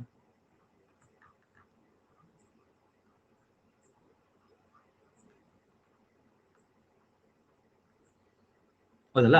ಇದು ಸಾಗರ. ಸಾಗರ ತಳದಲ್ಲಿ ಜ್ವಾಲಾಮುಖಿ ಆಯ್ತು ಅಂದ್ಕೊಳ್ಳಿ. ಇಲ್ಲಿ ಜ್ವಾಲಾಮುಖಿ ಆಯ್ತು. ಏನಾಗುತ್ತೆ ಹೇಳಿ ನೋಡೋಣ? ನೀರು ಜ್ವಾಲಾಮುಖಿ ಆದ ತಕ್ಷಣ ನೀರೊಳಗೆ ಆ ಸ್ಪಾಟ್ ಅಲ್ಲಿ ಅಂತರ್ಜಲ ಜ್ವಾಲಾಮುಖಿ ಆದಾಗ ಸ್ಪಾಟ್ ಅಲ್ಲಿ ಏನಾಗುತ್ತೆ? ಉಷ್ಣಾಂಶ ನೀರ್ದು ಸಡನ್ ಆಗಿ ಹೆಚ್ಚಾಗುತ್ತೆ. ನಾನು ಲಾಸ್ಟ್ ಕ್ಲಾಸಲ್ಲಿ ಹೇಳ್ತಾ ಇದ್ದೆ, ಸಾಗರ ನಿಕ್ಷೇಪ ಕ್ಲಾಸಲ್ಲಿ ತುಂಬಾ ಜಾಸ್ತಿ ಜ್ವಾಲಾಮುಖಿಗಳಾಗ್ತಾ ಇರುತ್ತೆ ನೀರೊಳಗೆ ಅಂತ. ಅಥವಾ ಜ್ವಾಲಾಮುಖಿ ಆದಾಗ ಏನಾಗುತ್ತೆ? ನೀರ್ದು ಉಷ್ಣಾಂಶ ಹೆಚ್ಚಾಗುತ್ತೆ. ನೀರ್ದು ಉಷ್ಣಾಂಶ ಹೆಚ್ಚಾದಾಗ ಏನಾಗುತ್ತೆ ಅಂದ್ರೆ ಎಲ್ಲ ಟೆಂಪರೇಚರ್ ನೀರು ಹೆಚ್ಚಾಗಿ ಅದ್ ಮೇಲ್ಗಡೆ ಬಂದ್ಬಿಡುತ್ತೆ. ಆಯ್ತಾ? ಮೇಲೆ ಬಂದ್ಬಿಡುತ್ತೆ. ಮೇಲೆ ಬಂದಾಗ ಏನಾಗುತ್ತೆ? ನೀರು ಮೇಲ್ಗಡೆ ಬಂದು ಸಂಗ್ರಹ ಆಗುತ್ತೆ. ವಾರ್ಮ್ ವಾಟರ್ ಯಾವಾಗ್ಲೂ ಮೇಲ್ ಬರುತ್ತೆ. ಎಷ್ಟು ಜನಕ್ಕೆ ಅರ್ಥ ಆಯ್ತು? Warm water always expands and rises up. ಅದನ್ನೇ ನಾನು ಇಲ್ಲಿ ಹೇಳ್ತಾ ಇರೋದು. ವಾರ್ಮ್ದು ಸಾಂದ್ರತೆ ಕಡಿಮೆ, ಬಿಸಿ ಇದ್ರೆ ನೀರು ಮೇಲೆ ಬಂದ್ಬಿಡುತ್ತೆ. ಆಯ್ತು, ಇದು ಮೇಲ್ ಬಂದಾಗ ಅದನ್ನ ಅದರ ಜಾಗದಿಂದ ಆ ಕಡೆ ಈ ಕಡೆ ಕೋಲ್ಡ್ ವಾಟರ್ ಬಂದು ರಿಪ್ಲೇಸ್ ಮಾಡುತ್ತೆ ತಾನೆ, ಸ್ಥಳಾಂತರಗೊಳ್ಳುತ್ತೆ ತಾನೆ. ನೀರು ಬಿಸಿಯಾಗಿ ಮೇಲೆ ಹೋದ ತಕ್ಷಣ ಆ ಜಾಗನೇ ಬೇರೆ ನೀರು ಜಾಗಕ್ಕೆ. ಸೊ ಇದು ನೀರು ಮೇಲೆ ಹೋಗ್ತಿದ್ದಂಗೆ ಈ ಕಡೆಯಿಂದ ಶೀತ ನೀರು ಬಂದು ಸಂಗ್ರಹ ಆಗುತ್ತೆ, ಮತ್ತೆ ಅದು ಬಿಸಿಯಾಗಿ ಏನಾಗುತ್ತೆ ಮತ್ತೆ ಮೇಲೆ ಹೋಗುತ್ತೆ. ನೋಡಿ, ಅದೊಂದು ಸಂಚಲನೆ ಶುರು ಆಗುತ್ತೆ ನೀರಲ್ಲಿ. ಸೊ ಅದಕ್ಕೆ ಜ್ವಾಲಾಮುಖಿ ಆಗ್ತಾ ಇದ್ರೆ ನೀರೊಳಗಿಂದನೇ ಹಿಂಗೆ ನೀರೊಳಗಿಂದನೇ ಉಷ್ಣಾಂಶ ನೀರು ಹೆಚ್ಚಾಗೋದು ಮೇಲ್ ಬರೋದು, ಆ ಥರ ಒಂದು ಸಂಚಲನೆ ಉಂಟಾಗುತ್ತೆ. ಇದನ್ನೇ ನಾವು ಟರ್ಮೋಹಲೈನ್ ಸರ್ಕ್ಯುಲೇಷನ್ ಅಂತ ಕರೀತೇವೆ. ಆಯ್ತು, ಇನ್ನೊಂದು ಎಕ್ಸಾಂಪಲ್ ಕೊಡೋಣ. ಐಸ್ ಬಂತು ಅಂದ್ಕೊಳ್ಳಿ, ದೊಡ್ಡ ಗ್ಲೇಷಿಯರ್. ಈ ಗ್ಲೇಷಿಯರ್ ಕರಗಿದಾಗ ಏನಾಗುತ್ತೆ? ಐಸ್ ತಾನೆ. ಆ ಗ್ಲೇಷಿಯರ್ ಕರಗಿದ್ದು ಫುಲ್ ಇಲ್ಲಿ ಎಲ್ಲೋಗುತ್ತದು ಕರಗಿ ನೀರು ಕೆಳಗಡೆ ಹೊಟ್ಟೋಗುತ್ತೆ, ತಾಪಮಾನ ಕಡಿಮೆ ಆಗಿ. ಯಾಕೆಂದ್ರೆ ಕೋಲ್ಡ್ ವಾಟರ್ ಏನು ಐಸ್ ಡೆನ್ಸ್ ಭಾರ ಕೆಳಗಡೆ ಬರುತ್ತೆ, ಅದು ನ್ಯಾಚುರಲ್ ಆಗಿ ಸಿಂಕ್ ಆಗುತ್ತೆ. ಅದೇ ಇಲ್ಲಿ ಬಂದು ರಿಪ್ಲೇಸ್ ಮಾಡ್ತಾ ಇರೋದು. ಈ ತರ ನೀರು ಮೇಲ್ ಬರ್ತಾ ಇದೆ, ಇದು ಬಿಸಿ ಇರುತ್ತೆ, ಏನಾಗುತ್ತೆ? ಹವೆ ಆಗುತ್ತೆ, ಎವಾಪರೇಷನ್ ಆಗುತ್ತೆ. ಎವಾಪರೇಷನ್ ಆದಾಗ ಏನಾಗುತ್ತೆ? ಸಲಿನಿಟಿ ಹೆಚ್ಚಾಗುತ್ತೆ. ಅವಾಗ ಏನಾಗುತ್ತೆ? ನೀರು ಸಲಿನಿಟಿ ಹೆಚ್ಚಾಗಿ ಸಾಂದ್ರತೆ ಹೆಚ್ಚಾದಾಗ ಕೆಳಗಡೆ ಬರುತ್ತೆ. ನೋಡಿ, ಆ ಉಪ್ಪೆಲ್ಲ ಕೆಳಗಡೆ ಬಂದ್ಬಿಡುತ್ತೆ ತಾನೆ. ಎವಾಪರೇಷನ್ ಆದಾಗ ನೀರೆಲ್ಲ ಹೋದಾಗ ಮೇಲೆ ಹಾವಿಯಾಗಿ ಸಾಂದ್ರತೆ ಹೆಚ್ಚಾಗಿ ಹೋಗುತ್ತೆ, ಲವಣಾಂಶ ಹೆಚ್ಚಾಗಿ, ಅವಾಗ ನೀರೆಲ್ಲ ಉಪ್ಪೆಲ್ಲ ಕೆಳಗಡೆ ಬರುತ್ತೆ. ಈ ರೀತಿ ಕೆಳಗಡೆ ಸಂಚಲನೆ ನಾವು ಏನಂತ ಕರಿತೀವಿ? ಟರ್ಮೋಹಲೈನ್ ಸರ್ಕ್ಯುಲೇಷನ್. ಎಷ್ಟು ಚೆನ್ನಾಗಿದೆ ನೋಡಿ ಟಾಪಿಕ್ ಇದು. ಇದನ್ನೇ UPSC ನಲ್ಲಿ KPSC ನಲ್ಲಿ ಕೇಳೋದೀಗ ಮೇನ್ಸ್ ಅಲ್ಲಿ ಅವರು ಕೊಟ್ಟಿರೋದು ಸಲಿನಿಟಿ ಅಂತ ಸಿಲೆಬಸ್ ಅಲ್ಲಿ ಕೇಳೋದು ಇದನ್ನ. ಸೊ ನೀರಿನ ಉಷ್ಣಾಂಶ ಮತ್ತು ಲವಣಾಂಶ ವ್ಯತ್ಯಾಸ ಬಂದಾಗ, ನೀರಿನ ಸಾಂದ್ರತೆಯಲ್ಲಿ ವ್ಯತ್ಯಾಸ ಬಂದು ನೀರಿನ ಒಳಗೆ ಸಂಚಲನೆ ಮೂಡುವುದನ್ನ ಉಷ್ಣ ಲವಣ ಸಂಚಲನೆ, ಟರ್ಮೋಹಲೈನ್ ಸರ್ಕ್ಯುಲೇಷನ್ ಅಂತ ಕರಿತೀವಿ. Because of change temperature and salinity, there is circulation within the water, that is called as thermohaline circulation. ಅರ್ಥ ಆಯ್ತಪ್ಪ ಎಲ್ಲರಿಗೂ? ಸ್ವಲ್ಪ ಕಷ್ಟ ಇದೆ ಈ ಟೆಕ್ನಿಕಲ್ ಟಾಪಿಕ್. ನಾನು ಅದಕ್ಕೆ ಎಷ್ಟೊಂದು ಫೋಟೋಸ್ ಎಲ್ಲ ಹಾಕೊಂಡು ಬಂದಿದ್ದೀನಿ ನೋಡಿ.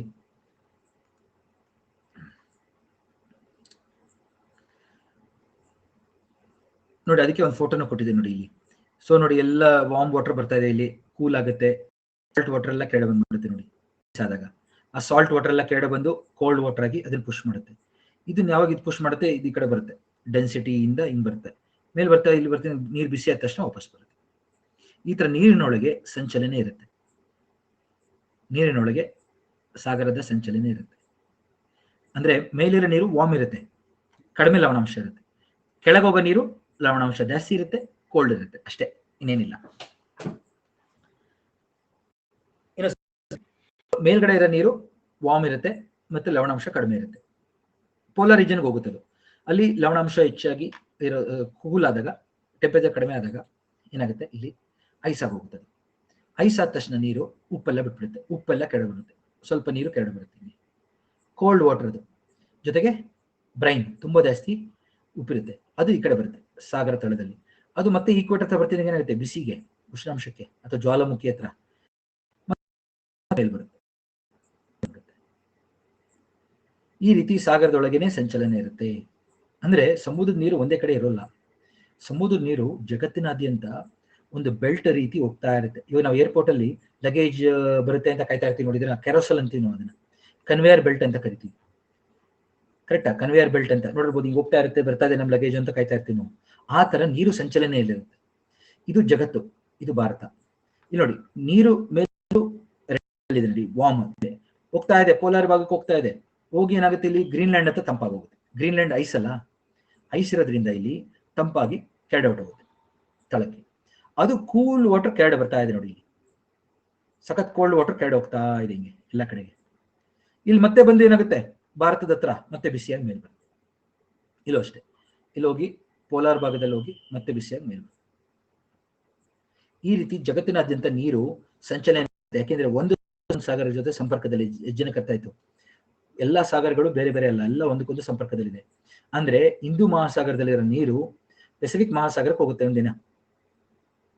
ಇದನ್ನ ನಾವು ಜಾಗತಿಕ ಕನ್ವೇಯರ್ ಬೆಲ್ಟ್ ಅಂತ ಕರೀತಾರೆ, ಗ್ಲೋಬಲ್ ಕನ್ವೇಯರ್ ಬೆಲ್ಟ್. ಓಕೆ, ಅದಕ್ಕೆ ನಾನು ಈ ಡಯಾಗ್ರಾಮ್ ಹಾಕಿರೋದು ಯಾಕೆಂದ್ರೆ ನೀರ್ ತಳನು ಕಾಣ್ಬೇಕಲ್ಲ ಎಲ್ಲರಿಗೂ, ನೀರೊಳಗೆ ಹೋಗಿದೆ ಅಂತ ತೋರ್ಸಕ್ಕೆ.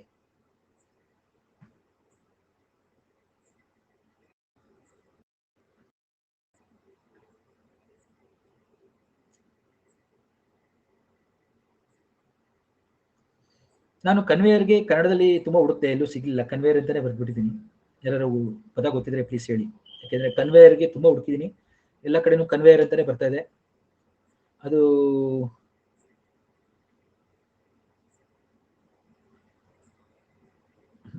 ಎಲ್ಲ ಕಡೆ ಕನ್ವೇಯರ್ ವ್ಯವಸ್ಥೆ ಅಂತಾನೆ ಇದೆ.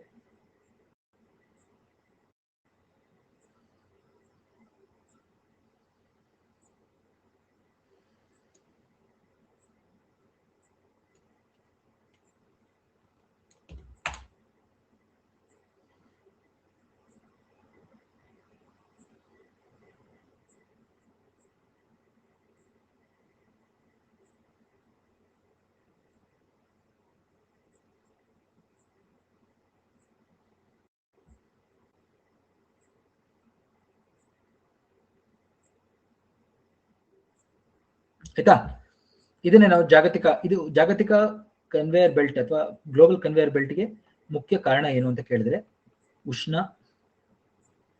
ಲವಣ ಸಂಚಲನೆ. ಇದು ಒಂದು ರೀತಿಯ ಉಷ್ಣ ಲವಣ ಸಂಚಲನೆ. ಇದು ನೀರು ವಾರ್ಮ್ ಇದ್ರೆ ಮೇಲೆ ಇರುತ್ತೆ, ಕೋಲ್ಡ್ ಆದ್ರೆ ಕೆಳಗೆ ಹೋಗುತ್ತೆ. ಯಾವಾಗ ಕೋಲ್ಡ್ ಕೆಳಗೆ ಹೋಗುತ್ತೆ ಅದು ಸಾಲಿನಿಟಿನೂ ಜಾಸ್ತಿ ಆಗಿರುತ್ತೆ, ಕೆಳಗೆ ಮತ್ತೆ ಈಕ್ವೇಟ್ ಬಂದು ಮೇಲೆ, ಮತ್ತೆ ಪೋಲಾರ್ ರೀಜನ್ಗೆ ಹೋಗಿ ಕೂಲ್ ಆಗಿ ಒಳಗೆ. ಅಂದ್ರೆ ಒಂದ್ಸತಿ ಏನಾಯ್ತು, ಇದು ಹೆಂಗ್ ಗೊತ್ತಾಯ್ತು ನಮ್ಗೆ ಅಂದ್ರೆ, ಒಂದು ಹಡಗು ಹೋಗ್ತಾ ಇತ್ತು ಹಾಂಗ್ಕಾಂಗ್ ಇಂದ ಇಲ್ಲಿಗೆ US ಕಡೆಗೆ ಹೋಗ್ತಾ ಇತ್ತು. ಇಲ್ಲಿ ತೋರಿಸ್ತೀನಿ, ಇಲ್ಲಿ ದುರಂತ ಆಯ್ತದ, ಶಿಪ್ ಮುಳುಗೋಯ್ತು. ಇಲ್ಲಿ ಶಿಪ್ ಮುಳುಗೋಯ್ತು ಇಲ್ಲಿ, ಆಯ್ತಾ, ಜಪಾನಿಂದ ಪೂರ್ವದಲ್ಲಿ. ಯಾವಾಗ ಶಿಪ್ ಮುಳುಗೋಯ್ತು ಅದರಲ್ಲಿ ಆಟ ಸಾಮಾನು, ಡಕ್ ಎಲ್ಲ ಇರುತ್ತೆ ನೋಡಿದ್ರೆ, ಪ್ಲಾಸ್ಟಿಕ್ ಡಕ್ ಆಟ ಸಾಮಾನು ನೋಡಿದ್ರಲ್ಲ. ಹಾಂಗ್ಕಾಂಗ್ ತುಂಬಾ ಮ್ಯಾನುಫ್ಯಾಕ್ಚರ್ ಮಾಡ್ತಾರೆ, ಎಷ್ಟೋ ಲಕ್ಷ ಟಾಯ್ಸ್ ತಗೊಂಡು ಹೋಗ್ತಾ ಇರ್ತದೆ US ಅಲ್ಲಿ ಮಾರಕ್ಕೆ. ಯೆಲ್ಲೋ ಕಲರ್ ನೋಡಿರ್ತೀರ ನೀವು, ಸ್ವಿಮ್ಮಿಂಗ್ ಪೂಲ್ಗಳಲ್ಲಿ ಮಕ್ಕಳಿಗೆ ಸ್ನಾನ ಮಾಡಿಸ್ಬೇಕೆಲ್ಲ ಹಾಕಿರ್ತಾರೆ ಅದನ್ನ ನೀರಲ್ಲಿ, ಯೆಲ್ಲೋ ಕಲರ್ ಅದು. ಓಕೆ, ಕೆಂಪು ಮೂತಿ ಇರುತ್ತೆ ಡಕ್ಗೆ, ಯೆಲ್ಲೋ ಕಲರ್ ಇರುತ್ತದೆ. ಸೊ ಅದು ಶಿಪ್ ಅಲ್ಲಿ ಮುಳುಗೋಯ್ತಿಲ್ಲ. ಸೊ ಶಿಪ್ ಅಲ್ಲಿ ಒಳಗೋಗಿ, ಶಿಪ್ ಒಳಗೋಯ್ತು, ಅದ್ರೊಳಗಿರೋ ಟಾಯ್ಸ್ ಎಲ್ಲ ಹೊರಗಡೆ ಬಂತು ಶಿಪ್ ಇಂದ, ಎಲ್ಲ ತೇಲಕ್ ಶುರು ಆದ್ವು, ನೀರಲ್ಲೇ ತೇಲಕ್ ಶುರು ಆದ್ವು. ಸೊ ಈ ಸಾಗರ ಪ್ರವಾಹಗಳು ಮತ್ತೆ ಈ ಜಾಗತಿಕ ಕನ್ವೇಯರ್ ಬೆಲ್ಟ್ ಏನಾಯ್ತು, ಇಲ್ಲಿಂದ ಶುರು ಮಾಡಿದ್ವು ಡಕ್ಗಳು, ಗೊತ್ತಲ್ಲ, ಅಲ್ಲಿಂದ ಶುರು ಮಾಡಿದ್ದ ಡಕ್ಗಳು ನೋಡಿ ಒಂದೊಂದಾಗಿ ಸಾಗರ ಪ್ರವಾಹಗಳು ಇಲ್ಲಿಂದ ಇಲ್ಲಿಗೆ ತಂದ್ವು, ಇಲ್ಲಿಗೆ, ಇಲ್ಲಿಂದ ಇಲ್ಲಿ ಬಂತು, ಇಲ್ಲಿಂದ ಇಲ್ಲಿ ಬಂತು, ದಕ್ಷಿಣ ಅಮೆರಿಕಕ್ಕೆ ಬಂತು, ಹಂಗೆ ಈ ಕಡೆಯಿಂದ ಇಲ್ಲಿ ಬಂತು, ಈ ಕಡೆ ಹಿಂಗ್ ಹೋಗ್ತಾ ಇತ್ತು. ಅಂದ್ರೆ ಸಾಗರ ಪ್ರವಾಹಗಳ ಜೊತೆ ಹೋಗ್ತಾ ಇದೆ ಅದುವೇ, ಹಿಂಗೆ ನೋಡಿ, ಹಿಂಗ್ ಹೋಗ್ತಾ ಇದೆ ಅದು, ಆ ಡಕ್ಕು ನೀರಲ್ಲಿ ತೇಲ್ತಾ ಹೋಗ್ತಾ ಇದೆ ಹಿಂಗೆ. ಅದು ನೋಡಿದ್ರು ಎಲ್ಲೂ ಇಲ್ಲೇ ಬರ್ತಾ ಇದೆ ಡಕ್ಗಳು, ಇಷ್ಟೊಂದು ಜಗತ್ತಿನಾದ್ಯಂತ ಒಂದೇ ತರ ಎಲ್ಲ. ಆಮೇಲೆ ಒಂದೇ ಟೈಮ್ ಅಲ್ಲಿ ಎಲ್ಲ ಕಡೆ ಬೇರೆ ಬೇರೆ ಕಡೆ ಕರಾವಳಿ ತೀರದಲ್ಲೆಲ್ಲ ಬೀಚಲ್ಲೆಲ್ಲ ಸಿಗ್ತಾ ಇದೆ. ಆಮೇಲೆ ನೋಡಿದ್ರೆ ಗೊತ್ತಾಯ್ತು ಶಿಪ್ ದುರಂತ ಆಗಿದೆ ಎಷ್ಟೋ ವರ್ಷಗಳ ಹಿಂದೆ, ಎಲ್ಲ ಕಡೆನೂ ಇದು ಹರಡಿದೆ ಈಗ, ಗೊತ್ತಾಯ್ತಾ. ಹಂಗೆ ಜಾಗತಿಕ ಪ್ರವಾಹಗಳು, ಜಾಗತಿಕ ಓಷನ್ ಕರೆಂಟ್ಸ್ ಏನಿದೆ ಅದು ಮತ್ತೆ ಇದು ಎಲ್ಲ ಒಂದಕ್ಕೊಂದು ಸಂಪರ್ಕದಲ್ಲಿರೋ ಟಾಪಿಕ್. ಇವತ್ತು ಇದರ್ಥ ಆದ್ರೆ ನಾಳೆ ಅರ್ಥ ಆಗುತ್ತೆ ಅದು, ಆಯ್ತಾ ಎಲ್ಲರಿಗೂ? ಟಾಪಿಕ್ ಅರ್ಥ ಆಯ್ತಾ ಎಲ್ಲರಿಗೂ? ವೆರಿ ಇಂಟ್ರೆಸ್ಟಿಂಗ್ ಟಾಪಿಕ್ ಇದೆ, ಇದೆಲ್ಲ ತುಂಬಾ ಟೆಕ್ನಿಕಲ್ ಆಗುತ್ತೆ ಈಗ. ನಾಳೆ ಅದಕ್ಕೆ ಎಲ್ಲರೂ ಕ್ಲೈಮೇಟಾಲಜಿ ಓದ್ಕೊಂಡು ಬನ್ನಿ. ಯಾರ್ಯಾರು ಓದಿಲ್ಲ ಪ್ಲೀಸ್ ಓದಿ. ಇಷ್ಟೊಂದೆಲ್ಲ ಕಷ್ಟದ ಹೇಳ್ಬಿಡಿ ಸರ್, ಸ್ವಲ್ಪ ಮೇಲ್ಮೇಲೆ ಹೇಳ್ಬಿಡಿ. ಅಂದ್ರೆ ಏನಾಗುತ್ತೆ, ಒಂದ್ಸತಿ ಮಾಡಿದ್ರೆ ಮುಂದಕ್ಕೆ ಎಲ್ಲ ಎಕ್ಸಾಮ್ಸ್ಗೂ ಹೋಗ್ಬೇಕು. FDA ನಲ್ಲಿ ಇದನ್ನು ಕೇಳಿದ್ರು ಆಶ್ಚರ್ಯ ಇಲ್ಲ, ಆಯ್ತಾ. ಸೊ ಈ ರೀತಿ ನ್ಯೂಸ್ ಅಲ್ಲಿ ಇದೆ ಎಲ್ಲ. ಸೊ ದಯವಿಟ್ಟು ನನ್ನ ಕೋರ್ಸ್ ಬಗ್ಗೆ ಎಲ್ಲರಿಗೂ ಹೇಳಿ, ಎಕ್ಸಾಮ್ ಬರ್ತಾ ಇದೆ, ಇವಾಗ್ಲಾರು ಸ್ವಲ್ಪ ಸೀರಿಯಸ್ ಆಗಿ ಕೋರ್ಸ್ ದುಡ್ಡು ಬಗ್ಗೆ ಬಿಡಿ. ಯಾಕೆಂದ್ರೆ ನಾವೇನು ತುಂಬಾ ಲಕ್ಷಾಂತರ ದುಡ್ಡನ್ನ ಫೀಸ್ ಬೇರೆ ಇನ್ಸ್ಟಿಟ್ಯೂಟ್ ತರ 3,000-4,000 ಕೇಳ್ತಾ ಇಲ್ಲ, ಅಥವಾ 30-40 ಸಾವಿರ ಕೇಳ್ತಾ ಇಲ್ಲ. ಬರೀ ಒಂದು ಕೋರ್ಸ್ಗೆ ನಮ್ಮ ಆ್ಯಪ್ ನಡ್ಸೋಕ್ಕೋಸ್ಕರ ಅವರು 3 ವರ್ಷ 4 ವರ್ಷ ಪ್ರತಿಯೊಂದು ಸ್ಟೂಡೆಂಟ್ಸ್ಗೂ ಆಕ್ಸೆಸ್ ಕೊಡ್ತೀವಿ ಅಂತ ಹೇಳಿದ್ರೆ ಅದಕ್ಕೋಸ್ಕರ ನಡೆಸ್ತಾ ಇರೋಂಥ ಫೀಸು. ಸೊ ಆಸ್ ರಿಸಲ್ಟ್ ನನಗೂ ಒಂದು ಖುಷಿ ಇದೆ, ನಾನು ಎಲ್ಲೇ ಇದ್ರು ನನ್ನ ವಿದ್ಯಾರ್ಥಿಗಳಿಗೆ ಇದೊಂದು ತರಗತಿಗಳನ್ನ ಬಿಟ್ಟು ಹೋಗ್ಬೇಕು ನಾನು ಅಂತ. ಅದಕ್ಕೋಸ್ಕರ ದಯವಿಟ್ಟು ನಾಳೆ ಕ್ಲಾಸ್ಗೆ ಬನ್ನಿ, ಓದ್ಕೊಂಡು ಬನ್ನಿ, ಎಷ್ಟು ಹೆಚ್ಚಿನ ತರಗತಿಗಳು ಎಲ್ಲರಿಗೂ. ಥ್ಯಾಂಕ್ಸ್ ಎಲ್ಲರಿಗೂ. ವಂಶ ಶೆಟ್ಟಿ ವೆರಿ ನೈಸ್. ರಾಜ್ ಇದೇ ಫಸ್ಟ್ ಕ್ಲಾಸ್ ನಿಮ್ದು? ನಾನು ಆಲ್ಮೋಸ್ಟ್ 20 ವರ್ಷದಿಂದ ಇದೇ ತರ ಪಾಠ ಮಾಡ್ತಾ ಇದ್ದೀನಪ್ಪ.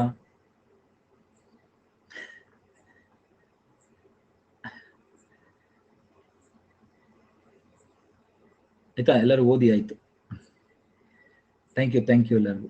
ಪ್ಲೀಸ್ ಹೇಳಿ ಕೋರ್ಸ್ ಬಗ್ಗೆ ಎಲ್ಲರಿಗೂ ಹೇಳಿ ಆಯ್ತಾ. 2 ತಿಂಗಳಲ್ಲಿ ಕೋರ್ಸ್ಗಳನ್ನ ಕವರ್ ಮಾಡೋಣ. ಕಾನ್ಸೆಪ್ಟ್ ನಾವು ಮೇನ್ಸ್ ಮಾಡ್ತಾ ಇರೋದ್ರಿಂದ ಪ್ರಿಲಿಮ್ಸ್ ಮತ್ತೆ ಮೇನ್ಸ್ ಎಲ್ಲರಿಗೂ ಆಗ್ಬೇಕು. ನೀವು ಬರೀ KPSC ಪ್ರಿಲಿಮ್ಸ್ ಅಂತ ಹೇಳಿ ಗಾಬರಿ ಆಗ್ಬೇಡಿ. ಪ್ರಿಲಿಮ್ಸು ಮೇನ್ಸ್ 2 ಒಟ್ಟಿಗೆ ಮಾಡ್ತಾ ಇರೋದ್ರಿಂದ ಸಿಲೆಬಸ್ ಆಗೋಗುತ್ತೆ. ಸೊ ಯಾಕೆಂದ್ರೆ ಮೇನ್ಸ್ ರಿಲೇಟೆಡ್ ಕೇಳಿದ್ರು ನೀವು ಬರೀತೀರಾ ಈಗ ಆಯ್ತಾ. ಹ್ಯೂಮನ್ ಜೋಗ್ರಫಿಗೆ ಬರ್ತಾ ಇದ್ದೀನಿ ನಾನು ನೆಕ್ಸ್ಟ್ ವಾರದಿಂದ. ಇದು ಮುಗಿತಿದ್ದಂಗೆ ನಾವು direct economic geography, human geography, ಆಮೇಲೆ ಎನ್ವೈರನ್ಮೆಂಟ್. ಇವಾಗ ನಾನು ಇದು ಮುಗಿತಿದ್ದಂಗೆ ಎನ್ವೈರನ್ಮೆಂಟ್ ಕ್ಲಾಸಸ್ ಮಧ್ಯದಲ್ಲಿ ಸೇರಿಸ್ತೀನಿ ನಾನು, ಯಾಕೆಂದ್ರೆ ಬಯೋಮ್ಸ್ ಎಲ್ಲ ಮಾಡ್ಬಿಡ್ತೀನಿ ಈಗ. ಕ್ಲೈಮೆಟಾಲಜಿ, ಓಷನ್ ಬೇಸಿಕ್ಸ್ ಇದೆ ನಿಮ್ಗೆ ಈಗ ಆಯ್ತಾ. ಎಲ್ಲರೂ ಚೆನ್ನಾಗಿ ಓದಿ. ಧನ್ಯವಾದಗಳು. ರೂಮರ್ಸ್ಗೆ ಯಾರು ಗಮನ ಕೊಡಬೇಡಿ ಆಯ್ತಾ. ಚೆನ್ನಾಗಿ ಓದಿ. ಥ್ಯಾಂಕ್ ಯು ಎಲ್ಲರಿಗೂ. Good night.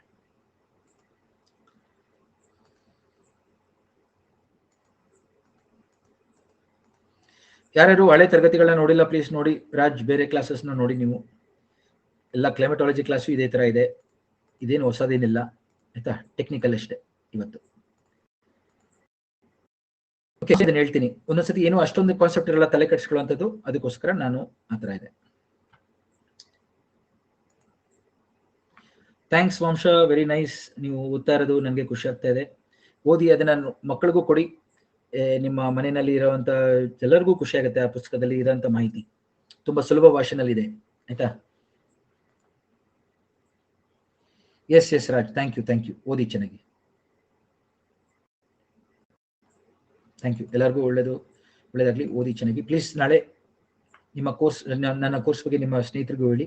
ಎಕ್ಸಾಮ್ ಬರ್ತಾ ಇರೋದ್ರಿಂದ ಸ್ವಲ್ಪ ಸೀರಿಯಸ್ ಆಗಿ ಓದೋಕೆ ಹೇಳಿ ಎಲ್ಲರಿಗೂ. Thank you.